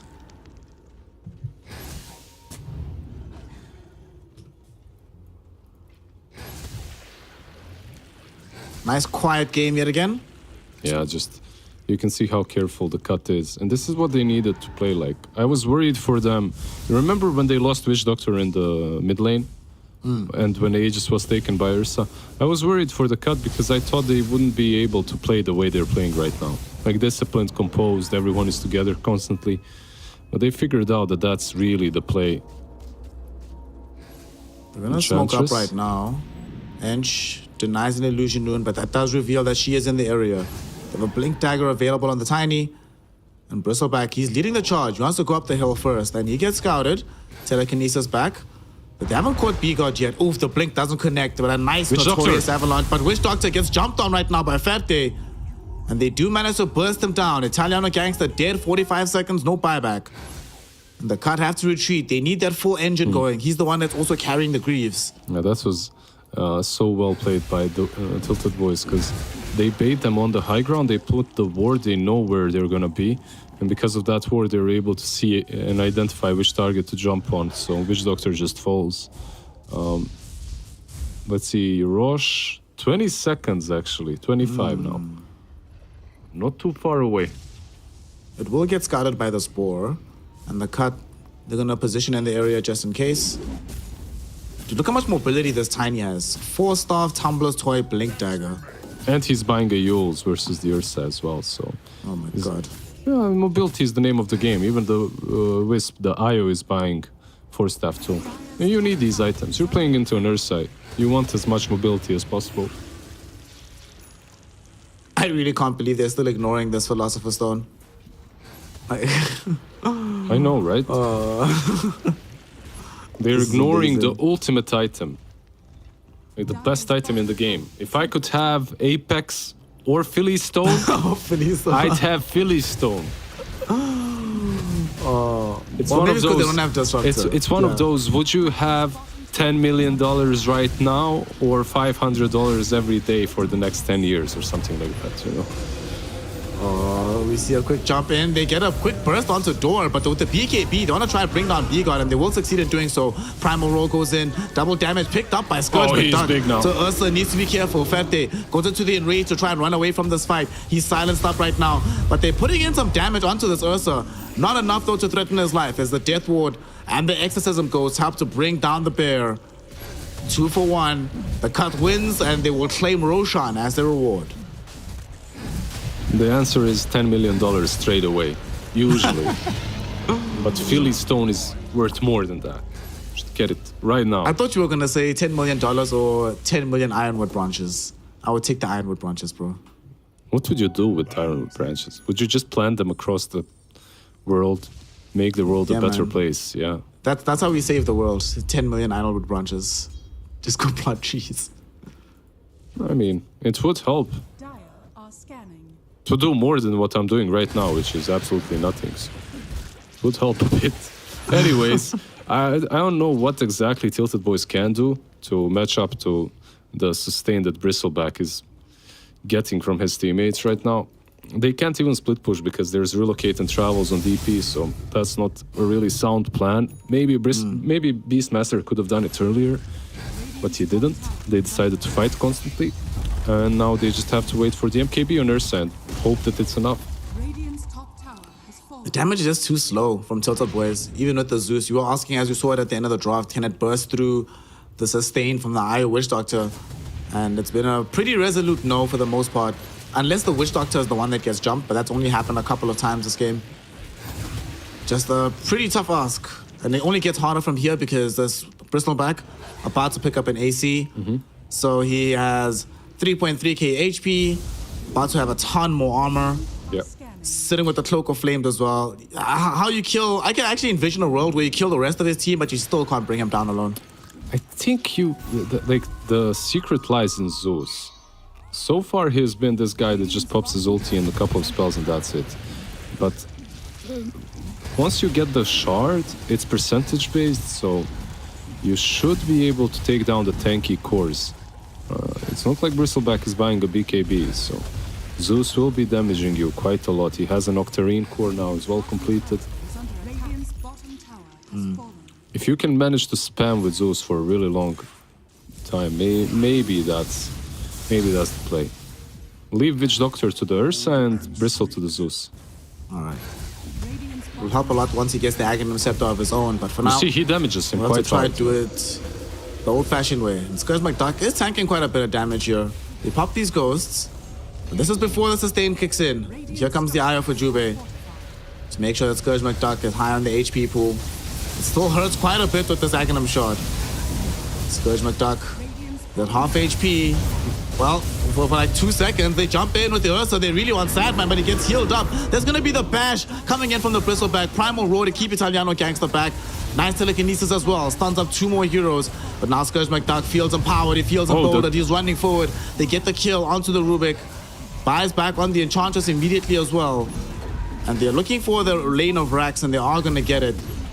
And they came close to being able to bring down this DP, but 4 of these heroes have natural sustain available to them. So it's just so hard, no matter the damage that the Zeus is dealing. Dude, Zeus dealt 12,000 damage that fight and didn't kill a single hero. He must be breaking some records right now. Italiano Okay. gets almost brought down, but the Voodoo Switcheroo keeps him alive and they bring down the Ursa. There's no buyback for Ferte. He poured out for the full MKB. So there's no defense. I think this game might just be over. This is it. This is the game. They should be able, yeah, they're just gonna go for the throne. Wow. Radiant's middle tower is under attack. Cool, right? All right, the cut. Okay. We see you on the side of the cut. They're going to jump in one more time from Bigod. He's inside the fountain. He dies. They haven't called GG just yet, so they're going to play this one out till the very end. It's defense of the Ancients. The Ancients are still being defended, even if I they're don't going to think- fail in this defense. You don't have to call GG sometimes, you just lose. Your throne just falls. Well, they're going to try to take this fight. There's a Spirit Vessel out onto the Witch Doctor. They really want to find this lack of heal. They've actually gotten a kill onto the Tiny. Italiano Gangster suffering some damage here. We see that they actually bring down the Witch Doctor as well with the Wild Axes. It was starting to look promising, but it came too little, too late, as GG finally does get called. The Ancient is down, the game is over, and the Cut have secured game number 1. I do like the fact that they managed to stay in the fountain until the end of the game. They didn't give up. They didn't, they just played until the end, until the bitter end. You're playing versus. I want to see game 2. And I want to see a game too in which Io, Witch Doctor, and Bristle aren't on the same team. Because sometimes, for me, the team with the cut. Well, they were the cult with Witch Doctor and Io. They just have a team that's a draft that's very difficult to beat. If you don't have the right heroes, the right answers to Io and Witch Doctor, you're just not winning against them. And then on top of that, there's a Bristle. So for me, this game was more about the cut just having an invincible draft than them completely stomping Tilted Boys, right? Even versus this kind of a draft, Tilted Boys had a couple of opportunities, a couple of nice plays that they did. I wonder what's going to happen when the drafts are a little bit more even. When things aren't as lopsided. You were calling in the draft when they banned the Hoodwink just before picking Enchantress. That Hoodwink could have been a good option for them versus Bristleback. And in retrospect, having that additional damage from your support would have made so much difference in this game one. There were so many times we saw these heroes falling low, but they don't have the punch to be able to bring them down. So that could have been a big difference. I would like to see a more even draft. Also, I feel really bad for Valopka. He dealt 66,000 damage this game, but only has 3 kills. That's not what you want to be seeing when you're playing Zeus. That's the story of Zeus, right, usually. Meanwhile, look at the heals on Witch Doctor and Io. Like Witch Doctor and Wisp, 29 and 25,000 HP healed. Oh my god. That's quite a bit. That's actually all the Zeus. Like, Zeus pretty much did 0 damage this game, basically. Yeah, Scourge McDuck, the Bristle, he received 80,000 damage. 80,000. One hero, how much HP do you have? He had like 3k HP, and he received 80,000 damage. And only died once. And died only once, yeah. I think that's really the story of this game. This Bristleback just never dying, Io backing him up. If anybody even gets close to death, Italiano Gangster showing up and being like, well, here are all the heals you need, boys, and everything's going to be okay. A surprising amount of damage being dealt out by this Witch Doctor as well. You always forget how much damage comes out of this hero, especially when you get early levels. You're just like, wow, okay, this kind of hurts. And his main role isn't even dishing out damage nonetheless. What a game coming in from the cut. We knew that it was going to be difficult for the Tilted Boys, that Fate had a lot to do. And to his credit, he really did try, did his utmost on this hero. Got some decent farm, a fairly fast Battle Fury. Went for the Blink Dagger as well, try play aggressively with his team, but just too much to sustain, too much to punch through on the side of the cut. This was like, being the best martial artist in the world, and your first opponent is a brick wall. It's like, at some point, just what can you do? At some point, that's exactly what it is. Like, your opponent was a brick wall, and you really couldn't deal with it. If you're Tilted Boys, I don't think you should be very sad about a game such as this one. Sometimes, it's like losing to a cheese hero. And sometimes there's just nothing that you can do about it. And I really think this was one of those. At the same time, the cut, good job from them. Like, they basically won versus what's considered to be the favorites in the region at the moment when it comes to Division 2. And they won versus them, with a little bit of a cheeky draft, but at the same time, they performed and they executed it exactly how it should be executed. I want to shout out to our off-lane pairing. We saw Ezekiel. We compared the two of them earlier. Ezekiel managed not to die, but his counterpart, Italiano Gangster, needs to get the shout out for this one. 29,000 healing, like you mentioned earlier. Had a very solid time in this game.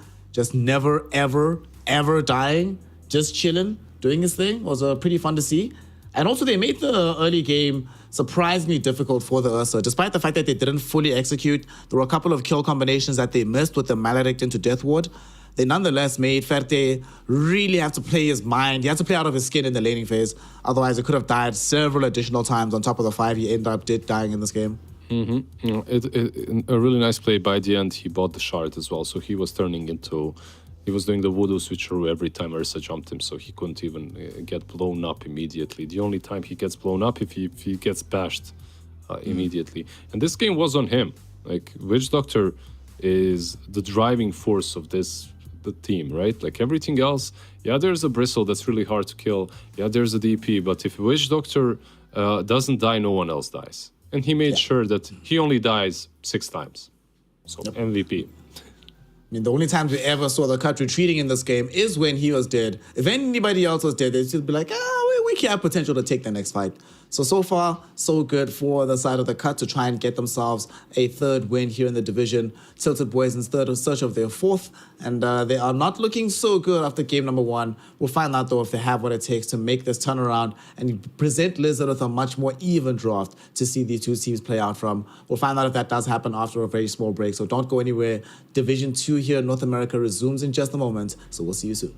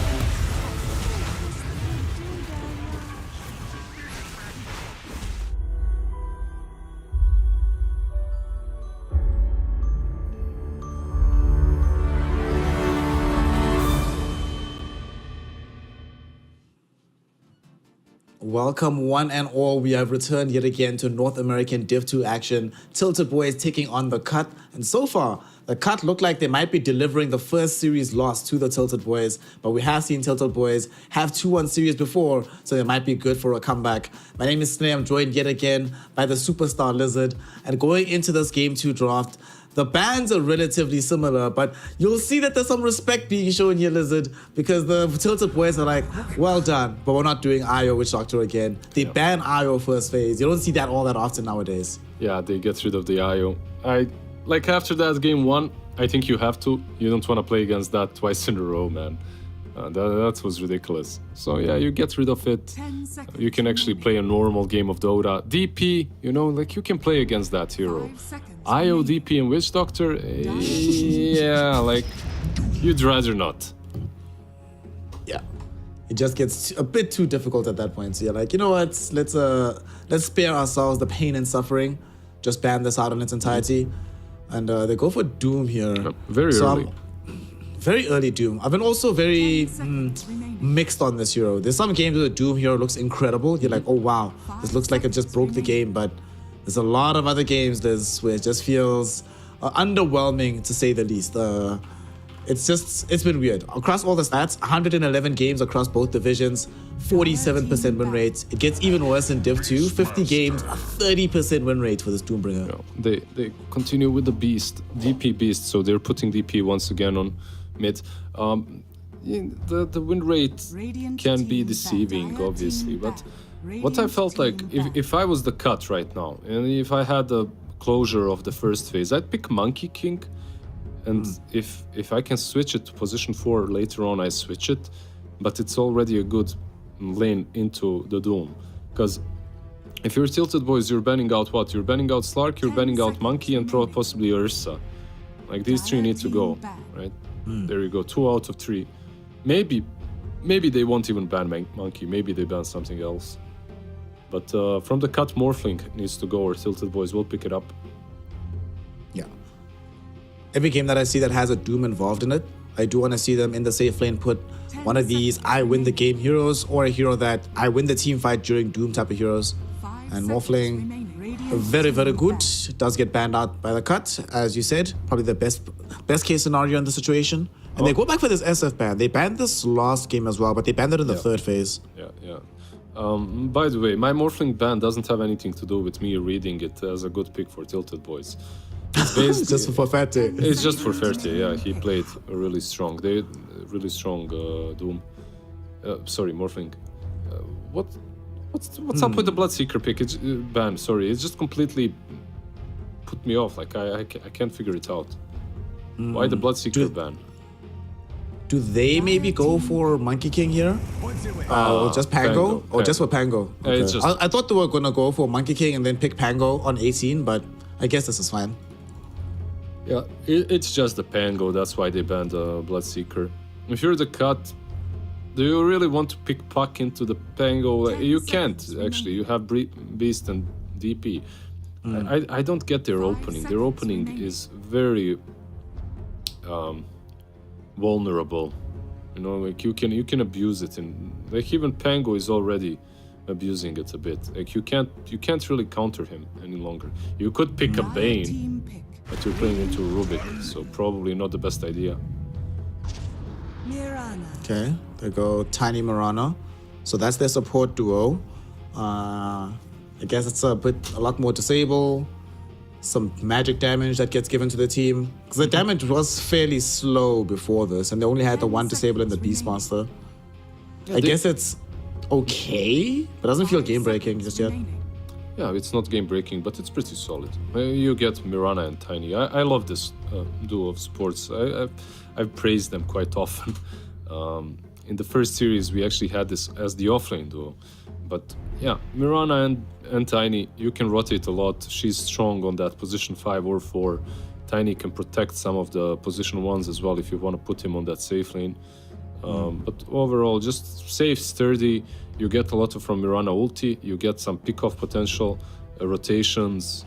The team fight isn't amazing, but pick-offs, avalanche stun into arrow is always very threatening. Definitely. Dire team So back. Tilted Boys, what are they gonna go for? They go for the inch, they go back for the zero. Even this is kind of intriguing that they went back for it into the Mirana, but I suppose that they want to put pressure on the Beastmaster lane, force him to go wild axes or something. Yeah. Make it hard for him to just push out the game. Exactly. It's Enchantress into Beast. 10 By the way, seconds Sadman, he has a very nice knee. It's A nice 5 knee. seconds remaining. in that posture is literally how I would sit if I wasn't on camera, and if I had like not a tabletop microphone. That would be me. It's Just very chilling. very comfortable. Yeah, chilling. The things we have to do to look professional on camera. It Game is- is hard, bro. Yeah, 10 it's a small seconds price remaining. that we have to pay. Because we get to do Dota for a living. It's the 5 best thing in the world. seconds Of remaining. course. Anti-mage banned out. Like they're just banning out these heroes that can just, I guess, do well into the beast in the lane and then later on. But I don't know. They can they can go in any direction that they want to in the end, right? From the carries. Who has the? Let me open Dota. Let me check. So the first pick is actually in the last stage on the cut. So Tilted Boys can counter them. Tilted Boys will have the final response pick for Ferte. And I suppose when you have this one guy that's usually the win condition, you want to give him the option for 5 rounding out the seconds draft. remaining. So it's just going to be carry bans towards the end of the game here. We've already seen Ursa's slot taken away. Anti-Mage is gone now as well. The cuts could still have space for going back for this Monkey King you were talking about earlier. It does still feel pretty good. And they're the ones that have to pick first. And what counters are left with Ursa being banned and Yeah, the thing- Bloodseeker being gone? Versus the Doom, there aren't really a lot of good heroes left in the pool. You can always pick heroes that don't care about the Doom itself. Like something like a Lash, Dragon Knight, whatever. But it all depends on the cut and if they want to have a real late game core or if they want one of these semi cores to 5 play with the seconds Beast remaining. and the DP. Dragon Knight for me. DK sounds amazing. Yeah. I'd love DK as well. I think it's pretty damn good. Raid King, obviously, something Tilted Boys banned out because they don't want 2 lives into the Doom. It's kind of useless. You don't want to Doom him. Faceless Void is still left in the pool for both of these teams. Also, maybe an option. Not great into the Beast, but you have Ench to cover you. But Haven't seen as much Faceless Void lately as I would like. That hero's always fun to watch. I'm not sure, really. Like, we'll see what they go for. There's just a lot of options, and Alchemist is one of those. He was on my mind too, but this doesn't strike me as an amazing Alchemist game. It's just like a hero. Maybe if they want to play more aggressively from the lane, just to try bully in the Doom, 10 they could go for like some CK here on the side of the cut. Try to aggress the game as early as humanly possible. Yeah, it's not bad. Doom can itemize a bit against you, like in earlier Shivas. You have Pango as well, but it's solid. If I was on the cut, I'd pick Monkey King here and just call it a day. It's solid lane. You benefit from the Beastmaster. You're good with Mirana in the lane as well. But they go back to the same thing. Sure. If it ain't broke, don't fix it. We still have Death Prophet, we still have Bristleback. It does mean that Beastmaster probably has to itemize more for some auras.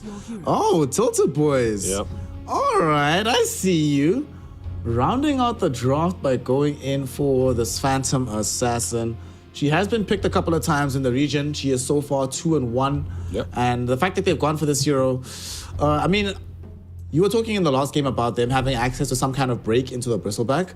You don't get that early on from Fete, but you can at least buy the Aghanim shot that helps you provide that against this BB. Is it good enough though, Lizard, to win out game 2 for Tilted Boys and force us to a deciding game 3? I think it's a perfect pick. Like, you picked the PA not only into Bristle, you picked it into Beastmaster in the lane. Like, you have PA Enchantress. I think this is game-winning pickup for them. Like, eventually, Verte should take over and win, unless the cut just outplay them early on and don't get that Aghanims on Scourge McDuck and then just take Rush and completely finish the first side like they did in the last game. 23 minutes in, they're already pushing your high ground. If that doesn't happen, I really think that Verte just takes over. You said if it's not broken, don't change it. Well, Bristleback can be broken now, so PA with a shard, Nice. yeah, it can happen. That was a good segue. Well done. Hey, PA. was it? I also think I'm very was it really scared. that It good, was- it was pretty or you good. really It was like pretty me? I good. think you like me way was- too much. A bit of both, maybe. There's only one thing I like more than you, Lizard. Some Dota 2. Let's go. But more of it. Let's go for the second game. I do hope that the Tilted Boys make this game much more exciting. Win, lose, or draw, even though you can't draw in Dota nowadays, unless it's a 1-1 series. One thing I also love about how they've drafted here is this PA. If I look at this draft from the side of the cut, yeah, there's a lot of tankability. You know, BB, there's a Death Prophet. You can itemize to be an Aura bot for the Beastmaster. But what I don't see from them is a ton of burst damage. So once BKB is online for Fete, killing her, this PA feels like it's pretty impossible throughout that duration. And she's going to be dishing out a lot of damage in the opposite direction, especially since you don't have as much sustain as game 1. You have what? Almost no sustain. You only have the DP, right? And that's it. So, yeah, I'm looking forward to this one. I feel like game 1, Tilted Boys, they got out drafted pretty damn hard, out cheesed by the IO Witch Doctor thing. This game 2, they might have something to say about the way the cut played with the PA. Anything can happen. It's NA. This can go 0-2 very easily as well. You're playing versus a team that has a lot of potential in the mid game. DP, Beastmaster, Bristleback, you can combo them up together and just push. But if you don't manage to take these early game engagements, man, this PA is going to have a feast. Begins. Yep. She's going to enjoy herself tremendously. Now the game is underway. Just 2-2 in the binary rune trade, nothing extra. Just normal kind of stuff. I want to see how much pressure they can apply down bottom between Italiano Gangster and B-God. Because they will need to. Fete, otherwise, just is at risk of just completely snowballing this game. And unfortunately, they are playing with Door here. Door's going to have a pretty good time. So far, Italiano Gangster's already been forced into it. Already leveled up the Wild Axes. He knows what's up. Not going to do anything weird here to try and deal with this lane.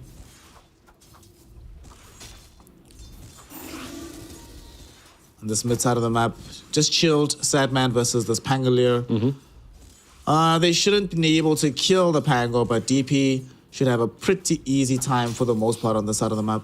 Yeah, I feel like there is a bit of kill potential if Pango uses Swashbuckle, right, aggressively, and then DP just dives him with a Spirit Siphon. I've seen it happen many times, like just because she brings out way too much damage. She's constantly right-clicking you and spamming you with Crypt Swarm, so it can be annoying to play into.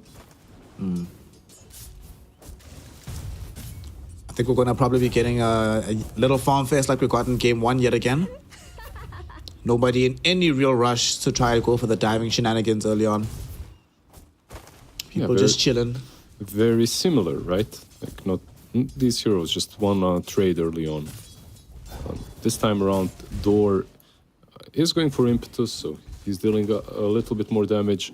Jubei as well, he went with Starfall and Leap, so no Sacred Arrow charges on him. Not gonna be killing any creeps.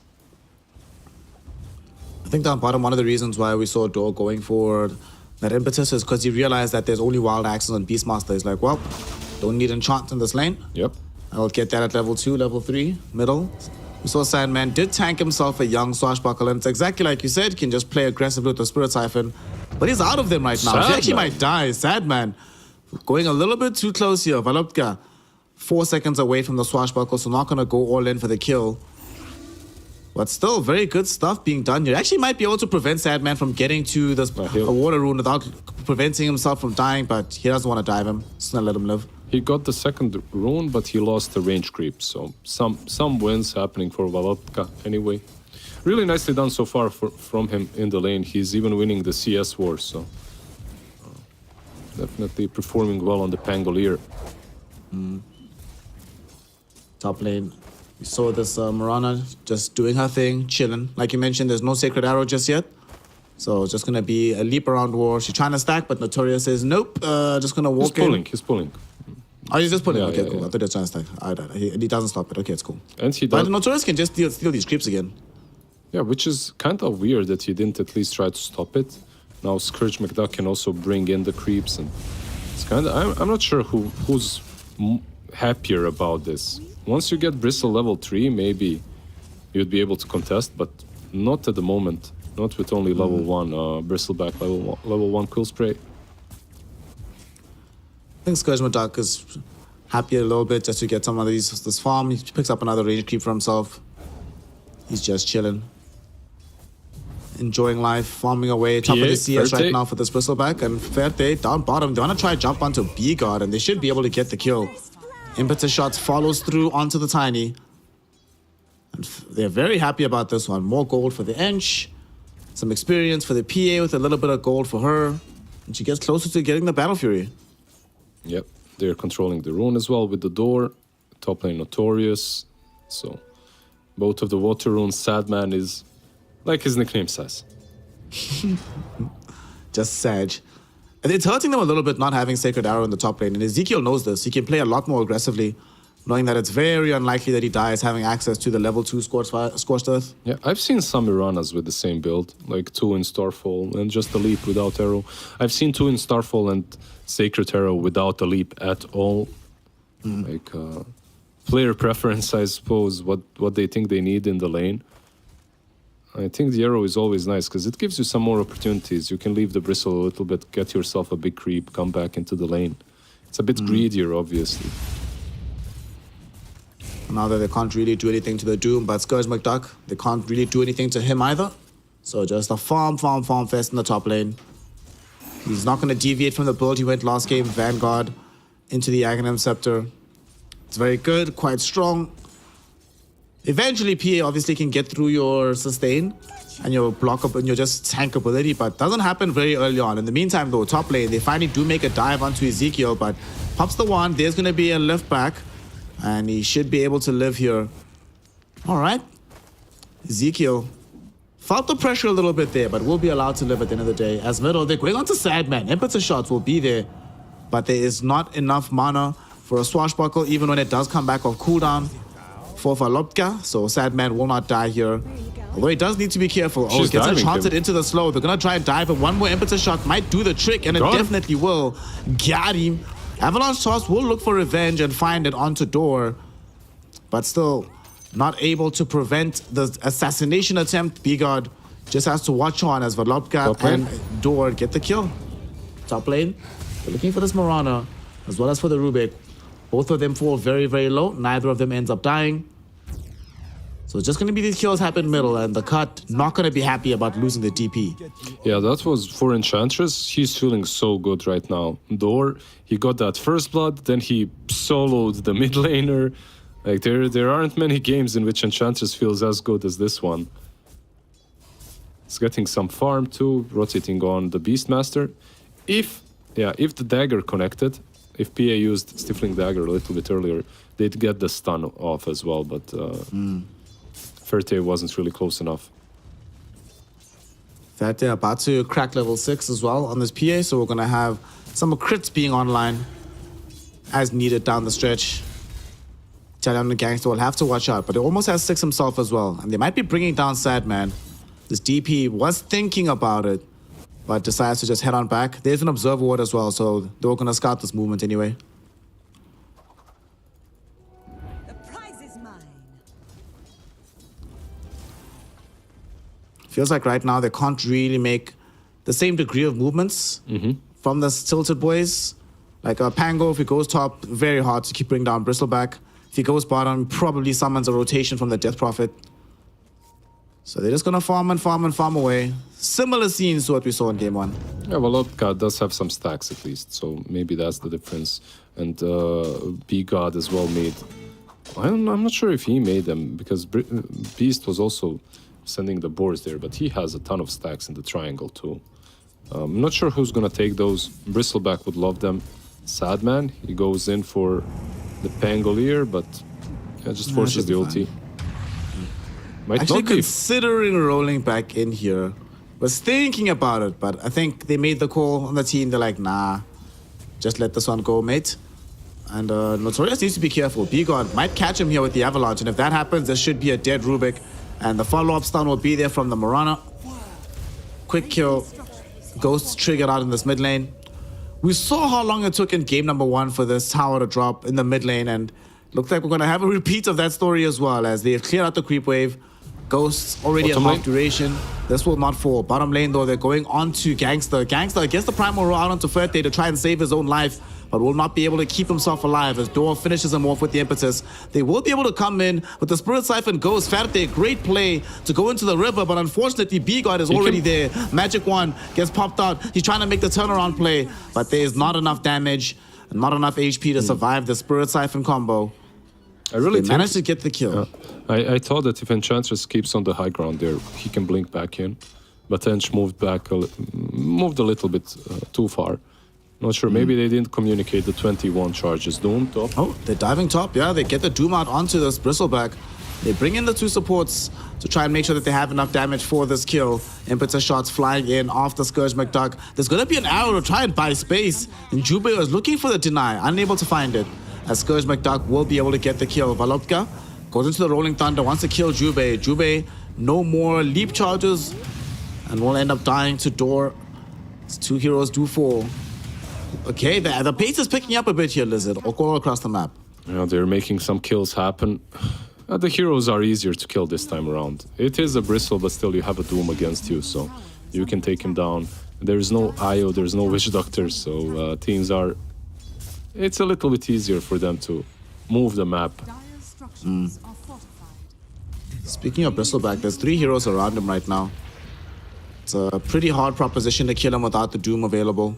So they're just going to let him go. Middle, Notorious won't be as lucky. As he gets Avalanche. Oh, the toss doesn't come in time. Telekinesis comes out first. I think he lost vision or something. Oh, it was nighttime, yeah. He moved in, but he didn't toss him. It was very weird. Just a mistake. They might actually be able to find this kill onto the Death Prophet. Toss back.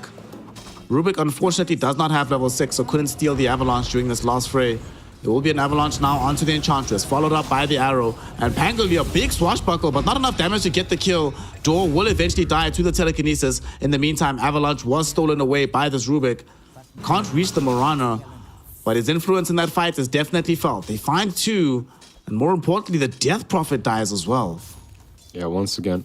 No exorcism though. He didn't use it, so once he TP's mid or wherever he decides to, he can use the exorcism, perhaps play with it, take down the tower.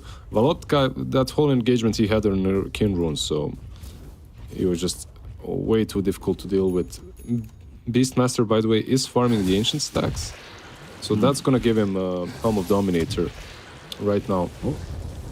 Top lane, they were trying to dive onto Ezekiel, but he recognized a bad idea on the Bristleback. Dude, now I just realized, with Pango being in this game, this is gonna be shades of TI 8. 8? Yeah. 8, yeah. He's gonna never have Diffusal. mana on the Bristleback. Yeah, exactly. Gyrocopter Diffusal break, let's go. Good luck playing Bristleback in this game, my friend. It's gonna be much more difficult than it was in game 1. Mid lane. They pop Ghost yet again. Rolling Thunder. Ooh, it comes out just before the Avalanche connects onto Valopka. And he now might be able to set up for his team to show up for a counterplay. There's the stolen Avalanche. My God, so much damage came onto the 2 of them. They're not gonna die. Notorious will be brought down. He had sticks, Man. he didn't use them. He didn't believe in the end. He was really close, like everything he did there, so much damage. Steals the arrow in the end, but didn't believe that he can survive with the help of sticks. So he didn't use them. Bottom lane, Doom is being doven a little bit by Beast, but you don't have any, even if you, just Doom him, lol. Okay. Just Doom him. And do what then? I don't really know. Run? The team's not gonna come in. He actually needs to run because reinforcements are coming in for this Beastmaster. Jube looking for the arrow. Oh, gets sidestepped. Yeah. Ezekiel's got his J's on today. Sadman closing in though. They find the Primal Roar into the Wild Axes.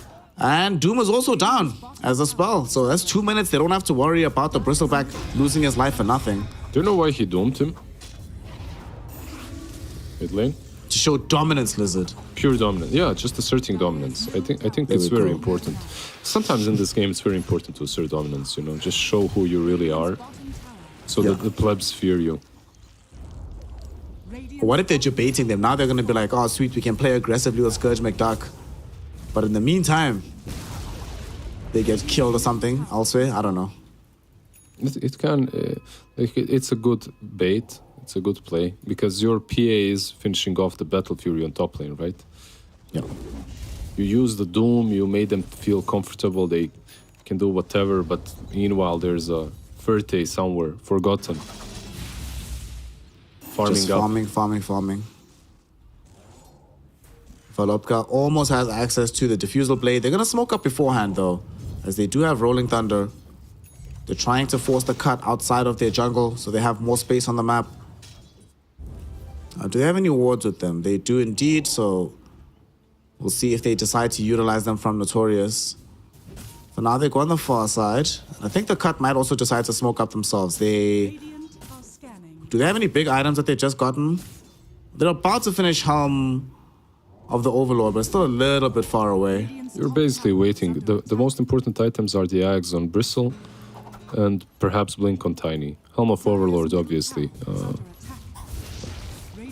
That's eventually going to happen. I think the game drastically does get changed by the Ags on Bristle and Blink on the Tiny. Meanwhile, on the other side, it's interesting that Ferte is going straight into Dezo, by the way. So we will not see a BKB PA, but a Dezo PA with the Battle Fury. Okay. We'll see her and how effective she can be with this item when he does arrive. For now, she's trying to show effectiveness against this Bristleback.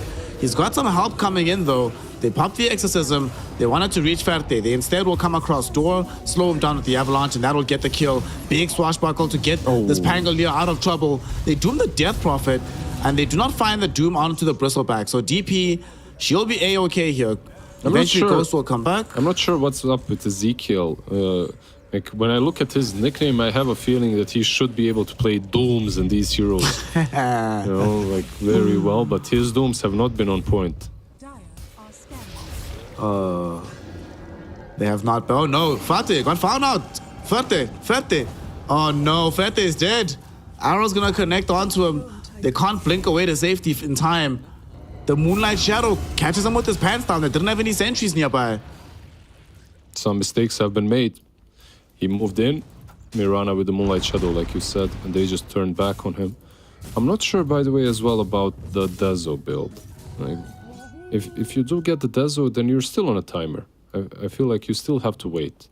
You'll get the Dezo, but you'll need a BKB. You won't be able to fight that easily. I guess the reasoning as well, you pick that BKB, you're playing into a beast. He's still gonna be able to roar you and burst you down. So maybe you get the Dezo and you go into the pit. Maybe that's the play instead. 0 points. It is a bit no difficult, bench. right? Yeah. It's kind of difficult, like the first few items, because you have to worry about the Primal Beast Roar, like you mentioned, but also the damage that comes out from the Bristleback and the Death Prophet. As that can go through your BKB. Will he be silenced? Is he gonna be silenced? Yes, he will. Do they have Avalanche Toss? No, they do not. So he's out. He's shot. He used everything to catch him. And he gives him the tip. Dominance. That also means that B-God is going to be a little bit slower on the Blink Dagger. That death would have contributed to the fund. And it's not like he's playing in a draft where there aren't greedy heroes. This Beastmaster Bristleback Death Prophet, finding space to farm as a tiny is not going to be that easy. Yeah, but you are getting a lot of the map at the same time, right? Like the towers are falling. You are playing heroes that take objectives very easily. So far, only 2 tier 1s. Something that I've noticed from most Division 1 teams, tier 1 teams, mid lane, fight. Oh, they got him. There you go. They got him. Nice assassination attempt. I think B-God maybe might die for this, but they don't want to go too far forward. They don't have their cores with them. I'm surprised, because Rubik and Enchantress definitely could have killed him. But maybe, like you said, they'd get punished. Instead, Ezekiel is gone on. He is so lucky that Ezekiel, or the B-God rather, doesn't have access to the Blink Dagger. I'm surprised they didn't take tier 1 on top lane, that's all. Like, usually I see teams giving more and more emphasis on taking down the offlaner's tower. It's like free gold, right? Yep. The enemy team very rarely goes to all-in defended. They might need to mount a defense if they want to keep this Doom alive, but whew! The damage output a little bit too fast. Ferte goes in right now, but he goes into his death as he gets arrowed up. Can they keep him alive? They do. The 4-star plays, and now he just jumps back in to get a quick kill. Nature's attendance not even necessary. he somehow just stays alive. Oh my goodness, what a play coming in from the Tilted Boys. They bring down 3 heroes down bottom, and 2 of them are cores, and more importantly, a lot of gold for this Phantom Assassin. Yeah, he suddenly has a full Desolator completed and he's building towards the BKB. Not sure what happened there. They used everything they had on Doom, and then they still decided to fight. Ezekiel is like, yeah, okay, you can use everything on me. My team is gonna wipe you. 30. Okay, his jump was a little bit wild. I'll admit, but Dire's bottom tower is under attack. wasn't wild It enough. looked wild to us mere mortals, Lizard. Exactly. But for him, it was hashtag calculated. As every single move with PA, right? It's always calculated. All the crits that you're getting. Exactly. You just have to press the crit button at the right time. Big fight though. And with that, they not only save the tier 2 tower, they get a tier 1 out of it. Fatday, like you said, has Desolator, already has enough gold for the Ogre Axe. So we're getting decent progression into the BKB as well. And this is before the PA even has access to lifesteal, which was able to sustain through the fight in that fashion. So eventually, she does get to the point where her just turning in the fight is also her keeping herself alive. Yeah, what feels so good about this Deso is that you've hit this power spike right now in which you can actually... You can fight against anyone. You can pick off these supports very easily, or you can just decide to continue farming as well. You farm a bit faster. And they're constantly making stacks for her. So he built that Deso just moments ago, and now he's already on 2k gold. Well, Mithril Hammer purchased. Okay. So choosing damage over survivability in this instance. This is the way for the cut to punish it, though. If they really commit to this bit, I think that's a good play. You go in and take the Aegis. It's been scouted now, so they know what's happening. They do have the Pangolier, but Pangolier is the one that gets caught. Arrow to the face as well. Will they get off the Rolling Thunder? So far, they're buying space and time. The Swashbuckle comes out. Tiny falls so low, dies with the impetus. Death Prophet, though, goes in with the BKB and the Ghost, but she gets doomed up. In the meantime, Primal Roll stops Volotka from spinning anywhere else. They're trying to still run down these heroes because they have Exorcism going, and they'll be able to get Door out of this. Swashbuckle away for the Pango to keep himself alive. And the Roshan still at half HP. Yeah. The Doom will expire, and they should be able to clean out the Roche because they're no longer afraid of any kind of counterplay. Like, overall, not that bad for Tilted Boys. They do lose the Aegis. I think they would have lost it anyway. They couldn't take that fight. There's no BKB on PA. But they force out the Exorcism at least. It's something, right? And they don't lose way too many heroes. Pangolier they manage to protect him. Notorious CTP is away from the Bristleback. However, Doom... Well, speaking of Notorious, look at the range on this Avalanche, dude. What the hell is this? They get this big initiation onto 2 heroes, but it's Scourge, McDuck, and Tiny. Not easy customers by any stretch of imagination. And the arrow. Volotka will find himself in an interesting position right in front of the Bristleback as the BB has been arrowed up. The real Avalanche from Tiny prevents PA and Doom from running down B-Guard. So the flight is splitting into 2 directions. Ferte wanted to keep the chase going, but wisely decides to retreat instead. And this feels like deja vu, Lizard. I'm seeing cut heroes fall very low, and I'm seeing them not actually dying somehow. Yeah. This must be very upsetting for the Tilted Boys. Yeah, but the difference for me this time around is you have this PA that's eventually gonna get big enough to take them down. So you're securing yourself for a little bit later on. Meanwhile, in the last game, like that mountain that you were supposed to pass was just, you take one step forward, it grows a meter, right? So it was really difficult to ever get to that point in which you're able to kill the IO and the Witch Doctor. This time around, now you have a BKB on PA. You can decide to fight already. And Notorious, by the way, that whole last fight was insane. The Avalanche, then he steals the arrows, the Bristleback. It was very nicely done by him. The range on this Avalanche, when you see it on Rubik, is honestly disgusting. He has Aether Lens, but not even more important than Aether Lens, Lizard, he has Philosopher's Stone. What a player, what a god. He knows what's up. If they used Philly's Stone in that last game, they would have won.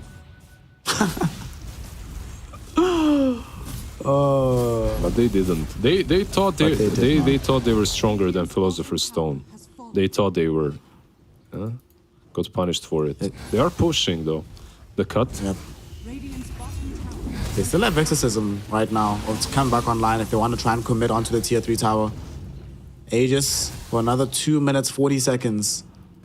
Tilted Boys, them coming back is going to be good enough to dissuade the cut from going further Nice forward. smoke. But they go into the, yeah, they smoke up. Yeah, they want to try and force a fake back here.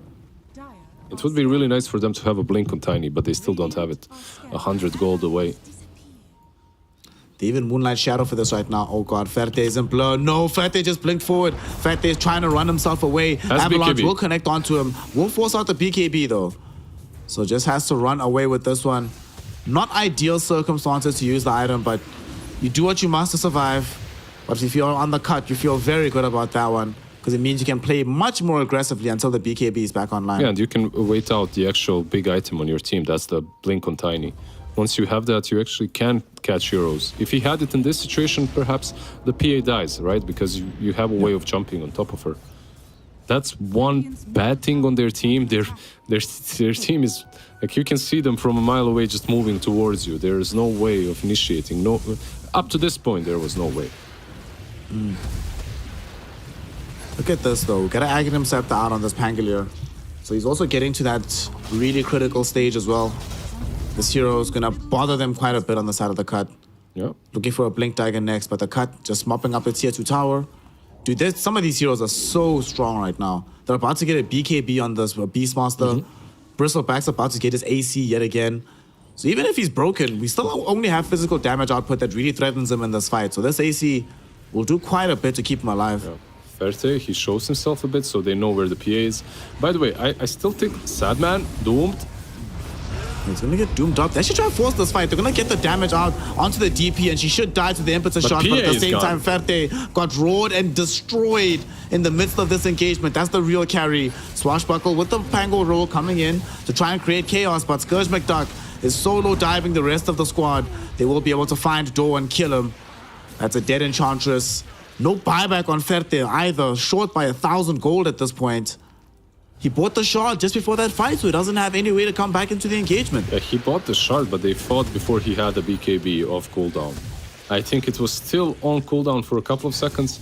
If it wasn't, well, then he should have clicked it for sure, but I think it was on cooldown. So they blow up the DP, but they lose their carry and perhaps now a side as well. Okay, no more pushes. The push will be restrained for now. BKB popped by Italiano Gangster just as he receives it, basically. The Aegis will expire now, so they have to be careful on this Bristleback. I think right now your bottom lane is pushing in. Yeah, Scourge McDuck, he TPs in. You outpush the bottom, and look at the two lines. Both teams kind of thinking the same. Tilted Boys thinking that they should move towards the Bristle the way they are. Meanwhile, the cut reading the movement correctly, it seems like. Drawing that they should go there instead. But never mind, Tilted Boy is actually going to Dire Jungle. They have a ward here that's scouting out both the Beastmaster as well as Sadman. The question is, can they get here in time to fight them? Blink Dagger not available on this Rubik, so he can't close the gap. And nor does this Pango have the Blink Dagger. That was really fast. Oh my goodness. That was good read from the cut, yeah. Really, really damn fast from them to farm out and move back that quickly. Okay, Tiny. They still want to force this though. They have vision, but only one team has a Blink Dagger on one of their supports, and a long-range arrow connects onto Door. Yeah. Don't think they want the smoke just yet though. They smoke up on the cut.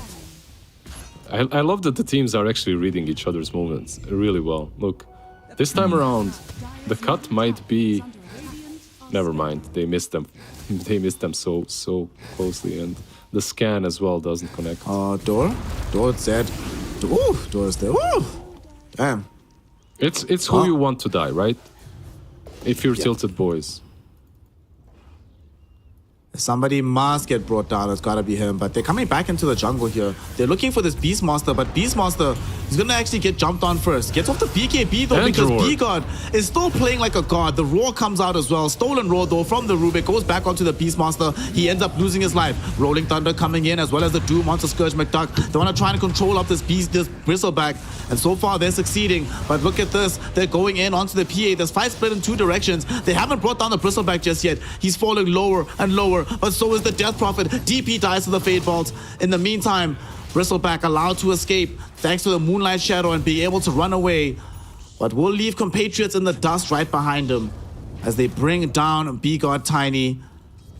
Tilted Boys, somehow, some way, without buyback even on the Enchantress, they take a fight that becomes very favorable for them. And Death Prophet Lizard thought she was a little bit too tanky, was looking for the kill, but unable to find it. Yeah, not sure why he separated himself completely. He went, he left his teammates and just went after the PA.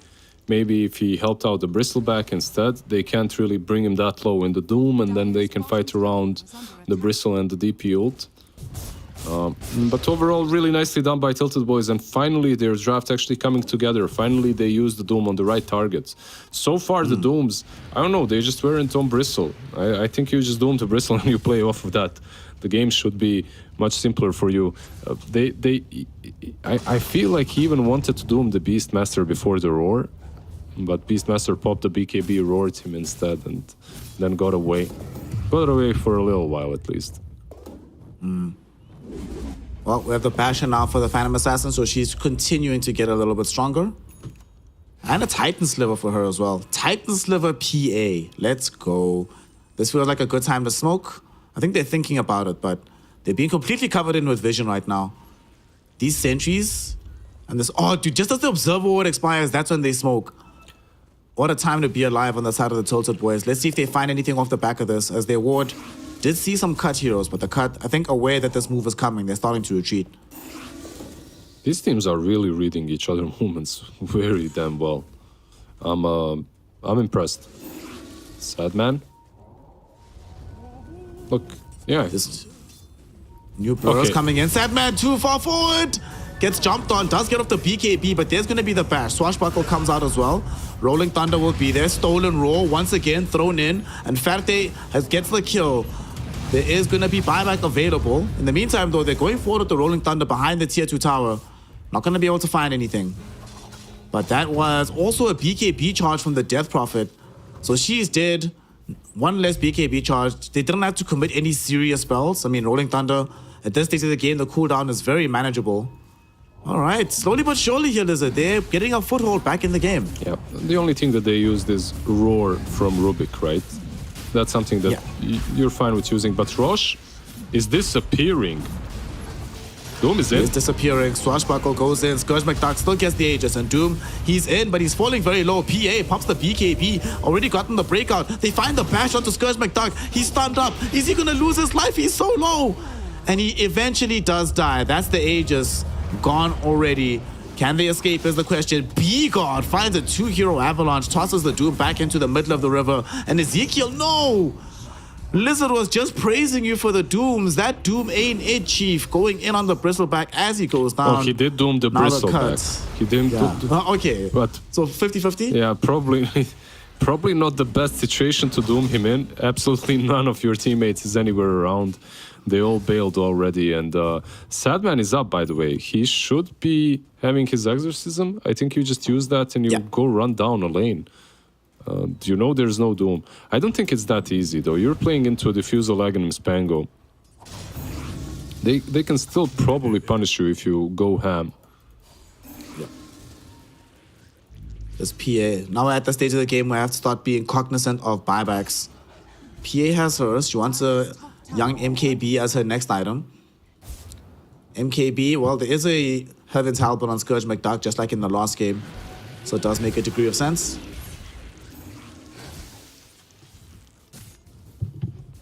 This game, though, just a close affair all around. Less than a 1k net worth lead in favor of the cut, but they're actually going to try and force it down bottom.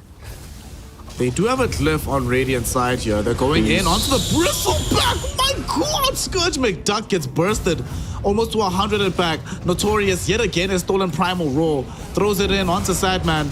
Able to get him stunned up, wasting most of the BKB duration, and they will find the kill with Ferte. B-God did what he could, found multiple hero avalanches, but it's not going to be enough as he loses his life as well. And the Tilted Boys showing why you were having hesitation about going onto the high ground, and the cut get punished pretty heavily down bottom. Yeah, super punished. There's just way too much damage together with the break from the PA. She's becoming really damn big. A lot of stacks on that Dezo. If they get a way to initiate, if they get their way when it comes to initiating, I don't think you can take a fight on the cut. Your bristle will die. You have to finesse them somehow. You have to find a way to pop the exorcism, go in a fight, bait out a couple of spells on the DP, then go in with the bristle as well. Dire's middle And it's becoming realistically more and more difficult. I think this time around the game is way better for Tilted Boys. The draft is just much easier for them. Bristleback was maybe, it's one of those heroes. You won a game with it, it looked really strong, and then you pick it no matter what in the next one, even though you don't have last pick, so it gets countered. Basher now as well, by the way, on Pangolier, so Yep. more things to work with. It's quite nice, actually. Pango Basher, Abyssal Blade on the PA. They feel hella strong, as they also just picked up. They want a Crimson Guard on this Doom right now. Okay, Crimson Blink with the Guardian Greaves. Hella strong, for Let's see what real, they can man, find. for real. Yeah. Hard to kill these heroes. I mean, there's mostly just small instances of physical damage right now to worry about on the side of the cut. Takes a while to get the 4 kills. They jump in. Oh, Pango, the roll, finds the Beastmaster. He gets stunned up again by his own Primal Roar. The Doom will be on top of him, but Ferte not able to burst them down just yet. The Death Prophet, in the meantime, she's standing her ground in the middle of the fight. Another fan of Nias comes out. There's the stun from B-God, holding these heroes into position. They really want to try and bring down Ferte, and they'll manage to do it with Scourge McDuck getting the last hit. In the meantime, Doom will be following him into the grave. Damn. They get the Doom out at the end of the fight, but it does not matter. What? They get more and more kills. The cut the hell? wins 4 heroes. They don't even lose a single one. What the hell? Just when I thought the Tilted Boys had full control of this game. Honestly, if you told me who's winning the game like just a minute ago, I'd say Tilted Boys like 90%. And then this happens. Oh man, Scourge McDuck Well. rolling down bottom. They need to use some buybacks. If they want to hold their base, they need to use some buybacks. They've lost range racks down bottom. They buy back on Doom and Rubik, but the PA does not have it. She's 480 gold shy. And Sadman will not go in with some Ghost. There's going to be a big Rolling Thunder here. He's roared. They connect. Primal Roar will be there onto him. Do they have the damage to kill him in time for the stun? No, they do not. So he gets back to safety on the high ground. But that does mean that they've zoned him away. They have 30 seconds. They get the tier 3 tower.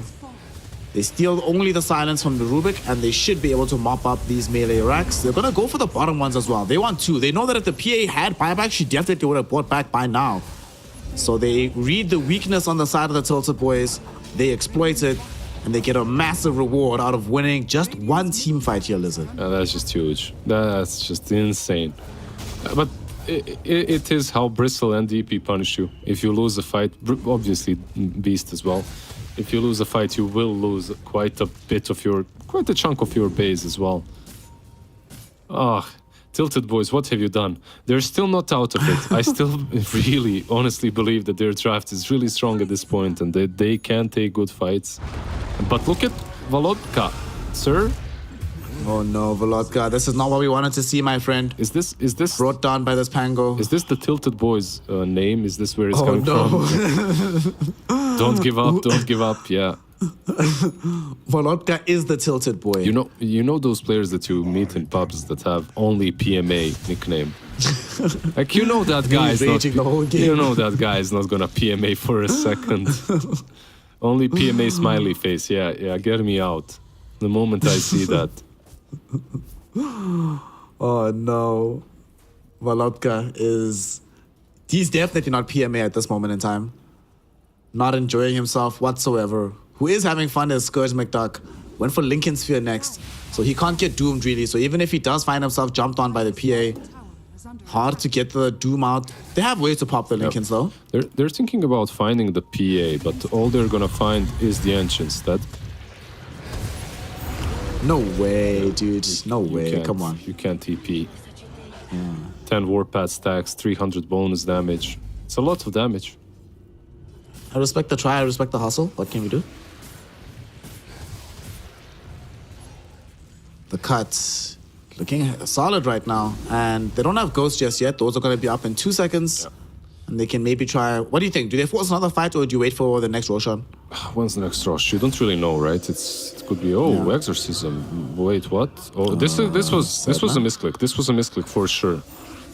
I think you're trying to ping that he had it ready. Yeah, for sure. Or maybe writing something with an R. Rosh, starts with an R. Oh no. And he forgot to press enter first. Oh no. Oh well, these things happen. Dota players are just human. I mean, This is actually huge. If they could see this on the side of Tilted Boys, they'd be breathing a sigh of relief that we get both more time than we would be having available otherwise. But they smoke underneath the Hawk. They know this is coming. yeah, but what do you do if you're the cut? Like right now, you can't really fight. You need to back out. Exorcism is down for 100 seconds. They're in a really bad spot. Honestly, the cut, this ult might cost them the game. Doom blinked onto the Death Prophet, unable to catch her, but they know where she's at right now. They're thinking about going in for the chase. Jubei, no, that's a courier with the gem on it. Oh my god, dude, these last 90 seconds have not been kind to the cut. To both of these teams, like the cut, they should be super happy that Tilted Boys did not know about the Exorcism, because they would have engaged 100% if they did. Yeah. But yeah, Exorcism. Okay, Roshan will respawn in 2 minutes, so that's kind of lucky for the cut. Because if Rosh respawns right now, Tilted Boys would have to contest it, and they probably understand then when contesting it that DP doesn't have an ult.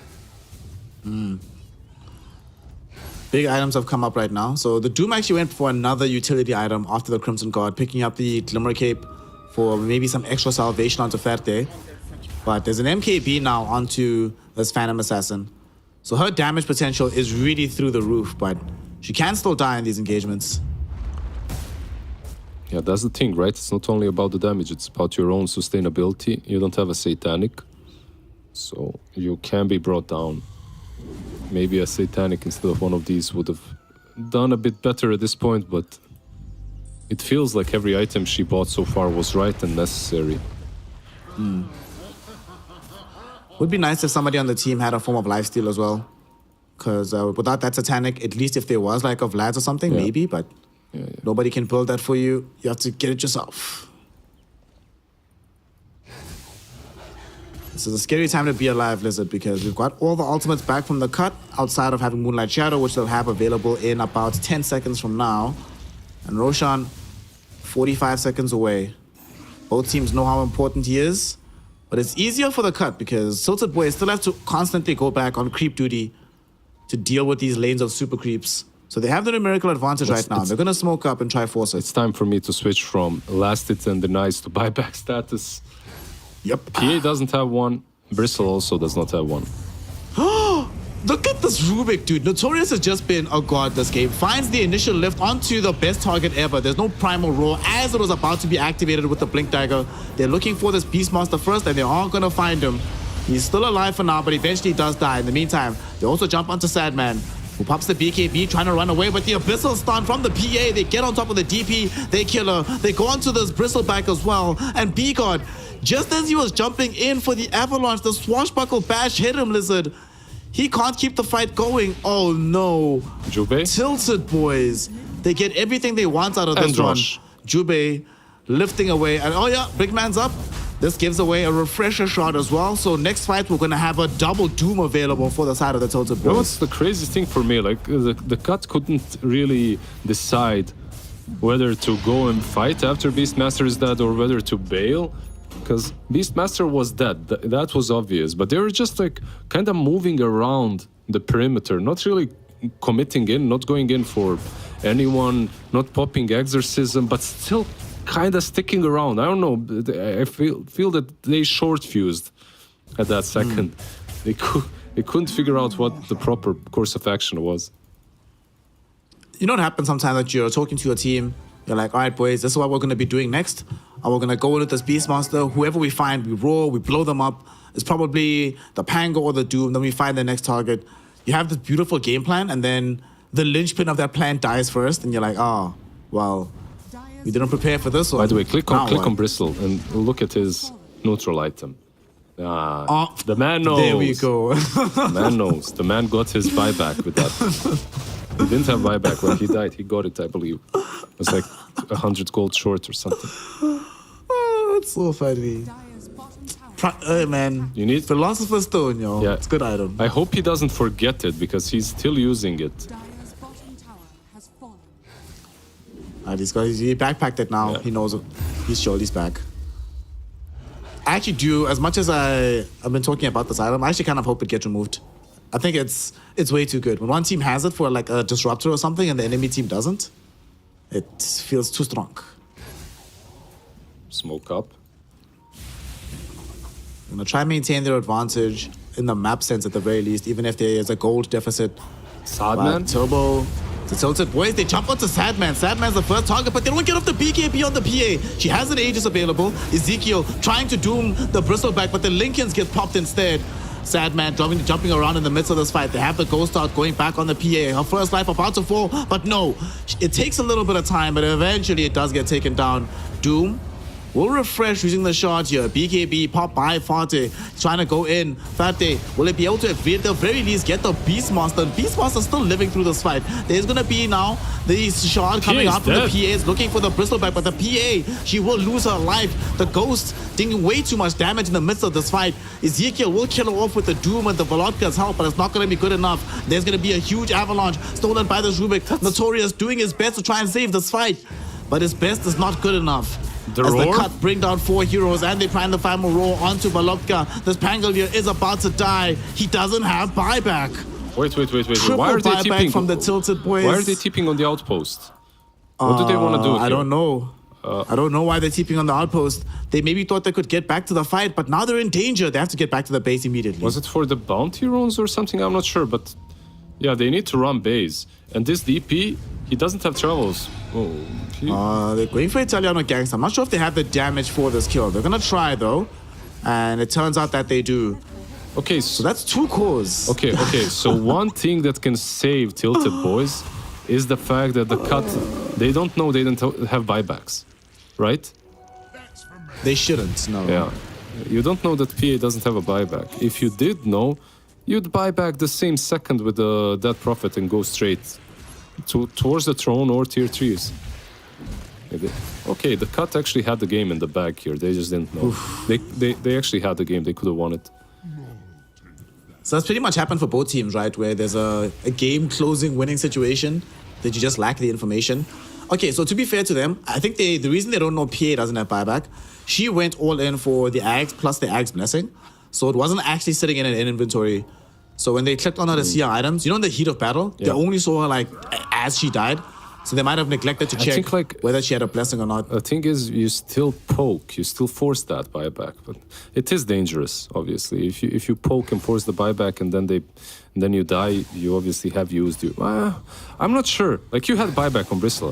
The proper course of action is you go top and you still force the buyback with all your heroes. Well, because they did not, we get to remain entertained here as we cross the 46-minute mark. 3k gold lead is all that separates these squads right now. Still a fair distance away from getting the next set of these neutral items.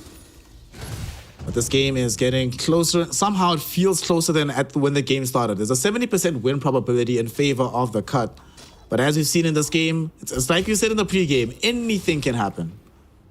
It's wild. Wild as hell. I thought realistically that we were going to see game 3 a long time ago, but somehow the cut with their nasty little bristleback, they're staying in. Oh gosh.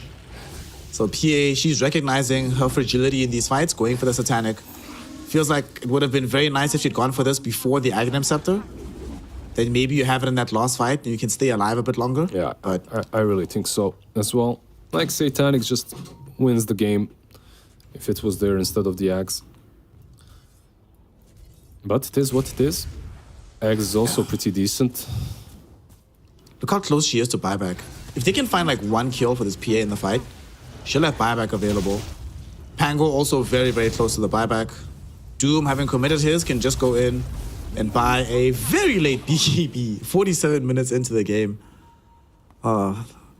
This item build on the Doom, I think the one thing that he's going to be regretting is just he feels like he does literally no damage. I'm pretty sure when we look at the stats later, Notorious will have done way more damage than the Doom did this game.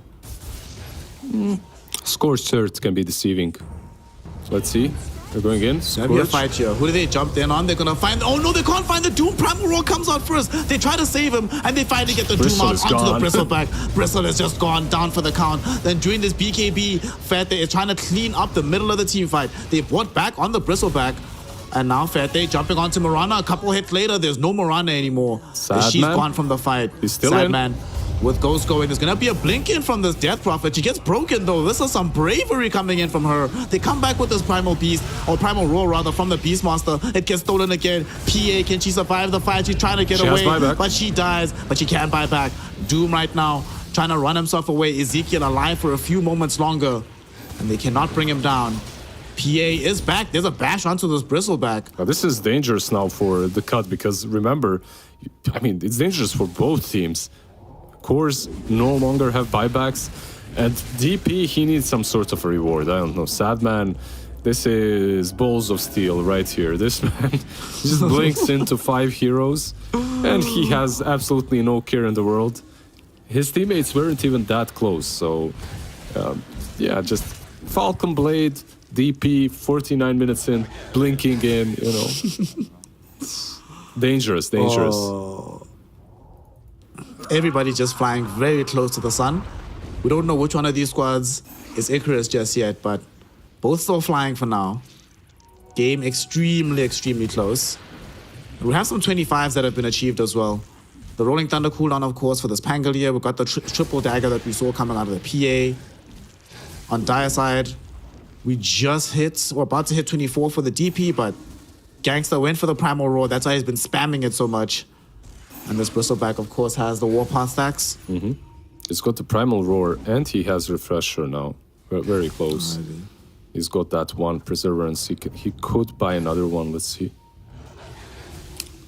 I think he wants to keep buyback. Yeah, but even if he buys one, he'll have Yeah, buyback. he can buy it. Yeah, he can. Yeah, he can buy it now. Not sure why he's not doing it. Maybe saving for Lincolns instead? I mean, I think they've seen the power of how strong not having Doom on the Bristleback can be. Yeah. So maybe they go for that play where you wait for the first Lincolns to get popped, and then you immediately blade down the second one. I mean, there are 2 ways of doing it, right? Like you can either Lincolns him twice, or you can maybe... yeah, he has Refresher. Or you can double roar the Doom. It was just on the courier, that's why he wasn't getting it. Okay. So double roaring the Doom also works.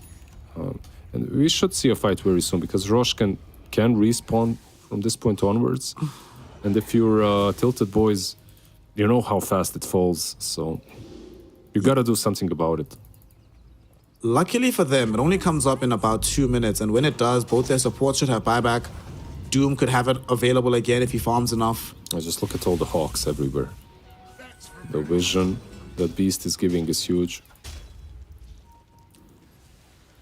Beastmaster, what a hero.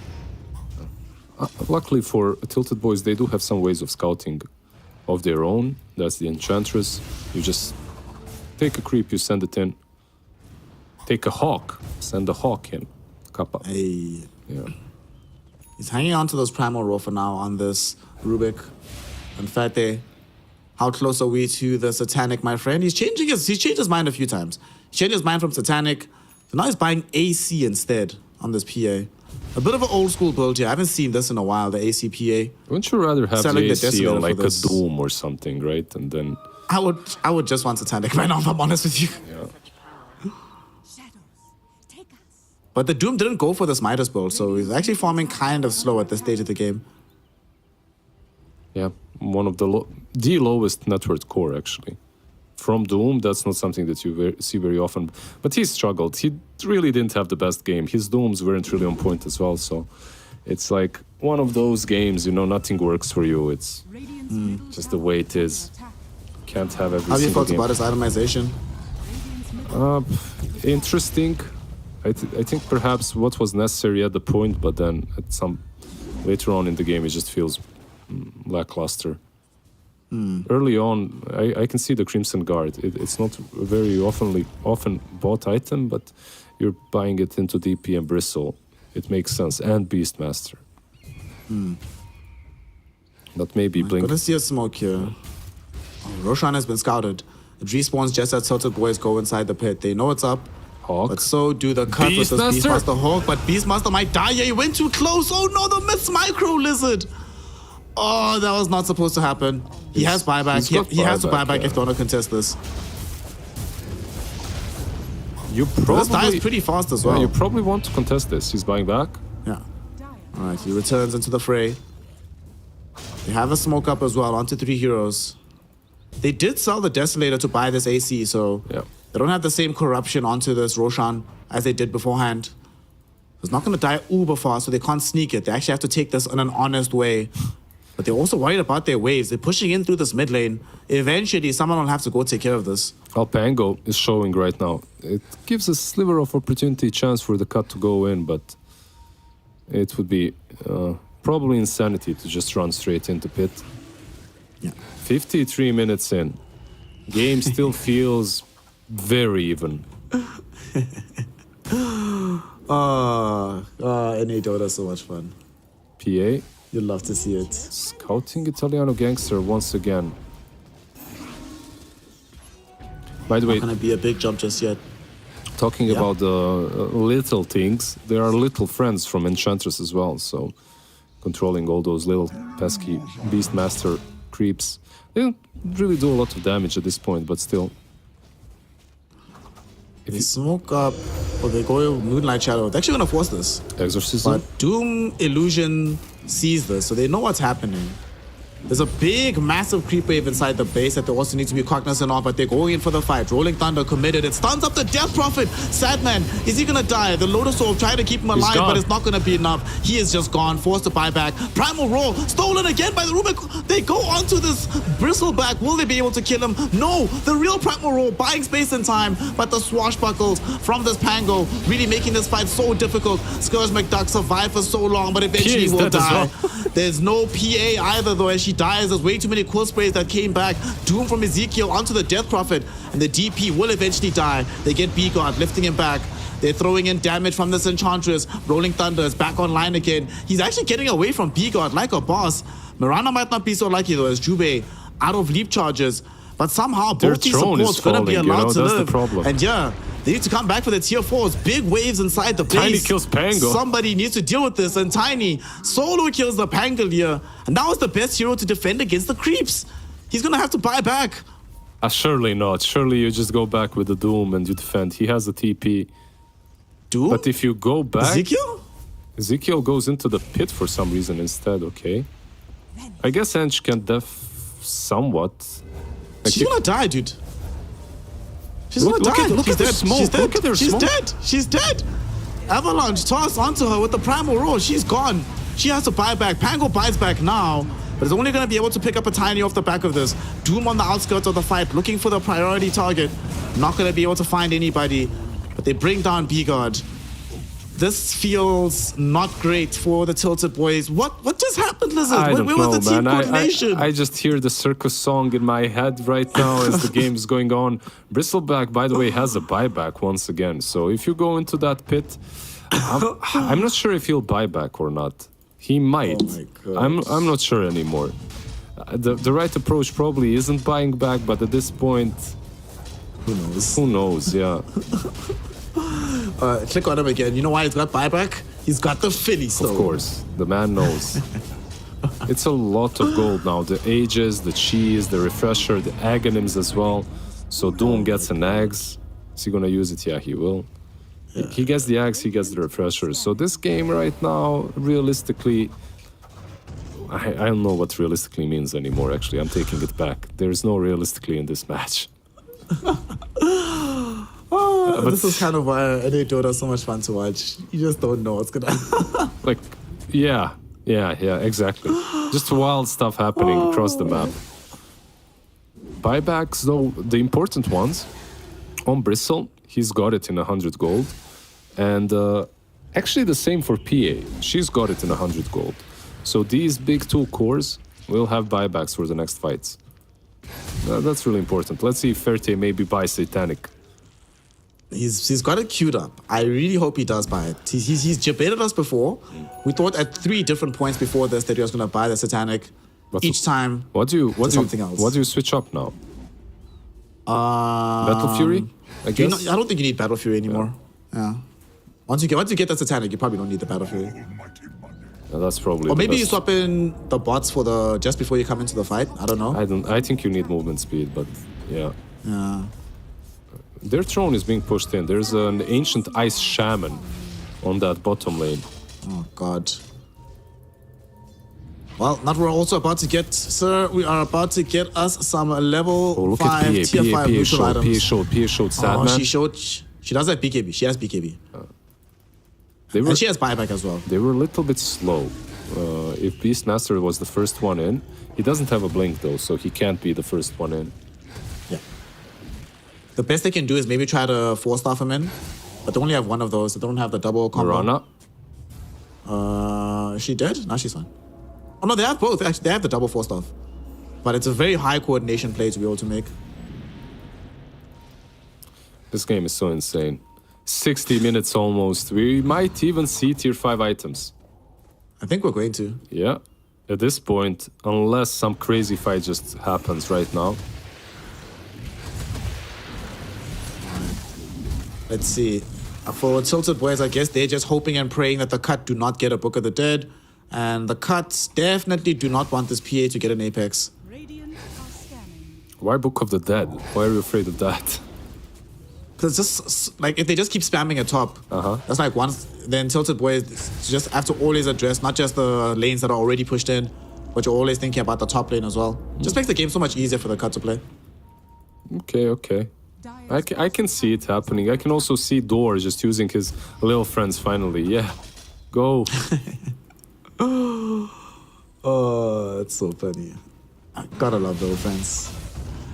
Enchantress also has some of the funnest like additional spell names. Sprank and Little Friends. It's just so much fun to say. By the way, he's becoming an issue too. Almost level 25. 5 seconds to minute 60. It looks like Tilted Boys are tilted and done with this game. They're rushing towards them. They're going in. They find the Rubik first. Notorious. Not gonna die just yet. Get saved by this Pangolier. There's gonna be the Primal Roar that comes up, and there's the AoE Doom. They're looking towards this Death Prophet. She will not be able to cast any spells here. And the secondary Primal Roar does not help either. Now they're going on to these heroes. They catch huge stuns. Bristleback needs to get the hell up out of here. Not gonna be allowed to do so because the Swashbuckle Bash will be there. They stun him up. They kill him off. And the Cut lose 2 of their big cores, neither of whom have... Okay, no, Bristleback has buyback. He has buyback, the DP does not. DP doesn't have it for 2 more minutes, I believe, right? Yeah. And 60 minutes have passed, so you can get the tier 5s. They do see the PA on mid lane, but there's no way in hell. You're not killing her. I'm surprised Italiano isn't at least trying the Ancients. He's afraid of the PA, I guess. He doesn't know where she is. Yeah. The moment you see her on top lane, you should start farming. No, never mind. Why are they farming items? I don't know. He's okay. He's trying to farm now from this hard camp. Hasn't found anything just yet. They got a Giant's Ring for the Radiant side. Arcanist Armor comes out right now for Italiano and the boys. Okay, Arcanist Armor as your tier 5. That's not going to cut it. You need something better. Right now, Tilted Boys are about to end the game here, Lizard. Looking for at least 1 lane of racks, probably 2. And when they don't see a buyback from the Bristleback, and they know that there's no exorcism for so long, there's no need to back off. Beast is pushing your throne, it looks like. He will try. So some of you might even have to TP back. Egod trying to buy space and time, getting out with the Wind Waker. And yeah, somebody has to go home. They're sending back the Pangolier as well as the Rubik. Rubik getting the initial catch onto this Beast Monster. They've got themselves an Abyssal Blade on the Pango, and here comes Ferte to finish off the Beast Monster. 2 minutes in the grave. Does have buyback though. I think this was a good play from him. From the Beast, that is. Like, you just saved your team from using buybacks on DP or Bristleback, and you still have a side. Not sure if that side is worth it, though. Maybe you could have played without 1 extra side. Stygian, level 2 on Phantom Assassin. Yeah, call it. Oh no. That's it. Oh no. She got the Deso back. That's why she sold the previous Deso. She could see the future. Yeah.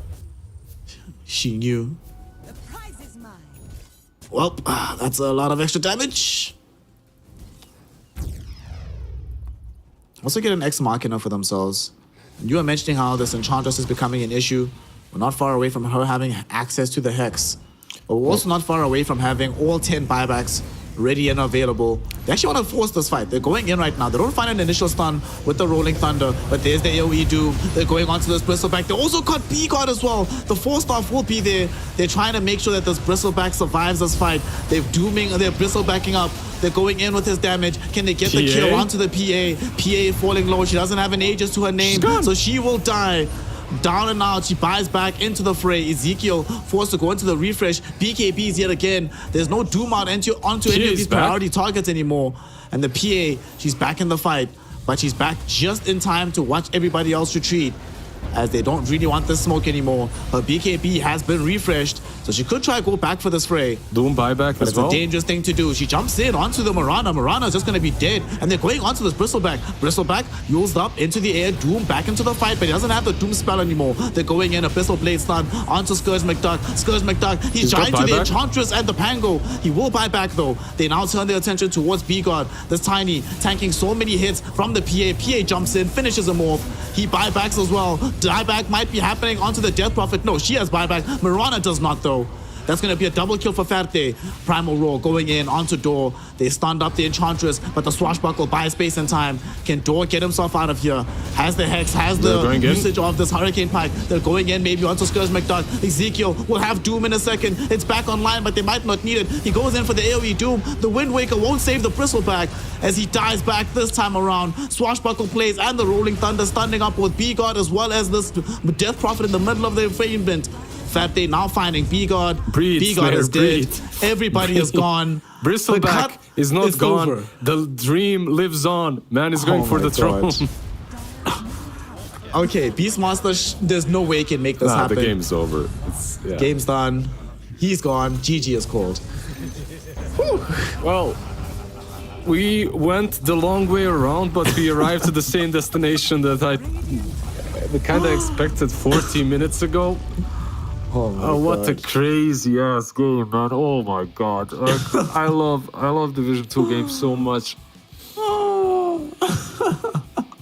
This last fight as well. This last fight is literally, you don't even know what's happening anymore. Everyone has buybacks. Everyone is just using everything they have. They're rushing in. They're Votosorbing, Lincoln Sphering.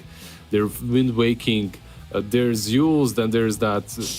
What's the name of the neutral item that also uses you?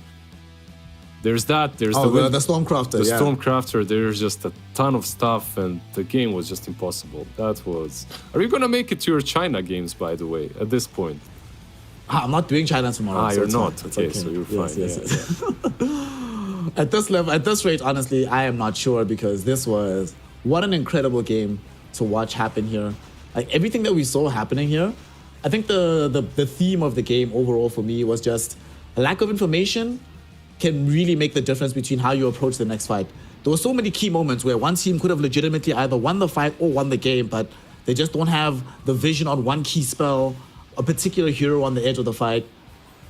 And eventually, it took much longer than it should have, but this PA, when she was actually allowed to roam this fight, not being the priority target, when her team was able to body for her, and that only happened at the end of the game, then suddenly it feels like this was way too much damage to ever deal with on the side of the cut. I don't think anything was ever too much in this game. Like everything could be punished. It was still anyone's game by the end. It's one of those completely unpredictable games for me from one point. And it wasn't really because of... It was mostly because of execution. It wasn't because of heroes. Like usually you see two drafts and you can... most of us can call it. If this goes 40 minutes and it's kind of even, you know which team is taking it.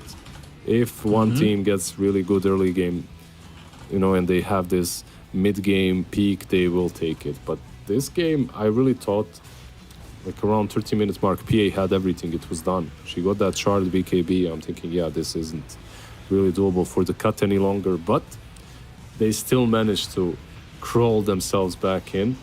They still managed to like take a couple of really, really good engagements, but eventually Tilted Boys just way too strong.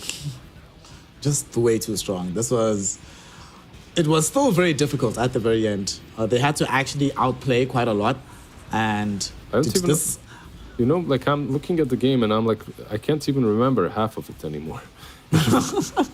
Lincoln Spheres that came, the Satanic that never came from her, the AC that was purchased. Like so many little things. The Doom that had a lot of wonky items as well. Like a Glimmer Yeah. Cape Doom being the lowest net worth on your team, also not really helping, but eventually he got Refresher Orb, Refresher Shard. He was just refreshing after refreshing. I believe that in this last fight, by the way, his Doom was off cooldown and then he refreshed afterwards. It was just pure insanity. He had to die and come back. Like, his refresher wasn't there. Like, he had to come back into the fight. Somebody had to pass him the shard. He's like, sweet, let's go. Let's put this in. What a wild ride this game was. I can't imagine how the players must be feeling at this moment in time. This must be, for the cut, just pain and suffering. You were so close to getting this W so many times. But each time, somehow Tilted Boys find this moment of weakness, a moment of hesitation. Now your mind starts going back to, if we had Exorcism and we'd taken that run Roshan, do we maybe end up winning the game as a result? Had we not all in dive down bottom when we were in an uber dominant position and lose 4 heroes, does that maybe allow us to slowly control the map instead of giving like 2,000 gold over to Ferte immediately? The Dota is just a small game that cascades off effects, but I must say for me, Lizard, you know what we have to shout out here? Notorious on this Rubik. Good God. This Rubik performance was pretty damn clean. Like, there's some great spells for him to steal between the Avalanche, the Primal Roar, the Arrow, but doing so consistently and every fight always getting the right spell to bail Ferte or Valopka out of trouble, it's very hard to do, and he did it consistently, so I'm very impressed. Oh, he was on point. Like this Rubik from the get-go was really doing everything correctly. A couple of mishaps here and there, but doesn't really matter. Later on, even when they initiate on him, they don't kill him. Like the arrows, the avalanches, the lifts, just being fast to react really to every single fight. I think that's one thing that maybe was missing on the cut. It's only the Tiny that could start things off. Everyone else just runs in. Maybe if the Beastmaster could have... It's not really an item that you want to see on Beast. Like, you don't buy Blink Daggers anymore on him. Not that often, at least, but... I think maybe in this game they needed a secondary way of getting in the fights to just eliminate targets real fast. Yeah, absolutely. And unfortunately, their lack of ability to be able to do so leads into a victory for the Tilted Boys and a Game 3 coming in for this particular series. Of course, the odds by now are going to be pretty much dead even because both teams have performed to very high levels. And those odds are brought to you by esportsbet.io, our partner here in the DPC, where you back at home by going onto the esportsbet.io platform can watch to earn, which means that by watching a single hour, a solitary hour of some Dota 2 action, you get 3,000 free tokens, equivalent to $3. And having just seen this series, you'd have gotten quite a lot out of it at the rate that we're going right now between these two squads. So get involved, don't just be a spectator, but get some rewards for yourself on the esportsbet.io platform. And with that, we are going to go to a short break because game number 3 between these two squads still remains to be decided. Tilted Boys still have not lost a series here in the DPC, at least in North America, since they formed the stack. And the cut trying to make sure they get their 3rd win so far. We'll find out what happens after a very small break, so don't go anywhere. North America resumes and concludes right after this.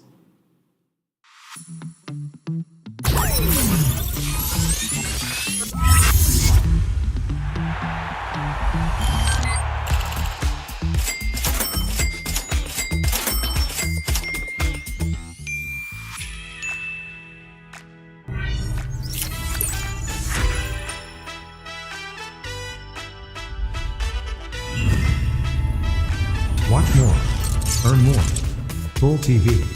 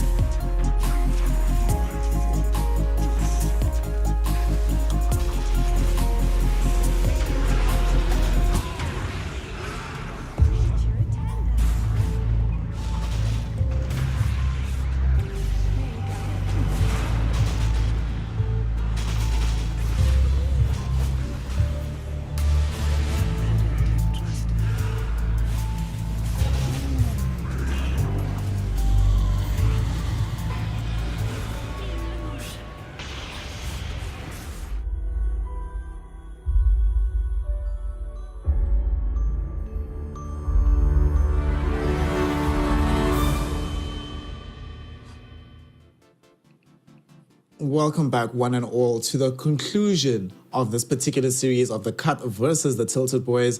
What a wild ride it has been so far. A fairly difficult game for the Tilted Boys in Game 1, where the Cut just had this insurmountable amount of HP. Game 2, just a roller coaster. Lizard, as a former player, where do you think their heads are at right now, these two squads coming into the decider of Game 3?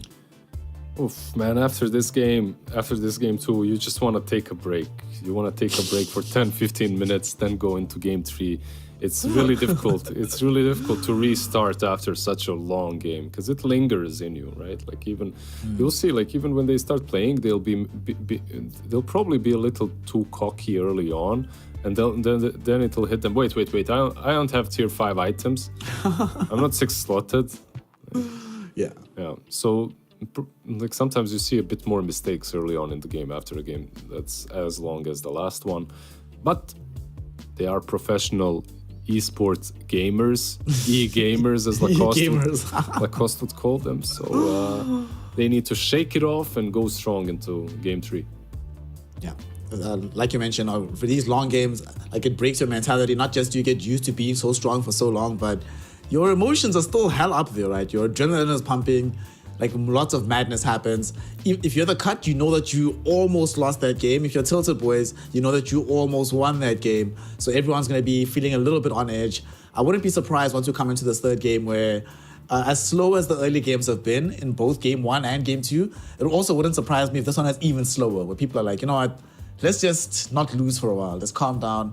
Bring the temperature as low as possible, because otherwise things can just get very, very dicey. And this game, look at this. The odds are perfectly even right now. And I do think these teams, from what we've seen in Game 1 and Game 2, are more or less evenly matched. I think Tilted Boys have played well, but the Cut have actually kind of impressed me with how well that they've played as well overall in the series.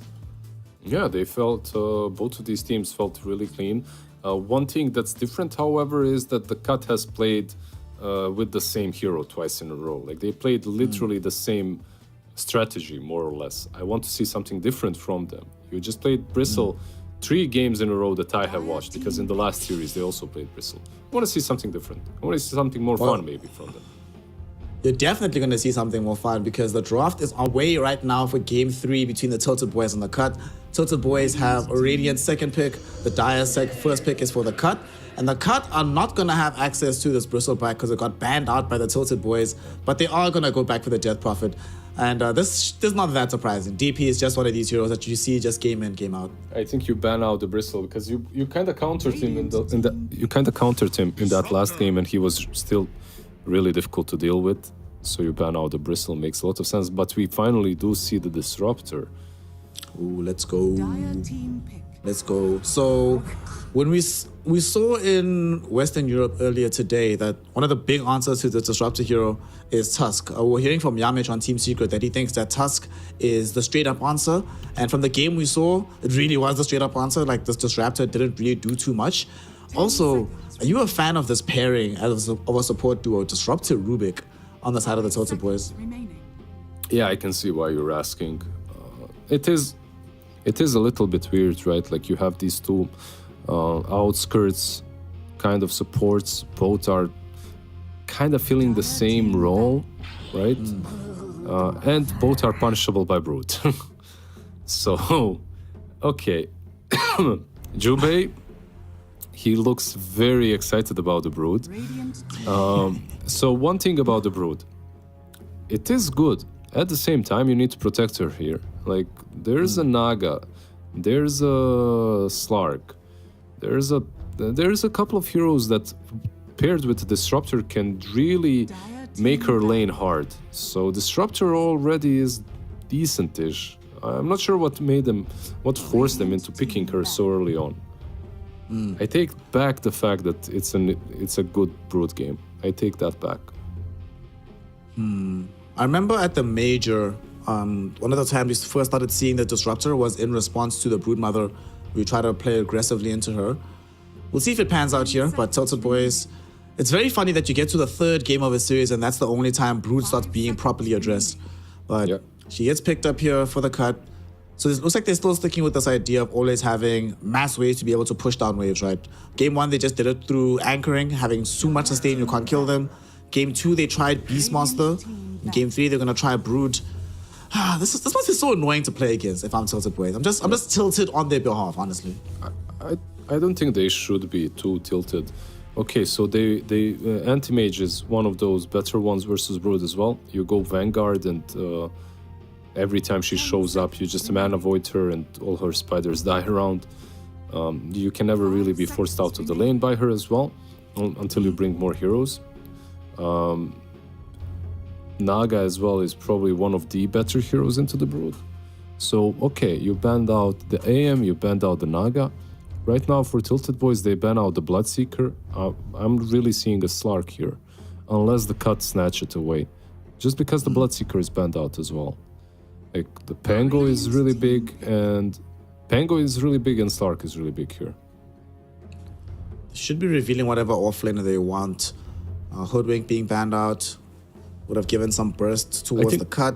I think Hoodwink ban is also just a full comfort zone from the cut, so you want to take it away from them. You want to take away the Hoodwink, maybe the Skyrat, the Techies. These three are really big on that position 4.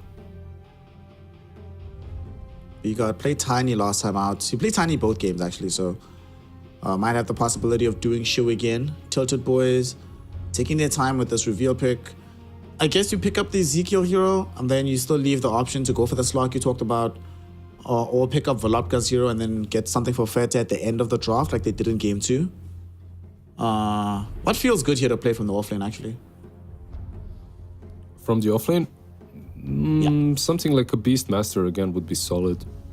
I feel like for Tilted Boys isn't really open to be, but okay, they just pick an Ember. Also like a Tide Hunter, these kind of heroes, right, that Mars, that stand in front of Broodmother and defend forever are always good. I really think Tilted with the Bloodseeker ban would have taken Pango, but... Pango got banned. Is it? Oh, yeah. I see it now. My bad. So why ban Bloodseeker? Because you want Slark, that's it, right? Or you don't want to play against Bloodseeker on the cut. Maybe that's the option too. Okay, the cut... I'm so confused. From what? They picked Ember into the Death Prophet, and they know that the Death Prophet goes mid. Doesn't this matchup just get crushed every time? I haven't seen an Ember win this matchup in a very, very long time, so I wonder what they have up their sleeve. You are correct.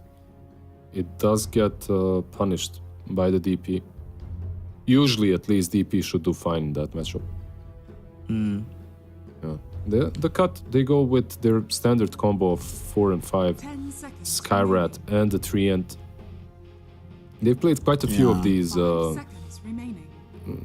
two in the other series that I watched. Skyrat sometimes good, sometimes bad. It does seem like a really good Skyrat game.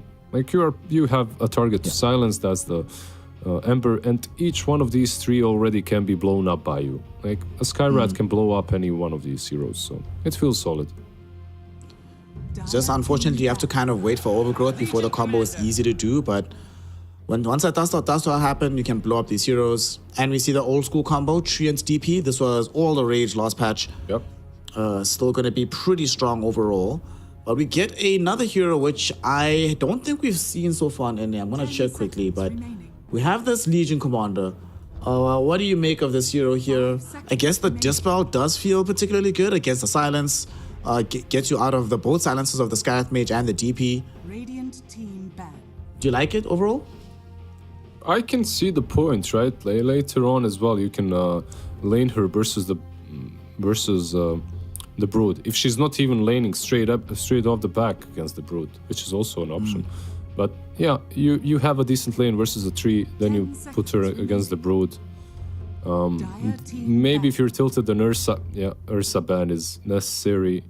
There's Ursa and there's maybe like a Monkey King as well that would be really damn good for the cut. And the Slark also gets banned I'm not sure why they didn't pick the Slark earlier.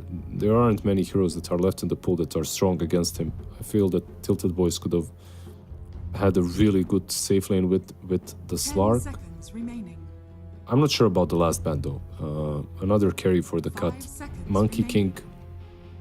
Troll maybe. Troll just owns. Troll owns the Legion Commander.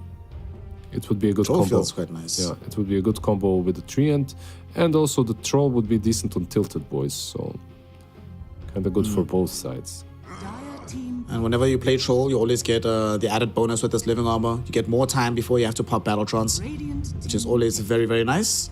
And they go for the Wraith King. Oh, so, yeah. okay, this is a different answer. We see that Tilted Boys kind of have to win fights during the windows of their big ultimates in the Disruptor and the LC. Wraith King sort of makes them immune to that playstyle. I like it a lot. They picked a lot of Wraith King, right?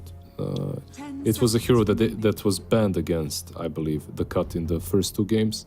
5 So seconds they get it this time around. I don't like it that much. I don't think he's that great into the Legion as well. Like you have Legion Rubik.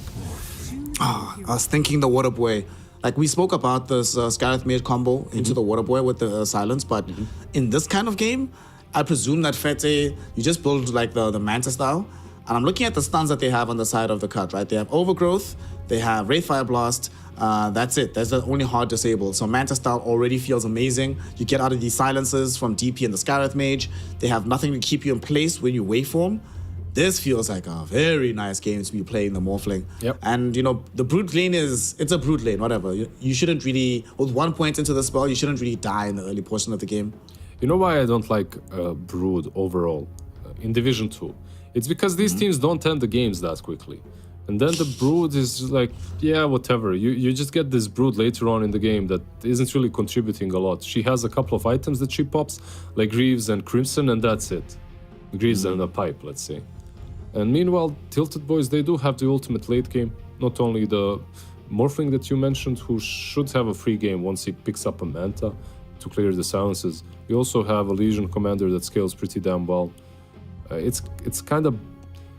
Tilted Boys have kind of a brute force lineup, right? The Legion Commander with the duel followed up with some Static Storm and whatnot. But it can definitely work. Later on, you just get enough damage. Easy game, right? But we'll see. It's on the cut to win this game in the mid game. Yeah. I will say, though, that Tilted Boys do have some fairly volatile lanes. Death Prophet into the Ember Spirit, that can go really in any direction. The LC lane should be fine for her, but we've seen some aggression coming in here from the cut beforehand in the laning phase. We'll see if it can come again today. It hasn't thus far. It's been very slow going early on, but we'll see what happens. Game 3, the cut, if they can win this game, then they will force the first loss onto Tilted Boys. They'll go 3 wins up, and they'll actually make it a 3-way tie situation for second place so far in the division. A lot to play for. We're trying to get into Div 1. We're trying to start our journey into TI by getting into the 3rd and final major of the year. Let's see who's got what it takes. Look at these No matter what, though. Look at these 2 nerds, both of these teams. Just smoking up, going in. Tryhards. Tryhards, man. Gosh, Brood Mother. You know, I've been as surprised as I am not to have to see this Brood every game. And I'm very happy not to. It's fine. You know, some surprises are very positive in the land of Dota 2. They're not gonna dive the tier 1, are they? No, Jubei just checking for the wards. Moves back. Yeah, Brood isn't really one of my favorite heroes to watch as well. I hate it But so much. whenever I see Brood, there's always one game that I remember. It's like Zai or someone playing Brood 2014-13 with E-Blade and Dagon just running through the webs when you got super movement speed from the webs. Yeah. He just run past. Wasn't that Ice, actually? It could have been him as well. Maybe I just remember one of these two. I can't remember which one. But he was doing the build as well. Yeah. I think I remember the game you're talking about. I think it was Ice, if I'm not mistaken, but Could be. we'll rely on the sleuths in chat to rewind the tape and find out exactly who it was. I'm honestly, I think I'm even talking about a pub, not even an official game. I was playing in it and It scars your brain. it You're was like, I will remember this forever. very annoying. Let's see how many scars Valopka is gonna get in this game because, woof. Yeah, Ember into the Death Prophet. Enjoy this while you can, my friend. Get as much CS for the first few waves. Afterwards, it gets hard for you, bro.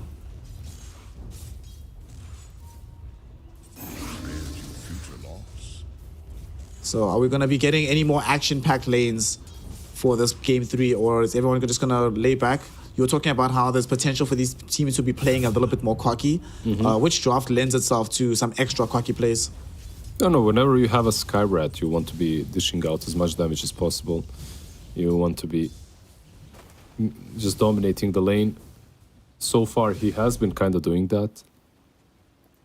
And maybe from Tilted Boys, the top lane can prove to be a bit aggressive. Even though you're playing into a Treant, you have a Legion Commander, press the attack, get rid of the Leech Seed, and then fight. Bottom, we see some of the harassers going in onto the Morph. Get the glimpse back on the Death Prophet to buy space for Fate. Yep. About to crack level 2, so should have the safety point. Actually goes for the Adapter Strike instead of going for the Waveform, so backs himself and his lane prowess to not die He's here, dead. but Like, literally, I'm looking at this the whole time, and I'm thinking, yeah, you're morphing into a Skyrat. You won't believe how many times I've witnessed this or played the same thing. There's just something about Morphlings being surprised by the amount of damage the Skyrat brings. well, I don't think he's gonna be surprised anymore. He's seen this now. Yep. Knows what to anticipate. Well, Big kill though. Well, now he gave Skyrat even more, right? And Skyrat is gonna get level 3, maybe Ancient Seal. And then you won't even be able to morph. Look also what the Skyrat is doing. Noting the fact that this team lacks lockdown. He's like, we're just gonna go for the old school build, straight up Rod of Atos. It's good. I like it. You need some more control. You're playing into an Ember as well, so into Ember Morphling. Dude, speaking of Ember, Ember is crushing this mid matchup against Sadman. Yep. I've seen Very surprising. I've seen lanes in which DP just completely rolls out of control, maybe even gets a kill on Ember. I've seen lanes in which Embers even it out, not necessarily win, but have an even matchup. This time around, it's one of the rarefied occasions where Ember is just straight up winning. As we've seen the top lane, Notorious able to get a quick courier kill, as Ezekiel is just farming in this wave. Some of the CS will be coming from Skelly, so that's going to affect the overall net worth, but still, for the most part, it's just chilling. Actually, they might go on him top, press the attack. We'll be there for Ezekiel just in time. But he has to worry about his sustained potential on the side of the map.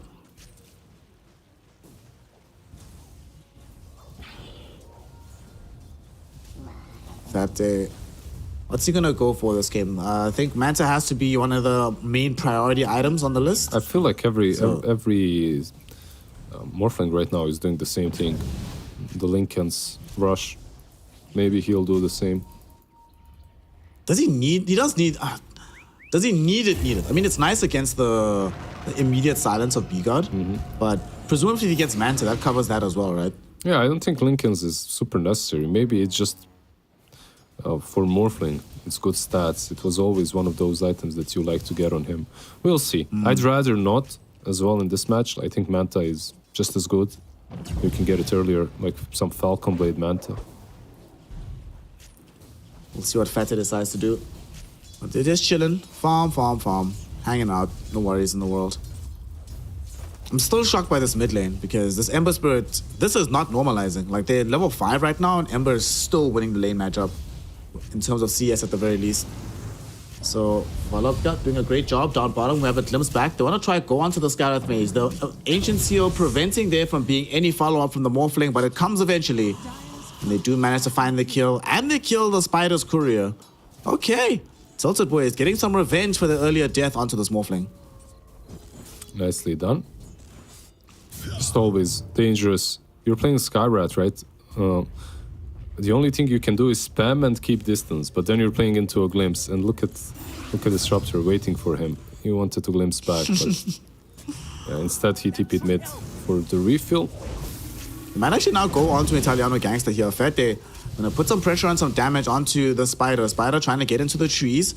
Gangster should be able to survive this. They do not have the punch to bring down this Broodmother.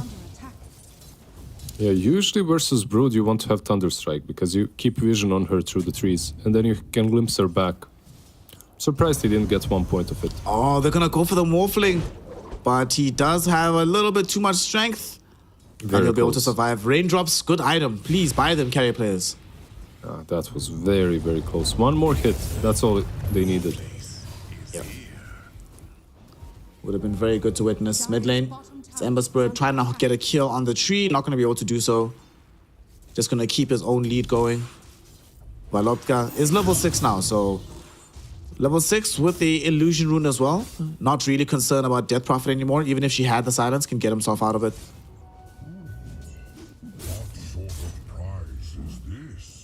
Really good stuff in this early game. In the laning phase at the very least, through the mid lane. Down bottom, obviously, they got a kill onto the Morphling. Top seems to be more or less favoring this Wraith King. They've gotten a lot of farm here for him versus how Ezekiel's just been poking and prodding here and there. And Ezekiel might die here. Has a Mango to get off the press the attack. He's fine. And Mango? Okay, doesn't even need it. He's fine, he's fine. So for me, it's more about this bottom lane. Like, they are killing the Skyrat at the moment. They rotated Notorious in as well. Brood needs to be careful. There's still 3 around, but I'm interested in what happens once Brood gets level 6. Because then you'll have to tentatively rotate the Legion, bottom Legion, who's getting really damn low. Yeah, top lane though, they're gonna go for this Legion Commander and she's gonna end up dying. The question is, do they get any kind of counterplay here? Scourge McDuck does have Reincarnation and very too tanky. Sadman's coming through as well, has Exorcism, might just pop it. They're gonna go in with the Exorcism Ghost as well as the stun onto Notorious. And they should be able to find at least one. No, they can't. Door. Yeah. On point with the kinetic field, shuts the door towards further aggression, but they still leave it open for Cut to take down the tier 1 tower. Nice kinetic field and the lift. Nicely done by the two of them. The tower, like you said, will fall. This is something that I haven't seen from these two teams in previous games. The rotation on the offlane tier 1 and taking it. Sadman back mid. There's a silence, but you're probably not taking down the Ember. It's way too big. Not enough damage just yet. Ember had a very decent start to the game. Picks up this Arcane Rune right now. So a rare Ember win in the laning phase. I mean, they take the tier 1 tower. Like you said, they make the rotation. Does mean that they won't be able to do the same onto the tier 1 middle for a while.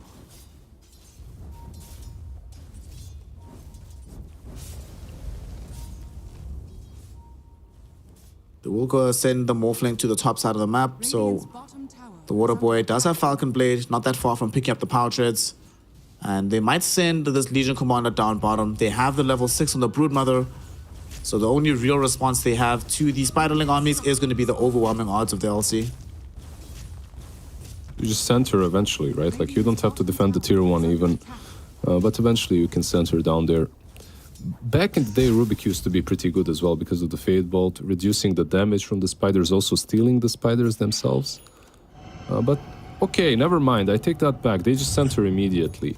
So the rotation of Legion bottom and Morphling top has happened. It's going to be swapping sides on the map. I mean, you're talking about how Rubik Fade Bolt used to be much better. And they just send both heroes. They're like, all right, fine. Yeah, you know what bothers me like from this play? Okay, you do have a way of defending versus Brood, but eventually DP will rotate in and you'll still take the tower. Meanwhile, you're never forcing Wraith King out of top. Like that, he's just gonna farm forever. Like, who's gonna force him? Valotka now needs to really use, I don't know, full brain power to figure out what he needs to do on the map. Go top, pressure the Ember and the tier 1 with your carry, or go bottom and defend when the rotations happen. See, they glimpse back onto Jube. He's getting older. Kinetic field will come out. Door might be in danger here. Gonna end up losing his life. Oh no, they actually can't kill him. Manages to pop this stick and have raindrop charges. Scareth Mage not gonna be as lucky, as that's gonna be 1 kill. He might try to turn it into 2. Already used all the magic wand charges. 1 more hit will be good enough. Roshan gets the deny. However, DP, she's now in danger. Has 1 Spirit Siphon to her name. Will pop the magic wand. And there's no mana left on Valotka, so we can't keep this chase going. Unfortunate that they didn't get Jube's life, but still very good plays from them to get both of the supports removed from play. Yeah, Volotka also, every single rune he got so far, I feel like. He just goes, gets it, gets good runes as well. Arcane, Haste. And a nice TP from Disruptor. They thought they had him, they didn't. But here it goes, right? DP rotates back bottom, and like you can be an LC, you can be as strong as you want to, but you're not really going to prevent this push from happening. Yep. Might even die here, actually. Gets slowed down by this young concussor shot, but just gonna back off long enough so that the tier 1 tower does fall. Do you like LC's This- build as well? He's going straight into Blink Dagger, by the way. I'm always conflicted about LC builds. She actually might die here. Yeah, she's dead. Mystic Flare does get dodged out. There's 5 stick charges. Not gonna be good enough, unfortunately, sir. I'm always conflicted about this hero because it feels like if you go like Blade Mail, I've seen some Armlet builds first off, or BKB straight, then it feels like, because usually you'll pick her into situations where the team feels she's the one that's getting the main jump. We're not going to have Blink on Rubik for a while. Like, Ember can start these fights, but Ember can still die. You were talking about these silences. It's going to be a while before Ember can dispel them. So I guess of all the heroes you care least about, who can at least force a fight to happen, it probably has to be LC. But it does also mean, unless the first few duels go well, she's not going to scale. So I'm conflicted. I'm very conflicted. Yep.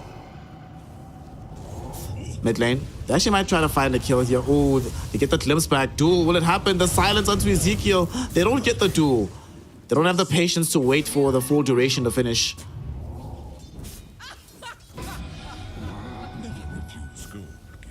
Yeah, they punish the DP. She had Exorcism, just that's probably not the way to play it. Meanwhile, this Morphling just got zoned out from top lane by the Wraith King.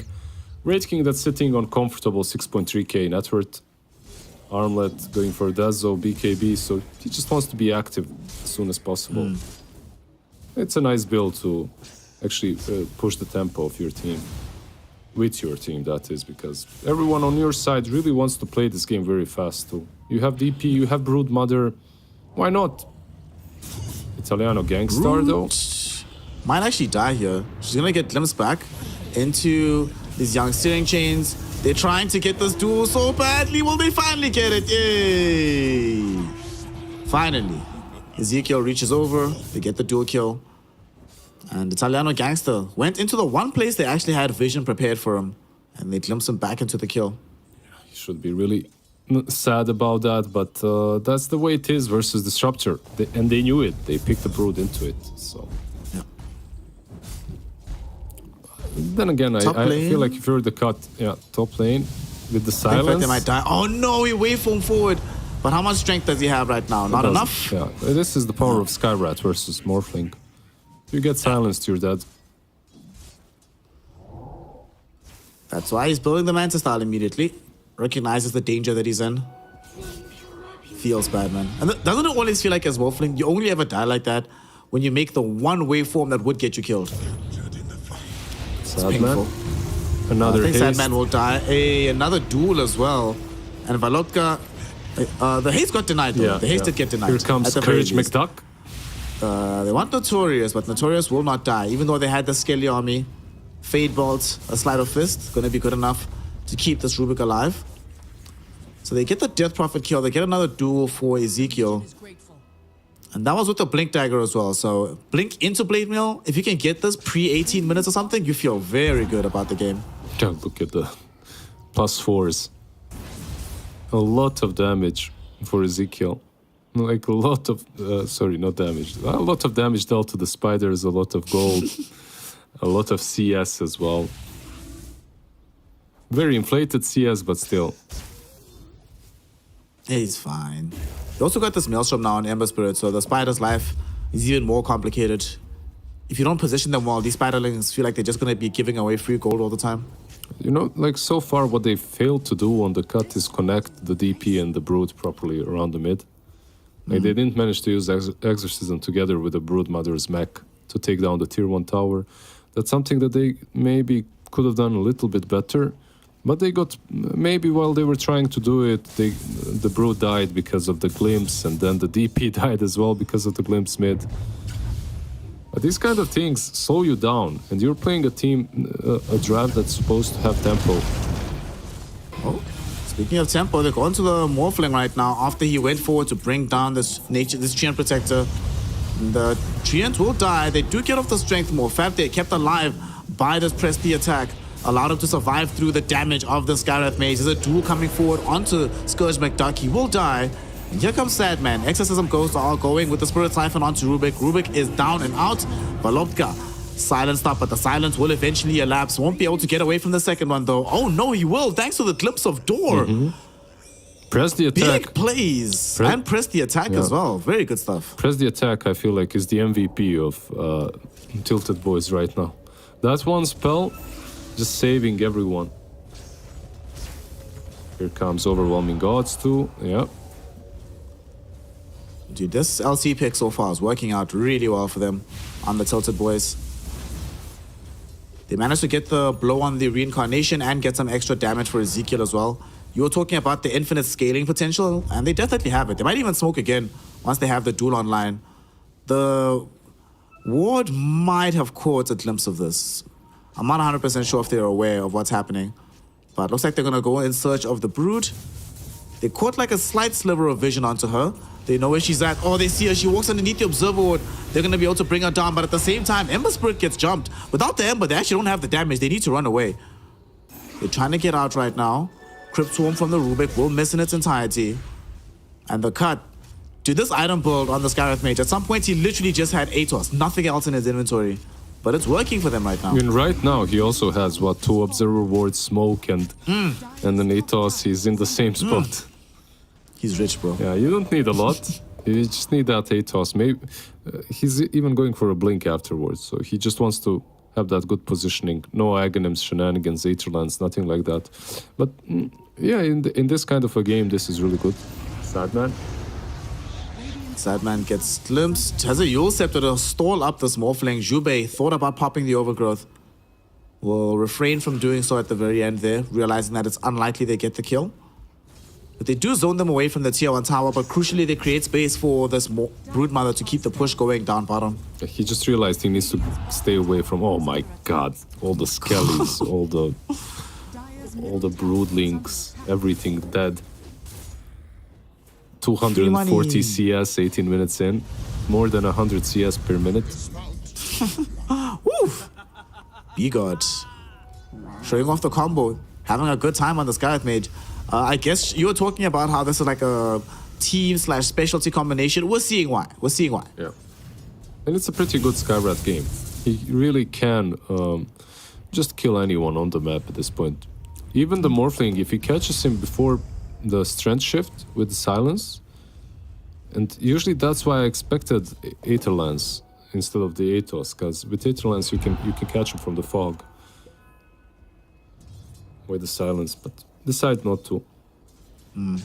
Does have Manta now though on the Morphling, so that's going to provide a massive safety net.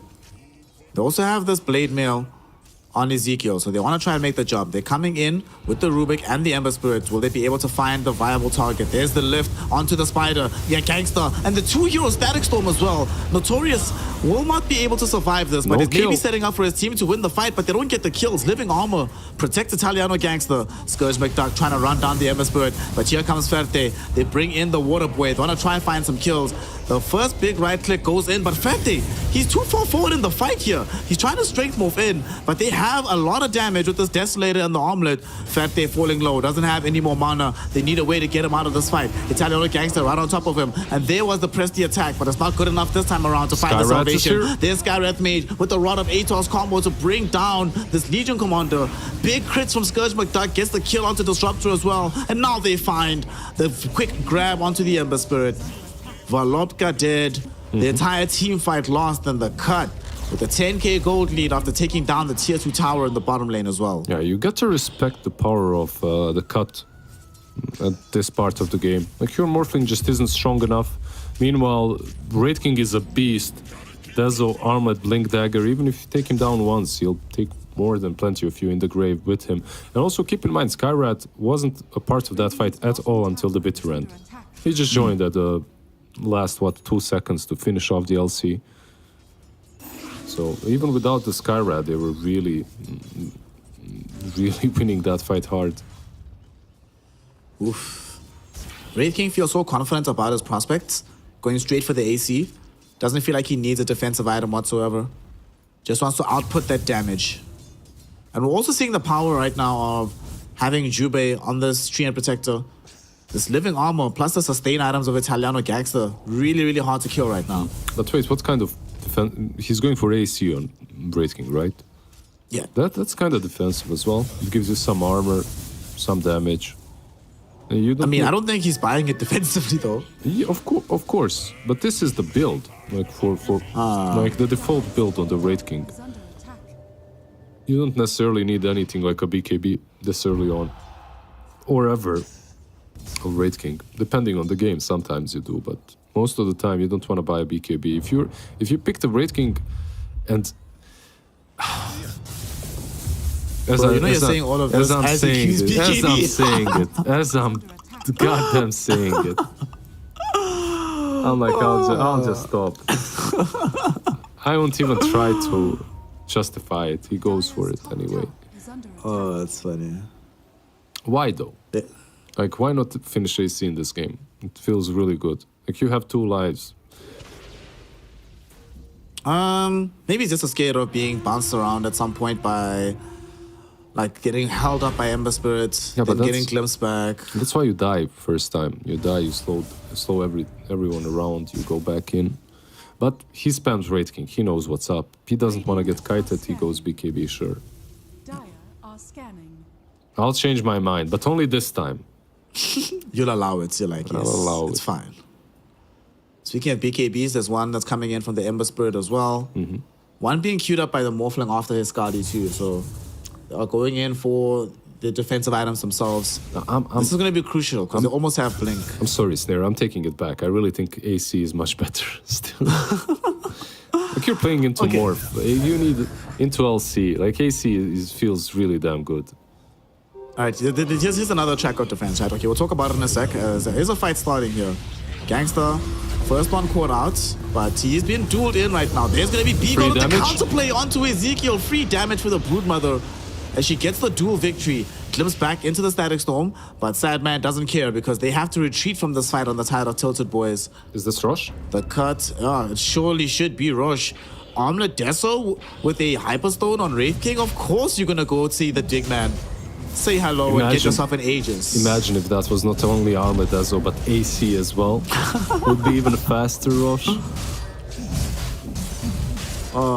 Maybe the defense for this is he's like, we don't have any stuns, so if I buy a BKB, I guarantee we get a stun, bro. I don't know, I'm reaching here. A would have loved tiny bit. Just reaching a little bit. Also, AC makes the damage from the Death Prophet better. It makes the Brood hit faster and harder with her army. Yeah. Makes them do less damage because you're not really scared of the magic output because Brood has a B-God. pipe as well. B-God. And like ever bounce in and out here from the Ember Spirit, but now he's actually set the trap. Ember Spirit has a DP right on top of him. I think Ember's actually gone here. He's gone. One more right click Wraith should King? be able to bring him down. Scourge McDuck now finding this Rubik, gonna get glimpsed back for his troubles, but the setup is still there to ensure that they bring down this Rubik. You see, Lizard, if he had BKB, he would have had the kill on the Rubik and gotten extra gold. Yeah, that's definitely correct. If he only had it. He's choking from talking. I don't know. XD. What the hell? Ah, okay. He's what a- oh, Okay. I thought he was actually like choking in a game, you know, not really choking. Damn. It's like he's throwing the game. We're trying to convince him not to throw anymore. Relax, bro. You can win. Yeah, definitely should hydrate. Definitely should hydrate. Well, this game is even more difficult than game 2. It feels like we're back to game 1 territory because when do Tilted Boys actually get to fight? Like, they need this BKB on Ember, so they need like 1,000 more gold on him. They can't fight before BKB on LC. Morphling probably needs Skadi. Yep. Like, I this think feels like it's going to take like 5 minutes. it's gonna take quite a lot. Like, you need that on Morphling, you need that BKB on Ember, and if Wraith King decides to go for an AC before that, it might be too late for you. The tempo that you would get with the AC with Dezo would be too much. But if he goes for a BKB, I have a feeling that Morphling can be a problem. Like, once he finishes off the Skadi, he'll be able to play around you anyway. He won't care about the BKB that much. But like we talked early on, right, during the drafting stage, Morphling it feels like a really good morphing game, no matter what. Eventually, he takes over. They have done a decent enough job, thanks to B-God, of trying to shut down Fete while they can, but the Water Boy will eventually come online. So Scourge McDuck, it's interesting that he's played heroes that just don't die this entire series. Either Bristleback that doesn't die naturally, or Scourge McDuck's Wraith King, which does it a bit artificially, but doesn't want to spend too much time in the fountain this game. And they're actually going to jump Wraith King. Okay, Ferte goes in. Ezekiel comes through as well. They find a duel. Okay. They'll take the first life, but are they going to stick around for this? Well, they are Okay, coming. Do has Static Storm. Going to drop it down. And the rest of the team is coming. They glimpse back Jubei. They will still find the Overgrowth onto the Disruptor. And before they can get him out with the press the attack, Scourge McDuck just crits him into his doom. So you basically baited your Disruptor for a dual kill. Every offlaner ever, right? Every I don't know why they Legion didn't try and commander, get yeah. out immediately though. Like, I don't know why they stuck around for the second life. Well, they thought that maybe the cut won't be able to connect as fast, so they can get 2 kills. Which is, okay, plausible way of thinking. Just didn't happen this time around. They were too fast. Oh, shit, boy. Game's about to end. Wraith King has BKB. That's it. Now- The ultimate item. It's over, boy. Yeah. It's over. GG. No more Static Storm. Ember does literally no damage. Morphling, still not. He's still getting to the super heavy point. So Ember. pre-Skadi +1 still feels okay. And Ember. the Ember, he doesn't have BKB just yet. He's trying to finish the item. Oh no. Press the attack though. Yet again, still carrying and saving this game. But unfortunately, they have this Yule Scepter. Ember, oh no, he's gonna die. Lizard, he was 100 gold short of BKB. Why the Oh, double no. silence from them, by the way? The Skyrat silence plus the DP silence at the same time. Yeah, they got excited. What can you do? Yes, they still got the kill, right? So they confused him. It still did cost Exorcism though, so they're not going to be able to utilize this to go up onto high ground. They'll have to wait for the next push. So this does buy some time. If I'm Ember Spirit, I'm unhappy about dying. I would have preferred not to, but it's not the absolute worst case scenario how things shook out. Yeah, it doesn't feel like they're really locking them in the base. That's perhaps the main point, right? Like the Morphling and Ember, even though he got picked off, like they're still farming, they're still finding items. And it's not like they're completely locked in, even though they're playing versus Brood and they're, 15k behind. So if you're Radiant, you're in a bad spot, it's not great, but the game is far from over. Did you see Wraith King in the top lane? Scourge McDuck almost found the Morphling's courier, and that's carrying the completed Skadi, or at least a point booster to complete the item. So it would have been a pretty big deal. And speaking of Morphling, they need to watch themselves. They're coming in from the cut, moving towards the bottom lane, hoping to catch off some soft targets. Has fallen. So looks like Rubik might be the one left behind. Okay, Notorious actually jukes them out, but they want the bigger prize here. Fat Date does not have his BKB, doesn't have Lincoln Sphere, gets silenced up, and there's the burst. You spoke about it, the B-God combo. And he didn't get his Manta off in time for that one, so he just got killed. Yeah. I'm surprised he didn't get the Manta off at least. Maybe he wasn't really paying attention. He had a good second and a half to use it. Maybe switch the strength. It was really fast, like Blink, Atos, everything from Skyrat. It goes fast. And it goes hard. But yeah, Morphling now has a Skadi at least. Valotka. He has BKB this time. Yeah. Volopka does escape away from Scourge McDuck. Difficult game here. Dota Plus gives them a 96% probability of winning this game on the side of the cut. But that 4% is pretty much all Morphling at this point. The LC, because they failed to connect with a lot of her ganks, she doesn't feel like she's going to be impactful anymore. I mean, she doesn't have a BKB just yet, so her jumping in pretty much guarantees she's going to die in some fashion now.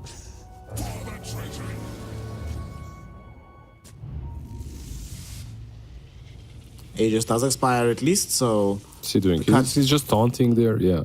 Just chilling with the Legion. Just hanging out. Yeah. Need to watch themselves. Middle. We see a Morphling. jump onto Morphling. Verte, though, this time around, did get off the strength morph. They always manage. They always manage to find him. Like Skybrat always finds him when the Manta is off or something, when he can't use it on time. But he does get Glimbered this time around, so he survives. The rest of the team did come back because they know that the Aegis is down. We'll see if they feel brave enough to try and force a fight. I'm not sure, but they do indeed. They go in for the smoke. The only person not inside this is Door, who's gonna try to dangle himself with his body. But Dire side, perfect scan onto all 5 heroes, Lizard. They know exactly what's happening. It's back to what you said about how well they're reading each other. Yeah, but they're still Gangster. going in for this fight. They still get Gangster. Oh no, Gangster. Your team gave you the heads up. You knew this was coming. And he still ends up dead. I was just about to say, yeah, they know, they scanned, but he's still just running straight into them. He doesn't feed a dual kill at least, so no damage was taken by the LC. Still, he's really big for these fights. He's bringing most of utility. Looks like they still want to take it. I don't know about this one. They don't have buyback. They didn't commit any of their massive spells on Tilted Boys. Soon they'll have the duel back online as well, so I think you just let this particular one go. Wait for the next Roche as the cut. Don't sacrifice anything unnecessarily. He got a cleave as well now on Scourge McDuck on the Wraith King. It's a big... He's so farmed. Yeah, he's very damn farmed. Nice levels as well, 21. 21. Yeah. But at the same time, the Morphling is keeping up, right? Like he's finding farm. He's, I believe, building a BKB of his own as well. 4-man smoke. Another pick 4-man off. smoke. They find a pick off. This time Ezekiel does find the dual kill. Okay. They're just a bit sloppy on the cut. Meanwhile, Tilted Boys, they're just abusing the fact that Broad was dead. They knew it, so they moved in. They got another pick off. That win rate, though. That win rate is kind of big. 91% win probability. Yeah. 91 is... It does feel like a bit too much. I'd say at this point, after some of these pickoffs and with the Morphling rounding out BKB, I'd say at like, what, 85 maybe? Mm-hmm. No, I agree. Maximum 85. Yeah. Maybe even an 80, honestly, with how well they've been playing the last few minutes. We've also got a BKB for the LC, Ember Spirit, not far away from having Shard. It's just the fact it's just the fact that the cut didn't do anything with the advantage they had in the last like 2-3 minutes, right? Yeah. They've literally just chilled and continued farming. Meanwhile, they aren't really getting any big items. Like look at Wraith King, he's buying Orchid. So what? You know, are you gonna be much stronger with the Orchid than you are right now? Probably not. Is Morphling gonna be much stronger once he gets the BKB? 100% yes. Besides, it's not like they don't have other silencers in the lineup right now, and they're still not converting that into massive success in these fights. They're winning the engagements, sure, but the map is still fairly open for the Tilted Boys, and they're going to push the tier 1 tower down bottom.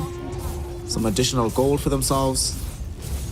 Will they come in to defend this? It looks like it. The cut coming in, but there's blinks, there's remnants away, and there's glimpses, so there's no way they can catch up to these heroes.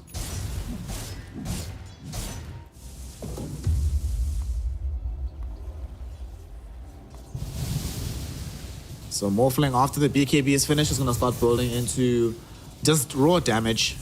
He's like, he is defensive enough. Time to just hurt these heroes. Going in for this Chrysalis next. Do you think he goes Silver Edge or Daedalus in this kind of game? I think Daedalus feels good. You can Silver Edge too, but Daedalus just raw damage, you know? Hit them as hard as possible with your Morphling. And they're 15k behind on Tilted Boys, but it feels like they're in control. It doesn't feel like they're losing that heavily, at least, right? Yep. Radiant's top tower. This is that water boy effect. If you don't end the game in time, slowly but surely this hero starts to just feel very oppressive on the map. Harder to catch now with this BKB, so the way he's been dying so far with these combos from Beaker just simply cannot happen anymore. At the same time, I have hyped you up quite a bit around that Morphling, but he needs to do a lot, because his supports are going to be blown up, eaten up by either the Brood or the Skyrat. He's going to need to do a lot in these next fights, and that fight will not be around Rush Pit. It'll be against an Aegis though, as they'll have to deal presumably with the double life of... Who did they give it to? Death Prophet or Broodmother? They gave it to DP before, yeah. They gave it to DP before, so they gave it again. The shard also for her. Aegis and shard. They're It's a pity that top. it's not a refresher. If it was a refresher shot, I think she'd feel way better about the situation. But still does mean she can't die on the first life, and there is a Skadi on the Morphling, so she can't just rely on having the Spirit Siphon. She does not have access to the BKB just yet, so she does have some vulnerabilities on the DP. Let's see how they can address them though, as Silted Boys now have to deal with the push from the top lane. Your What can tower they is find gone. here? Yeah. The first tier 3 tower is gone already. They have the cliff if they want to pop it, but they don't pop it in time. There's the first life taken away from the Wraith King. Will he get dueled on the second life? He does come in. There's going to be the duel with the Blade Mail as well. Wraith King should certainly die here. Not going to give away damage, but actually might not even die overall. Does eventually lose his life. Fente kept alive somehow on this Morphling. Press the attack from Ezekiel, just coming in clutch. Ezekiel will eventually fall for this. Sad But man. they could still fight around it. Sadman is in danger because there's a glimpse online. He does get glimpsed back by the Disruptor. They brought him right in front of these heroes. And here's the Morphling. Fante going in. Soul and Spirit Siphon onto this Death Prophet. They don't want to keep the chase going though. As they buy back, Ezekiel comes in with the press the attack and duel coming back in 15 seconds. Who will they find though? TP attempt from Sadman should succeed in getting him out of dodge. So the only target they find, they get 2 heroes. 2 in exchange for Lane of Rax. You don't get the Aegis. I think you're fine with this on the cut. Yeah, you're fine, you're fine. B-God, he's trying to go for a kill, but yeah, it's not gonna happen. Okay, so one thing. I really think the first Aegis they gave to the Dead Prophet, the second one they're also giving to Dead Prophet, I think it's a waste. Oh, they get the glimpse back onto the Scarith Mage. Ezekiel finds a dual kill off of this. I really think you give the Aegis to the Wraith King, by the way. That's my point. Just keep him alive like 3 lives. Just let the man have 3 lives, exactly. It's nothing wrong with that. Meanwhile, on DP, if she pops the Exorcism, even if they kill her and she resurrects, she's not really that big of an issue. Yeah. All she can kind of do is run away, right? Doesn't do much I else. run around, use Siphon. She is useful, obviously, but I'd still rather have my Wraith King alive and hitting. Wraith King will respawn right now. Although they did get a Lane of Rax, the net worth lead was shaved from 15k to 12. Also, the win probability still increased after that fight, despite the fact that they bought back. It's now 17%, and we all know what that means. In Dota, 17% is 100% guaranteed, so they're going to get this dub no matter 17% is the cursed number. what. Yep. If you get 17%, yeah, you know what's going on. We have a dateless now on this Morphling, so he hits very, very hard. And he also has a Ring of Aquila, you know, those little bit of stats making the difference for a hero like Morphling. And he also knows that he can definitely take down the Wraith King easily. Wraith King's actually going to jump on him right now. There's the Exorcism committed as well. Press the attack will be there. Let's see how they want to pursue this fight. Sleight of Fist coming in from Valotka. And the living armor stolen by the Rubik is not going to keep this tier 3 tower alive for long. They have to go in. Ezekiel goes in. There's going to be a static storm 1 to 2 as well. They should be able to find at least one of them. They brought down the first life of Wraith King. They took down the true life of the Broodmother. Now they really want to hit for more. They do lose the Legion Commander though, bursted away by this Mystic Flare. However, without this Broodmother being alive, the sustain engine might start to run out. Sadman has Ghost returning to him, so that's going to be full HP. And unfortunately for the Radiant side, they do not feel comfortable enough to glimpse him back. Yeah, but they don't have Exorcism on the cut, so maybe they'll back out. They are pinging Ferte. Yeah, they know he doesn't have BKB right now, so he is a little bit vulnerable. You still have Aegis on the DP, but you really... Okay, it looks like he wants to just go uphill, bait it out. Right-clicking Death Prophet, my friend. Scourge McDuck blinks forward. They want to try find Valotka. The 4-star foe will keep him alive, and now the damage is actually coming back onto Sadman. Sadman, Spirit Siphon might not be able to heal you up in time. Your Scepter will be there to open up the window, and at the same time, Ferte got silenced up. Wanta will get him out of it. Adapter Strike going on to Scourge McDuck. Stolen Wraithfire Blast. They glimpse him back. They should be able to take the first life. The cut will definitely try to bail him out of the second. He doesn't have access to the BKB, so he's in a bit of a dangerous position. Morphling, TPing onto the tower. He doesn't have BKB, and he might not have that much HP either. There's a static storm that gets dropped down onto this Raid King, but where's the right clicks from Ferte? Ferte finally goes in, and they finally get this kill. Oh, yet again another glimpse onto Sideman. He's forced to pop the BKB, but I'm not sure that's going to protect him. The Aegis expires in the midst of the fray. Does the Morphling...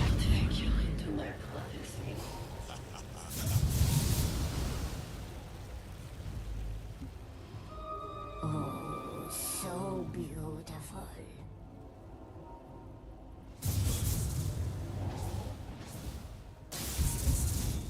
And yeah, they forced it a bit too much. Exorcism was like it did expire, and after the exorcism expired, they went in for that second push. DP ended up being way too deep. Raid King had to follow, and then he just died. Even though you have 3-int armor and everything, this Morphling just hits way too hard. So you can't. There's a lot of control from the two supports. The Disruptor and the Rubik, the lifts, the kinetic fields. It was very annoying. It was very damn annoying for the cut to play against. Well, the cut right now, their gold lead shaved down to 9%. Their win probability shaved down to 75. And with only one lane of 4 racks, 40 minutes in, it's one thing to lose 2 lanes of racks at 40. Only one. You can deal with this. You can definitely live. Also, check out our water boy here, Lizard. Nutty's building this game. He neglected it in game 2, but he's building Satanic. What a lad. Yeah, he just wants to keep nice and healthy throughout the game. You know, Satanic, you buy that, you always feel good later on. It's basically another life, especially on Morphling. Yeah. And like you said, 2 sides are always much harder to play against. Because like one side, yeah, not a problem. 2 sides, the game just becomes too stupid to play. You have 2 sides that you have to outpush, 2 heroes that you need to commit on, outpushing just to be able to smoke and make a play across the map. The vision game becomes impossible. Got some new neutral items coming out right now.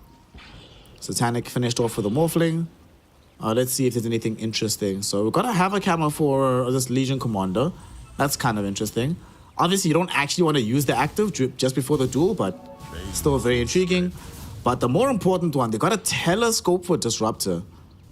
Oh my god. Telescope Disruptor is soon going to have Aghanim Scepter. This feels hella scary. And they might try to smoke off the back of having this. And indeed they do. Aghanim Scepter just arrived for Volopka as well. This could be a big surprise if they catch them off guard. But I think the cut definitely should be anticipating a fight. But they don't have the Death Prophet nearby. So this could be a scary moment if they find a decent jump from TB. You can TP in though, right? On DP, I believe so. Scourge McDuck. He's the one scouting out. Yeah, perfect hero to scout with. As you know for a fact. Oh, they get a Trickster Cloak off the back of this. That's pretty decent. Probably. Roshan. Yeah. Up already. Very fast one. And now the counter smoke. Counter smoke. The drums as well. Here comes the Wraith. These teams they must have played against each other so many times. Because they always seem like they know exactly where the other one is. It's crazy. But these last few moments, like you can kind of anticipate them. There's a reason why Scourge McDuck, he moved on the high ground. Also, you have a lane pushing in top and bottom, so it's not really that difficult to kind of understand where they are. Exorcism though used, yeah, this time around, so... And they give the DP the Aegis yet again. She doesn't have the refresher, so they're gonna have to wait the long haul for... Okay, they give her the shard, but does she want to pop this instantly? I don't think so. Why would you, right? Well, she backpacked the Kaya Sanj. This is kind of peculiar that she's keeping this on her. Yeah, like you could put Kaya Sanj in, and then put in the refresher shard after you lose the Aegis. Yeah. 100%, yeah, I can see that. Okay. Okay, sure. Trickster Cloak, by the way, on the Raid King, probably the best tier 4 item for carry. Stupid strong. Feel very good having that bonus evasion and the magic resist. So Just- in the just moment, Casual 20% bonus evasion, casual 20% magic resist, and then on top of that, you get to go invis every now and then. yep. Seems fair and balanced. Some of these neutral items, I see nothing wrong with their design. Absolutely. Still a very slow, solid game. Tilted Boys afraid to play out on the map while an Aegis is in play. They're gonna just be farming for their buybacks, I think. Yeah, and there's a big hex coming for Italiano Gangster. So with that hex, now you suddenly have another way of actually killing the Morphling. Up to this point, everything that you got was kinda not really good enough. Like you have some silences, some Rod of Athos, some stun from Great King, but it just wasn't enough. Now with the hex, you can maybe even take down Ember or Morphling in one go. The scary thing as well is that nobody on the Tilted Boys has a Lincoln Sphere, so this Hex is uber effective. Is under attack. And they have Ghost back online. They are gonna pop the Exorcism here and look for their second melee racks for themselves. They're trying with the Sleight of Fist combos. Hex comes out onto Ezekiel, so it's been revealed right now. Ember looking to try and jump the backlines. Not gonna find any targets just yet. In the meantime, they are going onto this Raid King.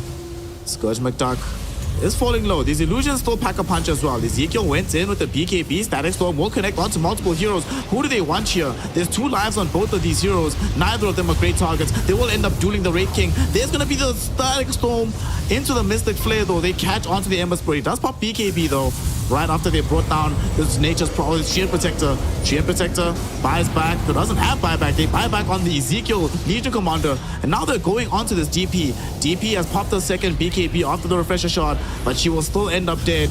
Does not have Exorcism Ghost. They bring down this Raid King. They come in with the Mystic Flare on the ground, but now that Ezekiel is present, they can pop in all of these young Presty attacks, give the HP regen, let Furtek deal out the damage.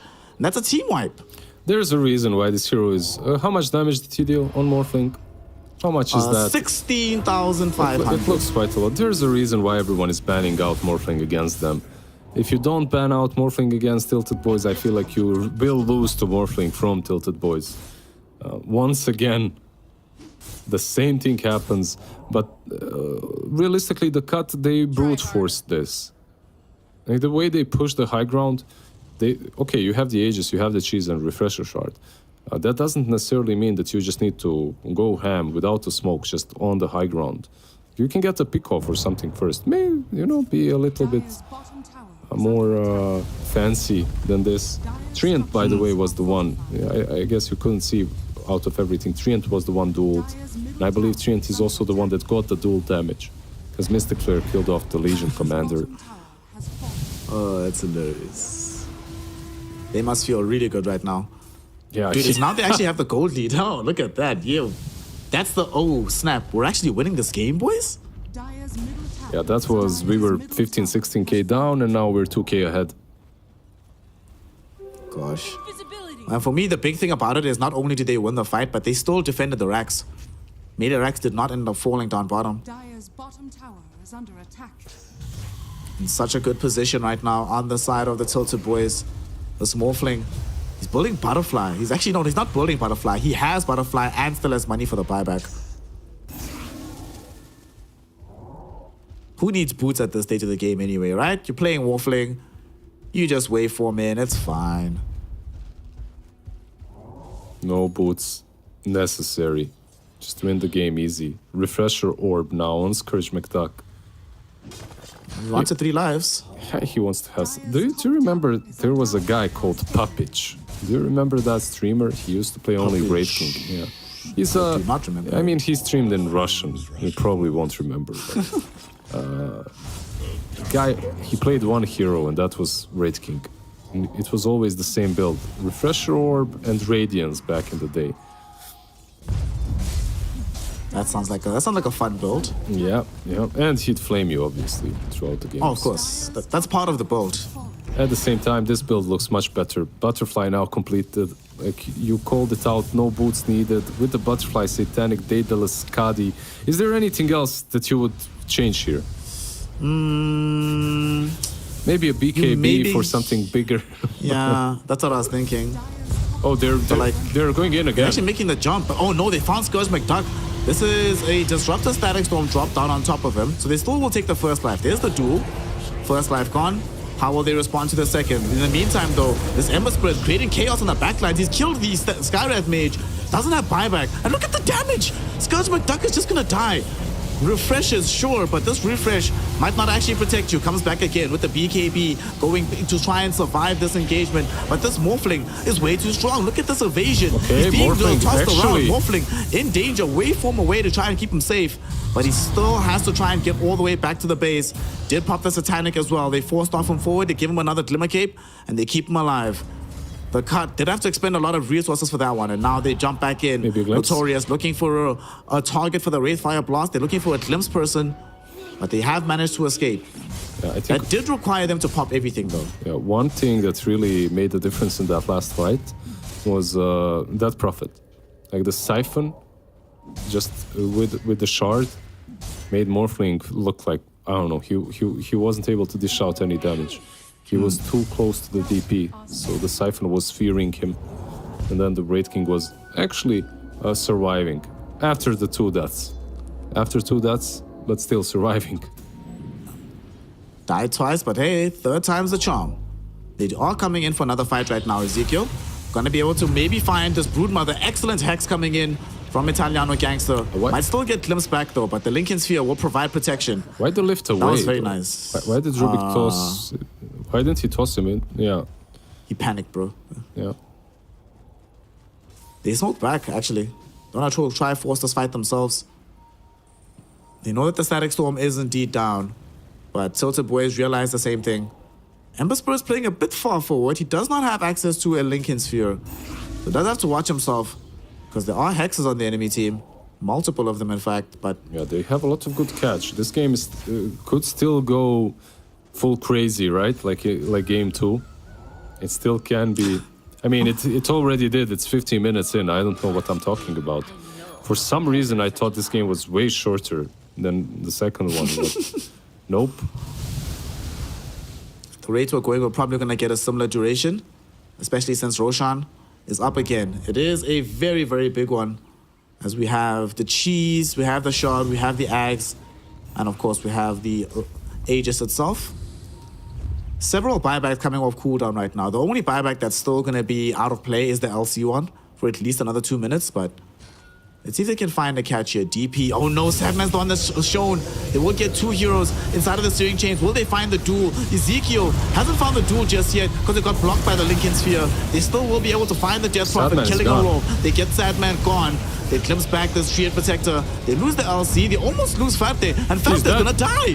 Scourge McDuck just dies way too much damage. There will be a buyback on the Morphling. He has bots too, so he's back into the fight. They want to try and bring down Scourge McDuck. The right click damage goes first onto the Skywrath Mage. Will they be able to get that kill? Refresh from Scourge McDuck going onto the Morphling. Morphling stalled up, silenced up. They haven't been able to bring him down for the second time just yet, but they are trying. He will wave from away, but space and time being bought by this young Ember Spirit who's doing the Lord's work for his team here. They do lose Door, and Ember might be forced to join him in the grave as well. Doesn't have any more remnants, doesn't have any more HP, and Okay. crucially, does not have a buyback because he utilized it for this fight. The cut. Radiant They might have done it. They might have done it. You were right. The game is as crazy as game 2. Okay, Morphling, he buybacks. Now he has to be super damn careful. He actually thought that with that buyback he'd win the game. That's why he did it. Okay. The cut. I see what's up. Discipline. You want another 15-minute game. I know. I get it. At least another 15 minutes, right? Go straight into the pit. Get that Aegis and cheese that no one on your team actually uses that well. Dude, look at this. Disruptor almost has the gold for Aghanim Scepter. They might high-key have the Static Storm with the Ags for the next fight, and even though they're about to lose this Rojam, the amount of time it's taking for them to bring it down without exorcism, I think this guarantees that the Disruptor, well, unless Morphling steals all the farm in front of his face. Dude, Fete, bro. If I'm Disruptor, I am molding super hard right now. I'm picking him very, very badly and being like, fam, The worst this thing item can win us the game. Yeah, the worst thing is like in a situation such as this one, you get punished for this because it takes a little bit too long for you to go outside, and then But then again, you don't know. Morphling is able to farm it. Meanwhile, you on the Disruptor, if you go out, you might get picked off instantly. Yeah. Well, we're gonna see how they fare here. He might have to be forced into maybe selling the magic wand or something. They just need gold and they need it soon. They don't get the bounty rune. So now they must come back for the defense. Tier 3 tower being sieged upon with the Exorcism Ghost as well. They managed to take it down. There's gonna be the Axe. I don't know, he didn't have to sell anything, it doesn't seem like. So he just did barely get it. The And dust. now we let's saw see the how they dust. utilize Yeah. it. Did he sell dust? Okay, sweet. Morphling going forward. BKB active from the Morph already, looking to take the first life as they have now lost Mega Creeps. The Hex out, no, Disruptor, you can't afford to die just yet. Press the attack will be there, and they get the silence onto him. He can't throw out the Static Storm. Scourge McDuck almost kills him. The duel will save Door for a little while longer. And this duel, will they be able to find the kill onto the Raid King? They find the first life. What about the subsequent ones? They have lost Mega Creeps. This Ember Spirit will try to make sure that they can at least kill this Raid King, and they will succeed in doing so. His life is gone. The game ain't over just yet, though. No big glimpse plays. Ember Spirit going on a long expedition. Should be able to find the Skywrath Mage here. Getting him with the slight change, rooted in position. Shouldn't die from the combo because he does have the BKB. Will utilize it. Will they get the kill? Yes, they will. And Skywrath had the Aegis. All right, cool. He's gonna get dueled right now. I love how you it's just not unfair. realized. I literally only just realized. I was like, wait. Yeah. I don't think my brain believed me when it saw like, oh, Skywrath made it say something. Like, oh, of course that's not true. Yeah. has to be You other just continued as usual, you know. And then oh wait. Oh, I get it. Mega creeps are taken, by the way, by the cuts, so they do have megas to play with. Meanwhile, if you're Tilted Boys at this point in the game, you do have more than plenty of ways of dealing with them. You have Ember on one side, Legion on the other, Morphling on the third. But it will be hard to make any big plays. That's the thing. Like, it will be hard for Tilted Boys to make any plays on the map because of the Mega Creeps. And the Cut obviously are unable to make any plays because they got super punished in that last fight. Albeit because Raid King went under the fountain, right? Like he went some... Went really far. Yeah, he went into some expedition. That's actually going to happen. Let me tell you what's going to happen in this game, right? So it's almost 4 minutes for buybacks on the cut supports, almost 4 minutes for the buybacks on the two cut Tilted Boys cores, as well as one of their supports. Neither of these teams will want to throw the next fight. So unless the cut literally make an immediate movement when Skywrath Mage comes up, I think we're waiting for the next Roche. We're going to get some tier 5s. Anything can still happen. It's very fun to watch. I think so too, yeah. At least tier 5s, right? I'm waiting at least for tier 5s. That's Yeah. for sure. What a game of Dota 2 this is. Look at them. Like, look at them, just chilling on the high ground. We got our megas, we're fine. Let's wait the Skywrath. So 10 just more before that seconds. fight started, win probability was literally 50-50. And now it's back to 83% for the cut. 83. 83, yep. So that means 17%, That means baby. 17%, bro. The cursed number. You were asking earlier about like where does Morphling go? He is approaching 9-slot territory. Once he gets his axe, then he's like completely full. Like Why- no more room to grow. Yeah. He just needs to get rid of the Boots of Travel too from his... Yeah. Put some BKB in or Refresher or something like that. Actually, wait, he still has space for Moonshot, right? So he gets Axe Blessing, then he buys Moonshot, then he is 10 slotted properly. Radiant are scanning. What an insane series. Like this is... Yeah. All right, here they come for the win. They are trying to get themselves through this bottom lane. In a weird way, it's tougher when you're playing with Megas because there's so much further distance for you to travel before you can find a jump on any of these heroes. So it's kind of hard. They're going to have buybacks in about 90 seconds. Morphling still has to farm the gold, of course. But Ember pretty much already has it. Disruptor not far away from it either. Yeah, I think we're going to wait. I think we're going to still be chilling here. Still a Yeah. wild series. When you said that they were gonna actually wait for next rush, I thought you were joking. But at this point, Might as well. And they might as well, yeah. Why not? Why the hell not? They are gonna wait for 60-minute mark, it feels like, so. Look, It's rare nowadays that you get 2 back-to-back games with tier 5 neutral items. realistically, the cut is not stronger. Like, this Morphling still can wreak havoc, right? He can still just destroy them. So if you push into the throne the way they did before, most likely you will lose that fight.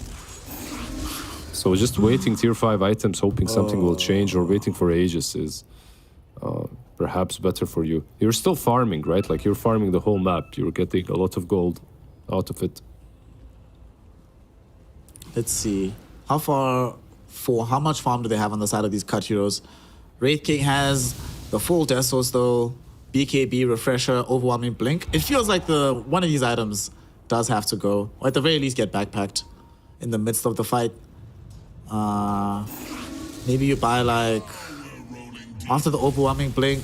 What do you even buy on this Wraith King? You hope for a Giant String, I guess, but Davis doesn't feel great. You don't need a Skadi.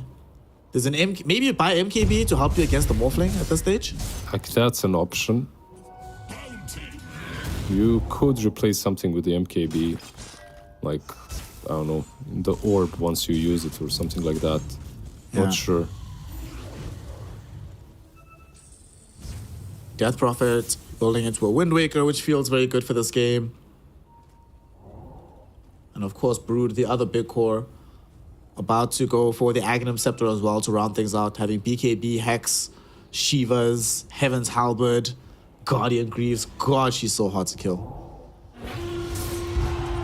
Very, very big. Yeah, the AoE pressed the attack from Ezekiel. Is that what I saw? I think so. From Ezekiel, yes it is, yeah, because you got the 20 talent. Yeah. We're about to get some 25 on Legion Commander. Every other core in the game has already, including Skywrath Mage, who I'm definitely counting as a core right now. What's he got? The left one. Plus 450 Mystic Yeah, Burden. 450. It's pretty good. It is a lot. It is quite a lot. Here we go. Apex. Stygian Desolator 2. All right, Deso 2, awesome. Wraith King has an item he can use. You can Now give he him can sell his Deso. Yeah, he can sell the Deso, give him Deso 2. You can buy MKB instead of the Deso. That's Maybe. perfect. Yeah, they got a lot of nice items. Apex. A Mirror Shield? Death Prophet with Mirror Shield? Awesome. Oh, she wants the Arcanist Summer. Yeah, and Pirate Hat. Who uses Pirate Hat on their side? Do you give it to Wraith King or do you give him Stygian 2? I think you give him Stygian. I don't think the Pirate Hat anybody gets it. It actually feels kind of bad. But I mean, you can still dig gold. they give it to the Treants. Wait, who are they swapping it into? I don't know. We'll see in a second. They're shuffling all of these around and deciding who gets what. Dire And are Radiant? They still have Radiant none. don't have any. Yeah. They didn't get out. Yeah, they need to send an expedition, you know, around to the enemy triangle, around the world. And this is when the cut knows, right? That they can just keep them corralled inside the base and you don't have to worry about these game-changing items.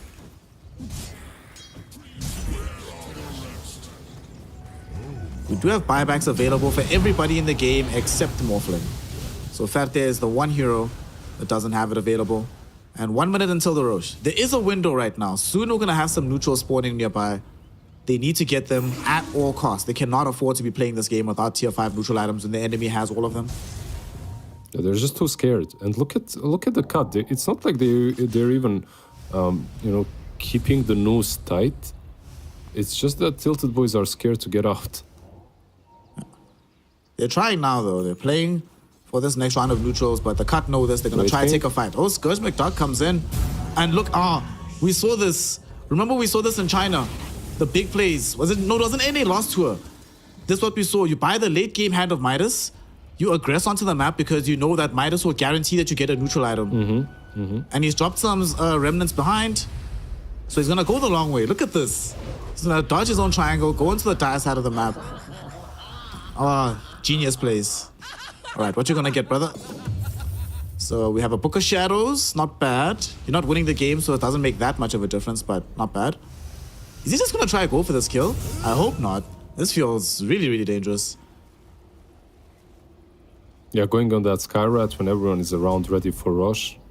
Recipe for disaster. And it is Rosh now, so the cut, they will go, hopefully take the Aegis. Not sure if they'll end the game with it. By the way, Scourge McDuck, he's got a Skadi, so that Dezo probably will be replaced by it. Yeah. We'll see. Maybe he Well, I mean, he worked hard for that plus 20 damage. You might want to keep it and then just swap in the Skadi after he popped a refresher. Yeah, that's also an option. Because in that way, he's even more dangerous on life number 2 than he is on life 1. You make him angry. That life Exactly. 2, he becomes red. That's it. He's going into the pit, 63 minutes. What rush is this? 4th? 5th, I think. 5th? Yeah, that's a lot of Roshan kills here and a lot of items that they're getting.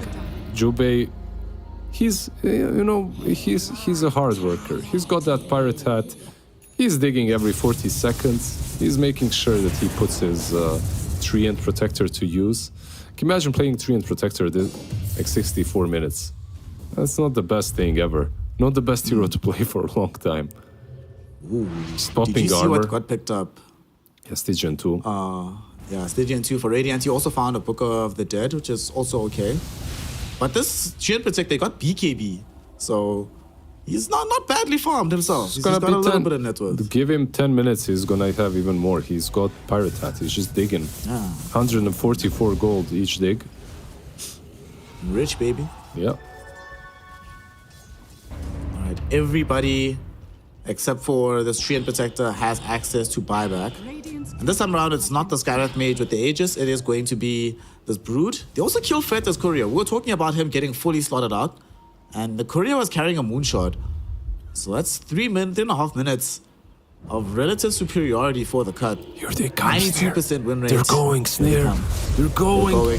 They find Ezekiel. Will Ezekiel die? No, he gets hit with the lift. They telekinesis him away. They forced off him out. He is still alive for now. In the meantime, BKB popped by Jubei, and there was a Static Storm down onto several heroes. No, that is the Ag Static Storm, so no BKB from the Spider. But he's carrying the Aegis, so he doesn't care that much. We see Gleipnir going on to 2. Ezekiel jumping onto the Spider. They really want to try and find this kill, and they take away the first life. The duel will succeed, and here is the Morphling beating down on this Death Prophet. DP forced into an awkward position. They come back on Italiano Gangster, but look how strong this Morphling is. Ferte, though, forced off away from this Mystic Flare. They stun him up right now. He will go into the Manta style, still dishing out the right-click damage. They want to try and bring down the life of Ferte, and that's the final life. Wraith King is actually going to die from this. Ferte, though, falling lower and lower. He's at half HP, doesn't have Satanic anymore. The Ghosts come in for yet another round from the Death Prophet. Ezekiel, he can't stop this Death Prophet. They're looking for the Jugular here. They're not going to find it, but the Mystic Flare will kill the Morphling. He's forced to buy back. Ember Spirit dies as well, buys back, goes back into the fray. They will find the kill onto the Broodmother, and even though they're gonna lose the fight, it doesn't matter because they win the game. The cut force out the GG at the very end, 66 minutes in. The Wraith King Aghanim Scepter, baby. Cheesy as it might be, it gets them the W. What an insane series. Holy hell, man. Like, this series was longer than the last 3 combined, I feel like. Going all the way 70-minute games. Insane gameplay from both of these teams. Honestly, at the end, it felt like the cut, they had the game, they just didn't know how to complete it, they didn't know how to end. Ferte, for me, once he got that Daedalus, I thought that they would come back. They also got, like, they were like, what, 15k behind, and they were 3k ahead. They turned the tides, they were in front, and then that one fight in the enemy jungle where he buybacks, they just throw everything. All the advantage that they were building for was lost in the enemy jungle when the Morphling bought back, and they still lost the fight. So unfortunate for Tilted Boys, because they had like this slow, methodical approach to the game in which they're losing early on. They're playing into a Brood, into a Wraith King. It's not easy. They do find their items. They manage to find their items, but they just get punished in that one single fight. And all the work that you were, working hard for, all the items don't really matter. Yeah, at the very end of the day, it ends up not mattering. Some really clutch stuff happening here from the side of the cut. A difficult game, to be sure, but they do manage to eke out this victory. One thing that also shocked me was the damage output that came from Tilted Boys. Volopka did 73,000 damage. This Morphling did 75k damage basically, and they still lost the game. The damage output, you know, you were talking about Bristleback receiving 80,000 damage in game 1. Yeah. Our Wraith King received 203,000 damage. Death Prophet received 105,000 damage, and Italiano Gangster got 117k.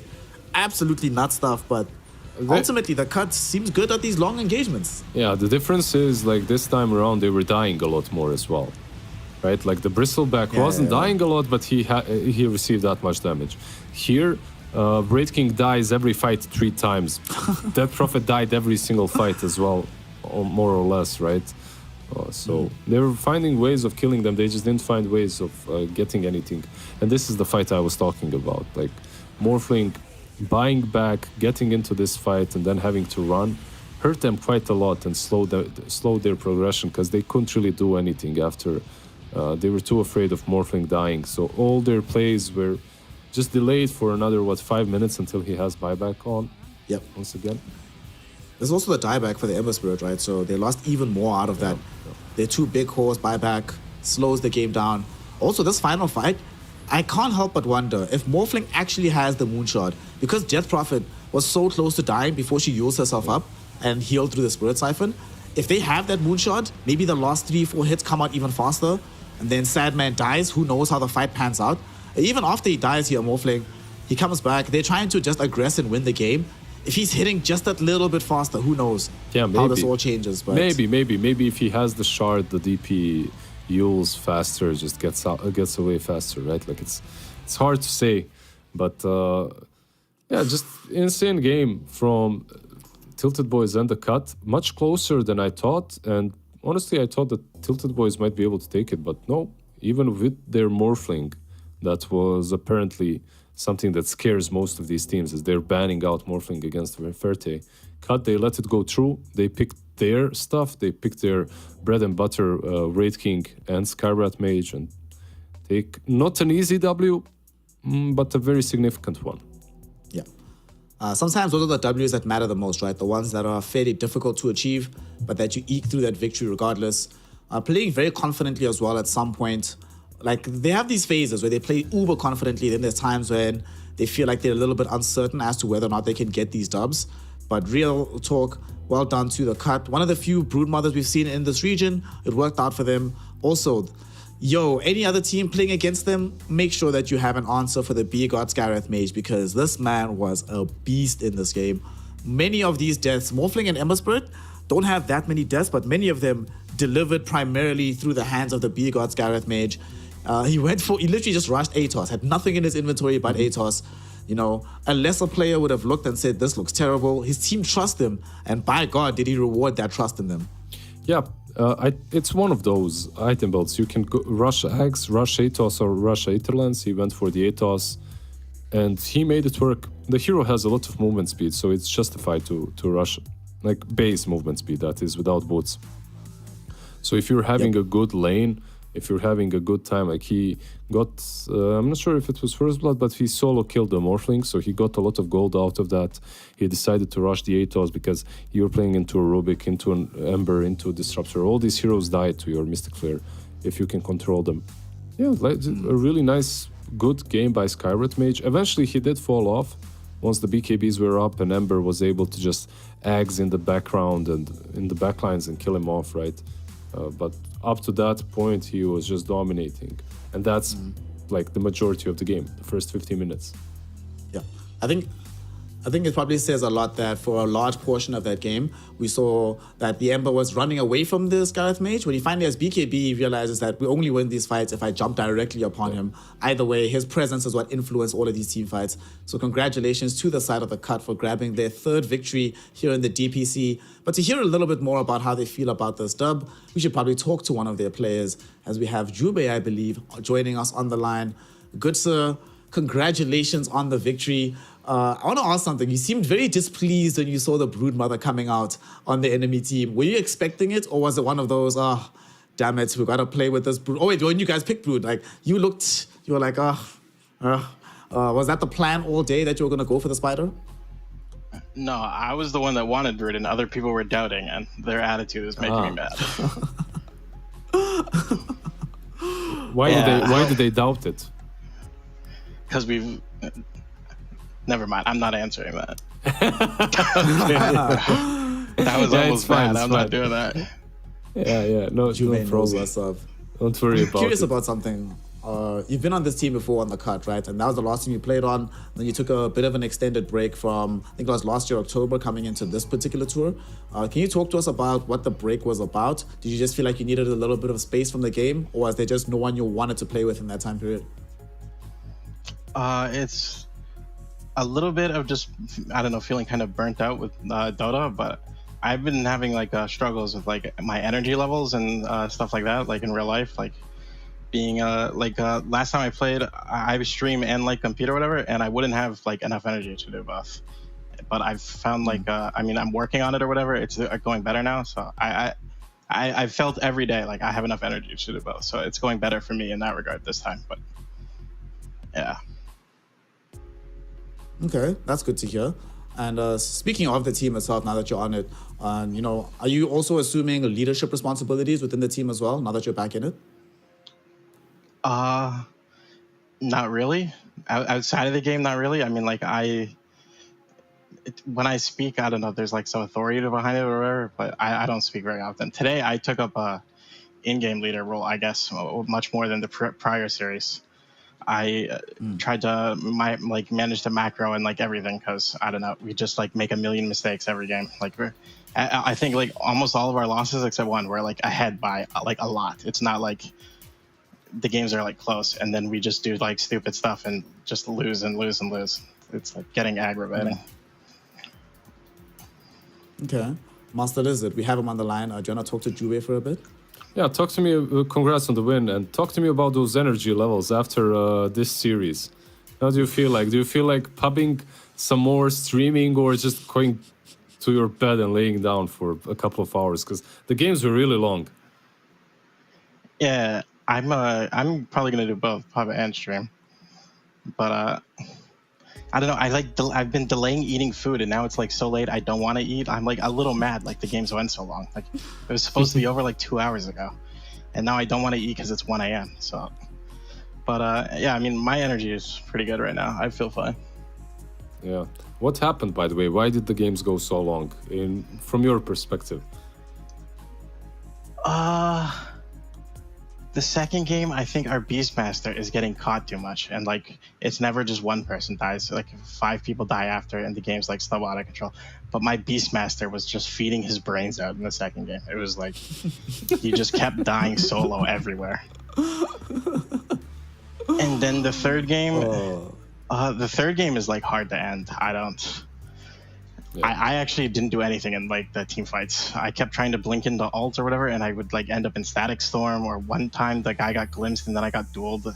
That looked like really stupid. So it took a while for me to do anything in fights, but I don't know. The last like 2 or whatever, I think I got my ult off. I was just dying first and stuff. So I was probably not having the impact I'm supposed to in the third game. Maybe my items are bad. Yeah, early on you had a ton of impact though, so it doesn't matter, right? Like, In the third evens game? out a little bit. Yeah. I don't remember. Oh. Maybe not. I don't know. I mean, the From our third game is pretty. From our perspective. Yeah, I mean, we like trapped them on their side of the map pretty early, and then like farmed all game. So, I mean, the game was super long. I don't really remember early game. Yeah, maybe it's the same case with me. It's been like what 3-4 hours watching you guys. Yeah. It's been a nice long series. By the way, tell me one more thing. Do you think the Tilted Boys are the strongest team in the region in Division 2? After you, obviously, that you have beaten them, or is there someone more formidable that you're gonna face? I mean, Fart was probably the best, but they're not in it anymore. So after Fart, I don't really know the teams very well. Like the Sand King Gomez, the Tilted Boys, this is the first season I've ever seen them. So I don't really know how strong they are, but yeah, I mean, today's matches were pretty tough. So I guess they were 3-0 for a reason or whatever.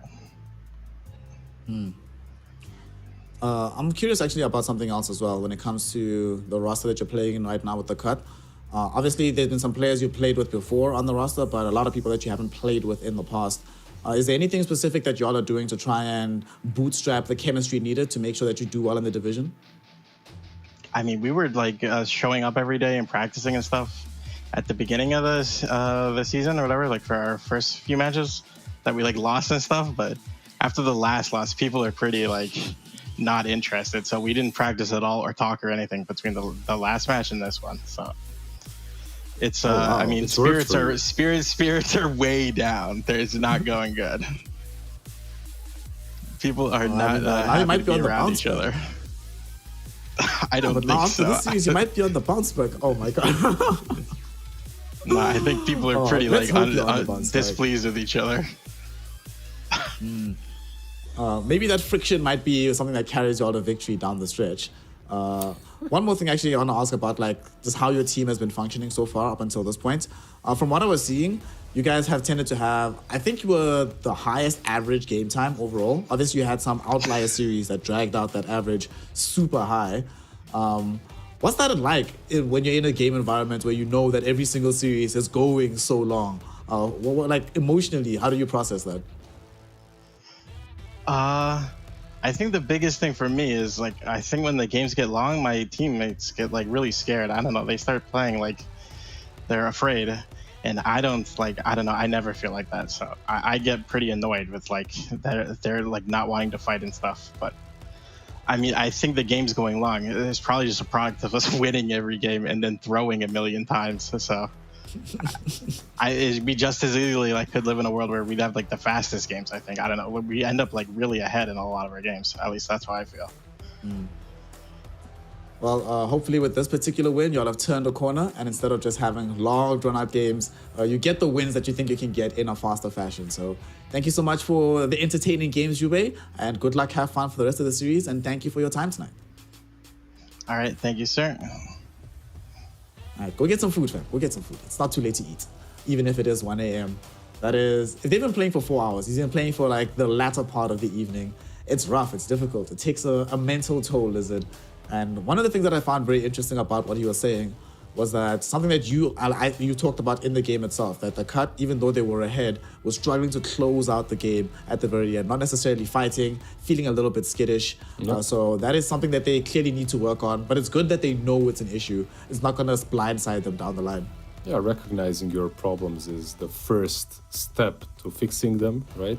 And yeah, he was talking about his dinner, if he's gonna take it or not. Like, when this series started, I was contemplating having like a small dinner, and now I'm contemplating on having a small breakfast. Yeah, so it's been a long one. Yeah. A nice 4-hour-long series between these two squads. Two 60-minute plus games happening between the Cut and the Tilted Boys. And of course, the Tilted Boys have ended up losing their first series ever here in the Division 2. In fact, this particular roster has not lost a series in the entire DPC tour. We're going to see exactly how it reflects on the leaderboard, because they are no longer a team that can enjoy a completely clean run for themselves. At the very top, now SKG will be tied up with the Tilted Boys at 3 wins, but they don't have any losses just yet. So they technically take pole position. Tilted Boys drop down a little bit, and the Cut have earned themselves a 3rd place berth here with 3 wins and 2 losses. It is a bit scary for the Cut that they only have 2 games left, so they are in a little bit of a way reliant on other results going in their direction, but they can't take the foot off the gas just yet. Let's hope they've turned the corner. Of course, we still have Alpha and C-Dub and OVS all on 2 wins apiece, only Alpha with 1 loss. It feels like, in retrospect, Lizard, Fart Studios, them going 0-7 with the def losses, this might make things very interesting for the last couple of days, because only 1 slot for elimination. That means that this mid-pack might have a massive amount of tiebreakers at the very end. Yeah, it might happen, right? Like, looking at OBS, C-Dub, and 2-2-2, basically all of them. And I'm not sure who Cut needs to play next. Like, they have a... Because... Wait, let me see. They play Ant, and then they play SKG. Okay, so it's pretty big for them. If they can win against SKG and Ant, maybe they can force some top 2 tiebreaker. I'm not sure, because you could kind of sense what he was talking about when people don't want to be around each other, right? And play what kind of a mentality they're in at the moment. At the same time, maybe that kind of mentality can be shaken off if because of this victory, right? Tilted Boys were considered like they were 3-0. They were a formidable foe. They managed to win against them. So maybe they can shake off those bad feelings and go fresh into the next series. Or maybe don't shake off those bad feelings because they obviously work for you. Channel the negativity, you know. Channel the negativity, play with it, harness it. Yes. Of course, with their particular win here, that does round out our day of Dota here. We're not done for the week just yet, as we do have the next game day being C-Dub versus the side of Alpha. Both of these squads definitely need the win because they're both sitting on 2 wins apiece. If C-Dub ends up losing, they'll be on 3 losses, which pretty much rules them out of promotion. But Alpha might still have a chance, even if they end up losing that game. However, very important series for both of these lineups if they want to entertain hope of getting themselves into Division 1.